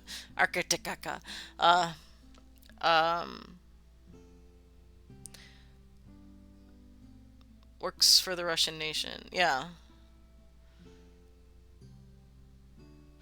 The I'm thinking of like if any of you were around the hobby when fourth edition came out, and they actually had animations introducing certain aspects of it. Specifically, they in 4E they introduced the tiefling, and they introduced the gnome both as playable races. Or no, excuse me, they introduced a tiefling as a playable race and introduced gnomes as like a monstrous race in Antarctica. So, um, and the tiefling in that had like kind of a like almost like a Transylvanian kind of accent. It was just like I took the fiendish pact for obvious reasons. Like that's kind of what she did, and I think that's what started the whole thing. Works Verxa Verxa V for clarification. Okay, Verxa Verxa's good. Verxa da yeah. It's always fun having a tiefling that is a little bit Russian. And I actually have a Russian NP or a Tiefling NPC that probably should have that accent, and I just thought of that. I was going to make him kind of British, but I might make him soft Russian instead. That's actually more fun. Yeah. Okay. Vorkska. Vorkska. Okay, I gotcha. Vorkska. Yeah, I like that. Vorkska. So let's do that down here. Get out of here. Yeah, Varska. Warska. Now I can't spell it. Varska. Varska. The land of Varska. Da. Always fun to do that accent. It's one of the easiest ones for me to fall into for some reason. I don't know if it's accurate, but I just like doing it. I don't know. I've never met anybody from Russia, so all I know is general stereotypes that I get from video games and videos. I did a wonderful character that from Mutant Chronicles. If you're familiar with the it's a great system made by Moedifice. It's a 2d20 system, super fun. But Mutant Chronicles has this.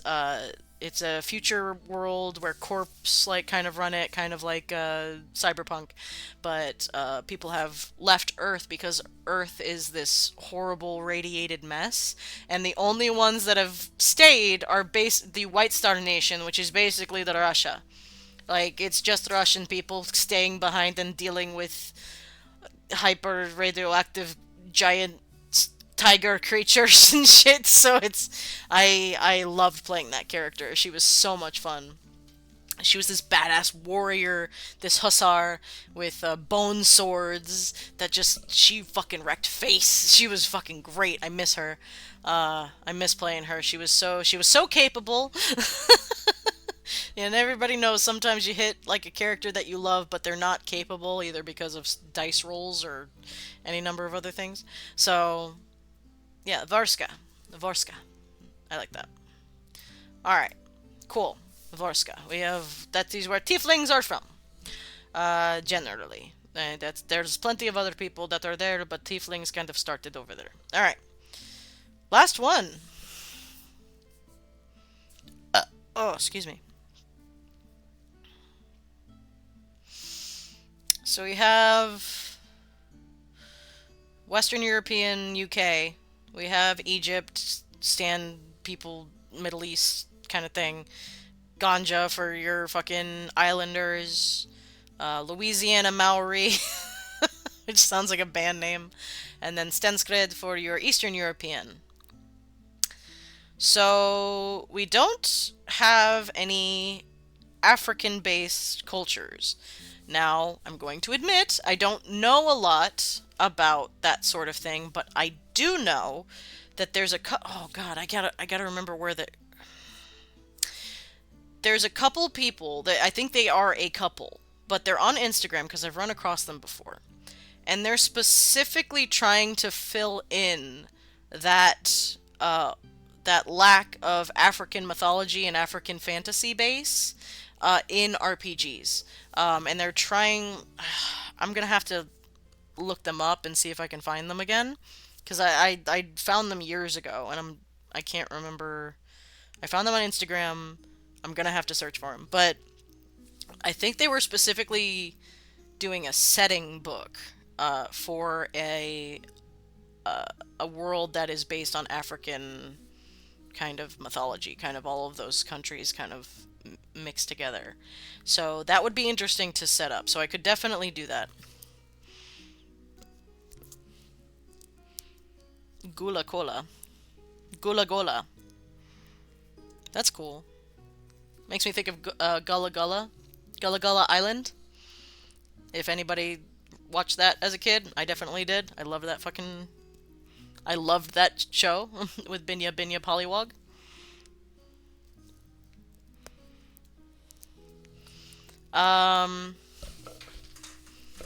Gula Gola.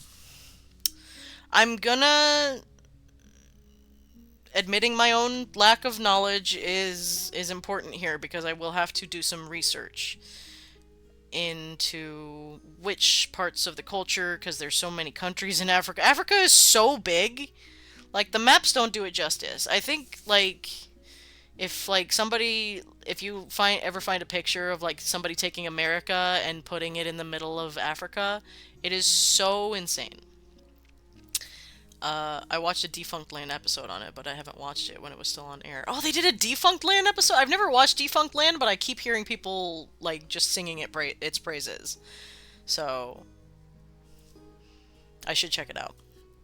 I loved that show. I really did. It was very cute. Binya Binya Pollywog was the best. Binya Binya! He had this horrifying voice. It was really scary. But he was cute. His design was cute. And it was kind of that idea where they were trying to introduce different cultures, because I think one of the characters was like from... Was it Africa? Or maybe it was an island nation. Oh god, I can't remember. It's been so long. I need to watch it again. But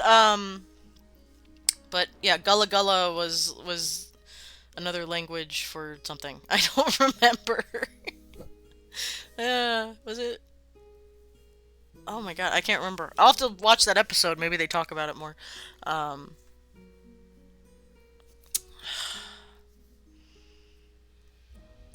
So I don't have any African leaving soon. Okay, babe. Kevin Perjurer is a wonderful man and Defunct Land is a wonderful channel. I've heard good things, yeah. Alright.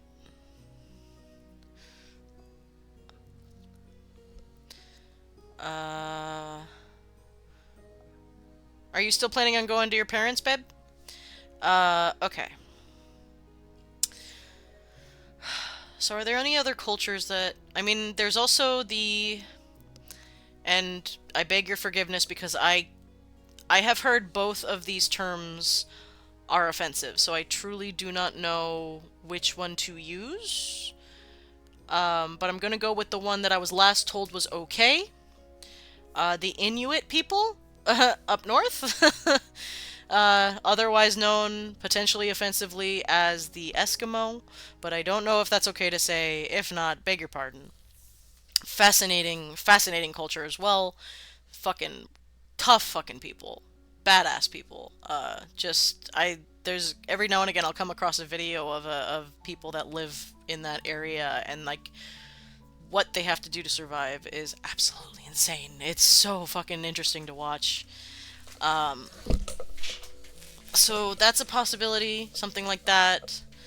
So we've got stormy stone, we've got desert, we've got island, we've got temperate, and we've got maybe icy Russia kind of vibes over in Vorska.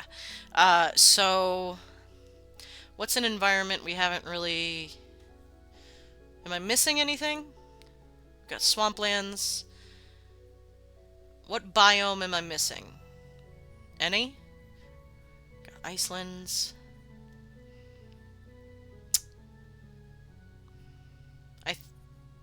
Did I hit them all? There's got to be more, right?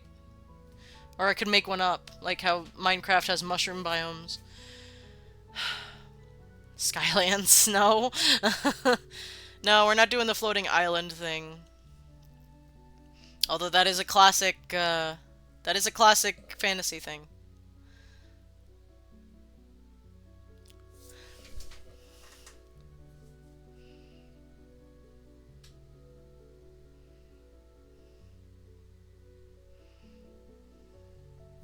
Yeah, I think I've hit the major biomes of at least our planet. Now, is there something that I want to reference that might not exist on our planet? What about above ground mushroom forest with giant woody mushrooms? Always fun. That's probably going to be a regional thing. I don't think it's going to be quite country wide. I think that's something that would be in Wairu or Weiru, however I said it. Weiru. Weiru. Just because swamps and mushrooms kind of go hand in hand. I like that idea, but I think we're gonna do that up there. Um, it's a great idea, and I love big fucking fungus. Um, so what kind of weather would exist in a highly magical, highly verdant kind of world that has direct control by the gods? Is there a weather perhaps that a god would want represented that wouldn't be represented, in Earth? Nope, ads. Hang on. Where's my gods? Well, I had them right there, but that's fine. Most of these are based on concepts of... What about magic storms? I mean, that's always a possibility, but it's kind of,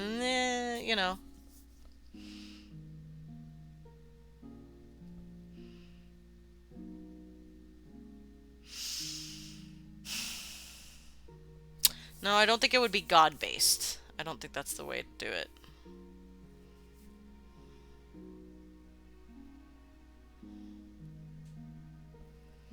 A forest of psionic plants. Whoa!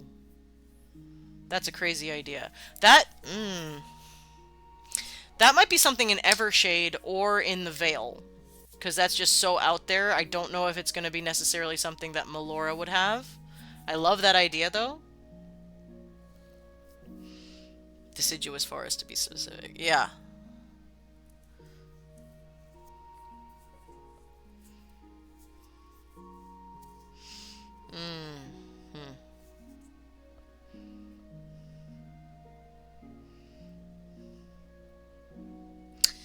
Okay. That is yeah, the psionic plants idea is a great idea. I think the psionic plants would be something... A fiery tundra. Yeah. I mean, desert kind of fits that vibe again.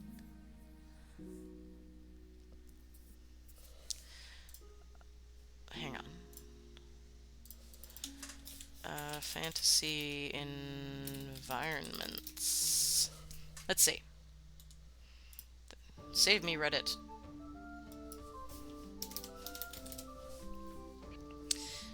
Let's see. Great plains of grass and shrubbery covered by near-perpetual lightning storms. Okay.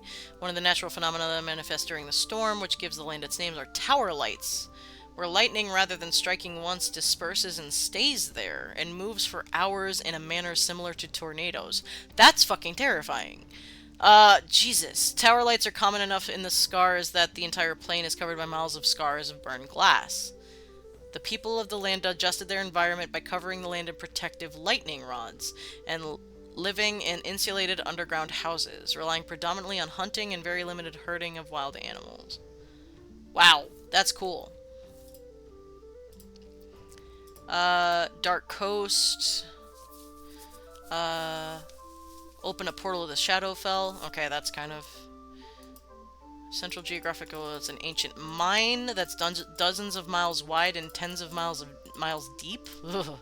The light-deprived depths of the pit are a home to bioluminescent fungi and underbrush and highly predatory owls, insects, badgers, and other species that made their homes there as the mine was dug. Ooh, that's cool.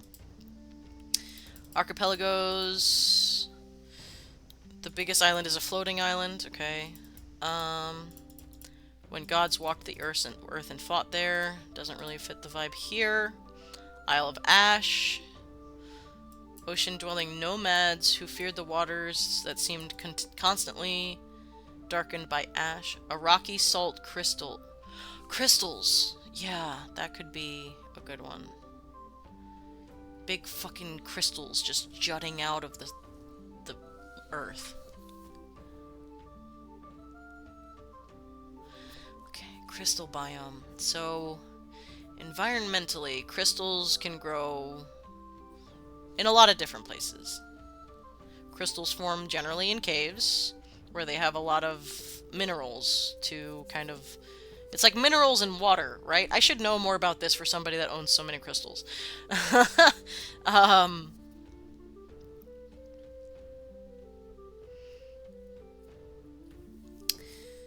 The lightning idea was interesting, but that's a little too... If anybody ever played Final Fantasy X, again, they had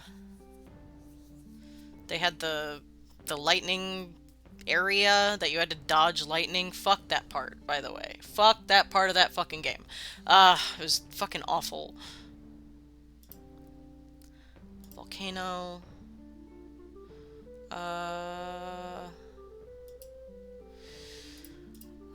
Okay, so... I love the idea that this is the main location that salt comes from. That's, I mean, like, yeah, we have like salt mines. That would be very cool to have in this world and kind of explain where that all comes from. Okay. So, salty areas are generally deserts, or, you know, they like, but not like sandy deserts. They're just like flat, cracked earth for miles. I'm thinking of Death Valley in, like, in California? Is that in California or is that in Nevada? I can't remember. It's somewhere around there. I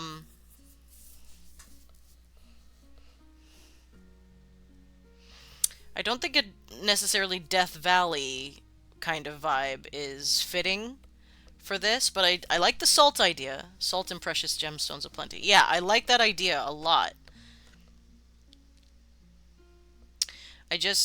Maybe it's a very cave-heavy place, lots of rocks. Although we have that in Stenskred, but it's different. Maybe salt should come from Stenskred to kind of set it apart from just normal rainy, stony areas.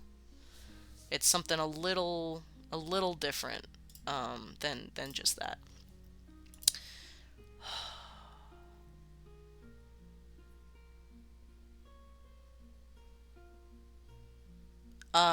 Okay.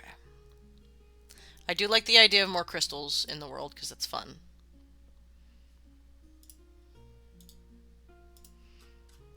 Alright.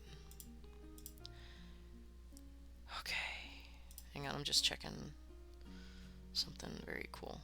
Alright.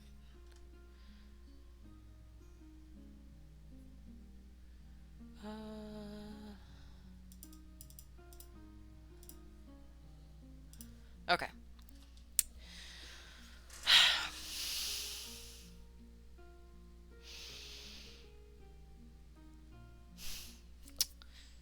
Oh my god, this is hard. I think I'm just getting hungry and tired. So, I think I'm gonna end it in about 20 minutes here. I'm gonna try to push through. So, you know, that'll be a 5-hour stream, which is great long time, great long stream. I'll have to sit down and kind of let my brain come back to to normal. Okay. I'm gonna... Oh, jeez. Guide the raid. Oh, okay. Alright, let me know who you would like to raid, whenever you figure that out. Oh, catchy cantrips. I just saw that, sorry. Catchy cantrips. Okay, I will... Let me copy and paste that so I have it ready. Here. There we go. Hang on. Okay. Put this over here. Okay. Alright. Catchy cantrips. We will do that in a second. Or in about 20 minutes. Let's move back over to the East Asian kind of Japanese, Chinese, Indian, Singaporean kind of idea. Just because I'm more comfortable there, I will figure out more about this last place. Eventually. I just might need to step away from it for a minute, you know, and kind of refresh my brain. So...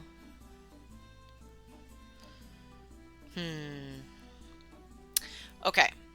So...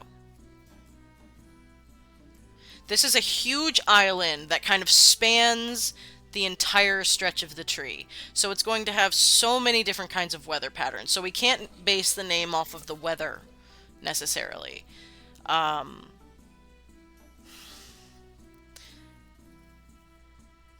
So if we have the orcs based around Maori and that kind of vibe with that swampy Louisiana environment, and we're gonna change that up a little bit. What race? So I have halflings are they're kind of basic, but halflings are from Arcadia. Elves could be I see elves as more because they're Melora's chosen people that are still here.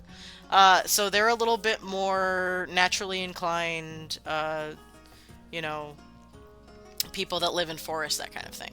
Granted, everybody in this world, every race could be that.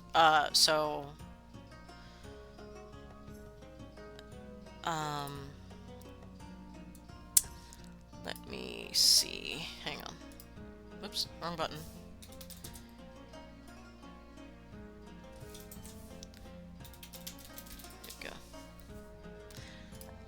Oh. Hang on. There we go. Dragonborn and Kobold. Dragonborns! Thank you! Good lord, you're brilliant! Yes! Dragonborns! Dragonborns are fucking Japanese samurai! Why didn't I fucking think of that? We were just talking about that the other day.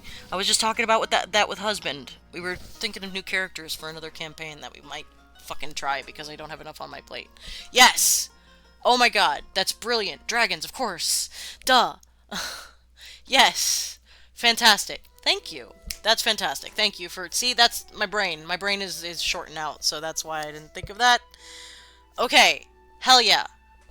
Dragonborn kobolds, Japanese, Chinese, kind of ancient kind of vibes. Okay. Yes. Cool. I can go with that. Yes. Alright. So, I know that... I know in Japanese, dragon is Ryu. Doragon. No, there's Ryu, isn't it? Isn't it Ryu? Maybe it's a more, Dragonborns are samurai, kobolds are ninja! Stinks, you're a fucking genius! I love that so much! Oh my god. Okay, yes, I'm doing that. That's happening. I'm obsessed. I want to fucking do a game. I want to do a game in this. I want to do that. You're so smart, Stinks. Holy shit. Okay. I'm flipping out. Alright, hang on. Let me get to my race page so I don't forget this. Here we go. Okay. Dragonborn. I'm just gonna put samurai so I remember. Samurai. And kobolds are ninja. Oh my god, I'm so fucking... I don't care if I'm a weeb. I'm so excited. Okay. That makes me so fucking happy. Fuck yeah. Okay, so what's scale? Kibo. Kibo? Kibo. Kibo. Kibo. Scale people. Scale people? Sukuru no hito. スケールの人。 Sukeru. Okay, so is Kibo like scale as in Suke. Okay, I don't know if it means scale as in scale, like, I'm thinking scales. Oh, how cool would that fucking armor look? Because it would be dragon scale. Ah! Oh my god. Gojira, stop it. I do love me Godzilla, though. Okay. This brought the energy back to my brain, by the way. I'm still hungry, but I put it away. Scale, scope. Okay, hang on. Oh, here we go. Scale, scale, scale. I'm looking for scale as in, like, on a lizard or a dragon.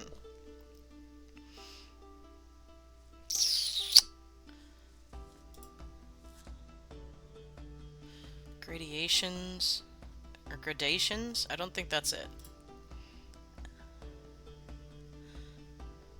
メモリ Memory, メモリ memory, 鱗 guro. Ooh, what was that? 鱗 Guroko, guroko. Verb. I think memory. メモリ Memory? It just sounds like memory. Okay, so what is here? Kodai. 古代 Kodai. Ancient. Be a proud race, definitely. Let's just do this, just because I'm interesting. Doragon Ball. Okay, yeah, I thought Dragon was Ryu. That must be like some name, like proper name or like formal way of saying it, or casual. I'm not sure which way.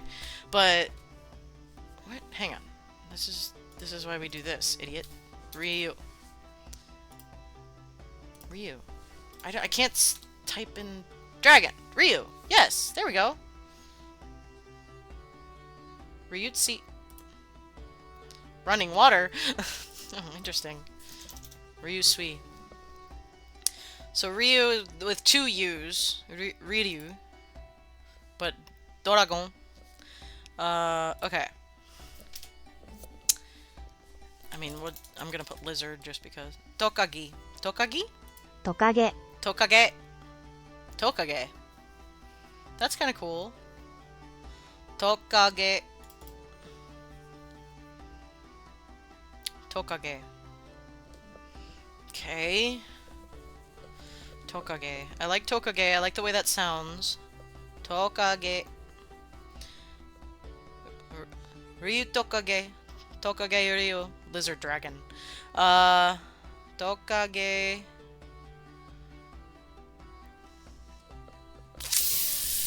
Ah, it's like right there.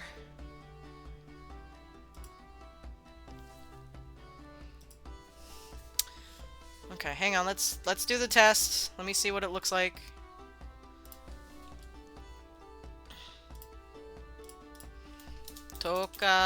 Wait. Tokage, yeah. Tokage. Tokage. Tokage.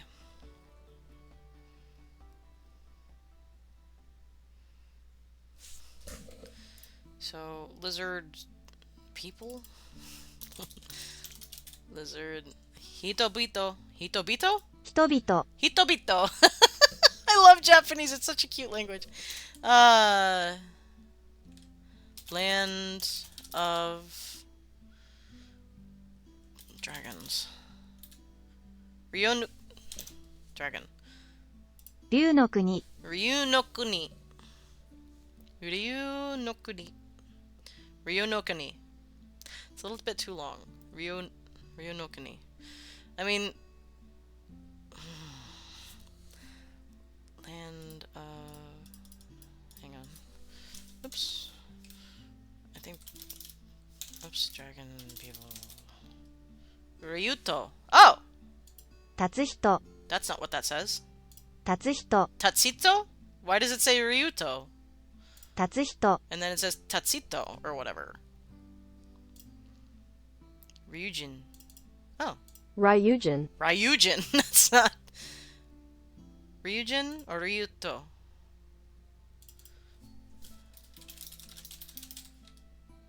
Ryuto. I like Ryuto. Ryuto? Ryuto? 立つ人 That's not what that says! Why does the translator freak out like that? That's weird. Hang on. It's basic, but fuck it. Ryuto. I can't make the little thing. Ryuto? Oh, what if it's... Ryuto... Ah! No. That's dumb. Ryuto. Or maybe it should be to use. Yeah, that looks better. I don't know why, but it does. Ryuto. I don't like that. That's too much.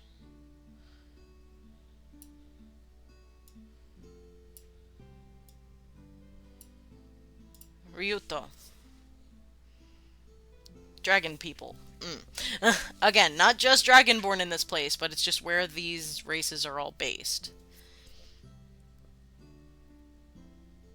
I love the fucking the Dragonborn or Samurai and the Kobolds as ninja. I can't tell you how much I fucking love that, and I'm so excited to like mess with that. It's gonna be heyo, husband's home. Okay. That's awesome, Stinks. Thank you so much. You're so good at this. Stinks is brilliant. Have you been listening? Have you been listening? What specifically? To the stream? When I could, yeah. Well, I was trying to figure out the Japanese, the Japanese East Asian kind of country. It's where the Dragonborn and the Kobolds are based. Dragonborn are samurai and Kobolds are ninja.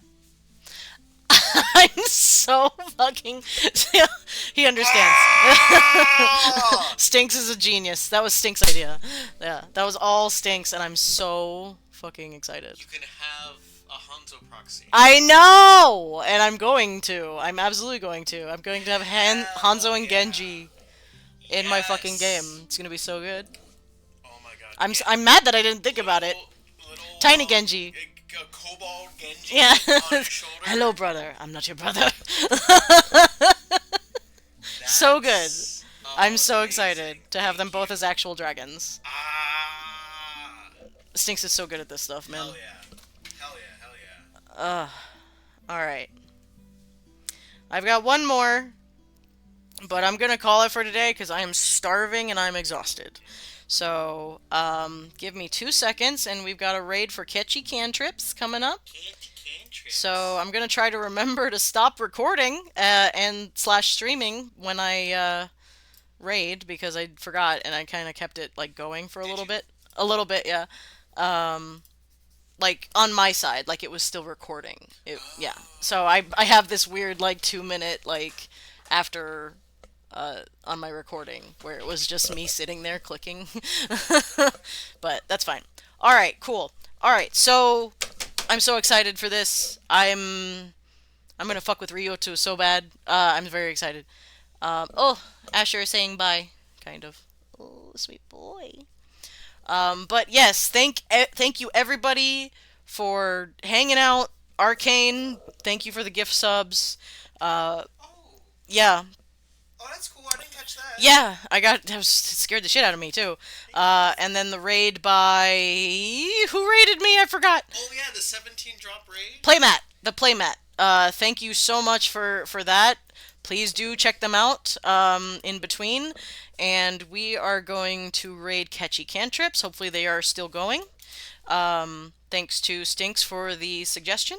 But yeah, let's go and raid some peeps. Thank you so much again.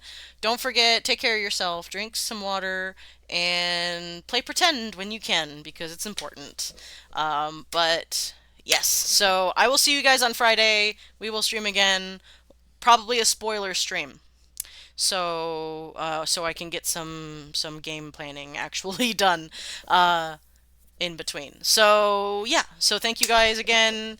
We will be raiding Catchy Cantrips, and hopefully I did it right. Okay, good. All right. So thank you guys again. Have a great day. We love you. You're awesome. Bye.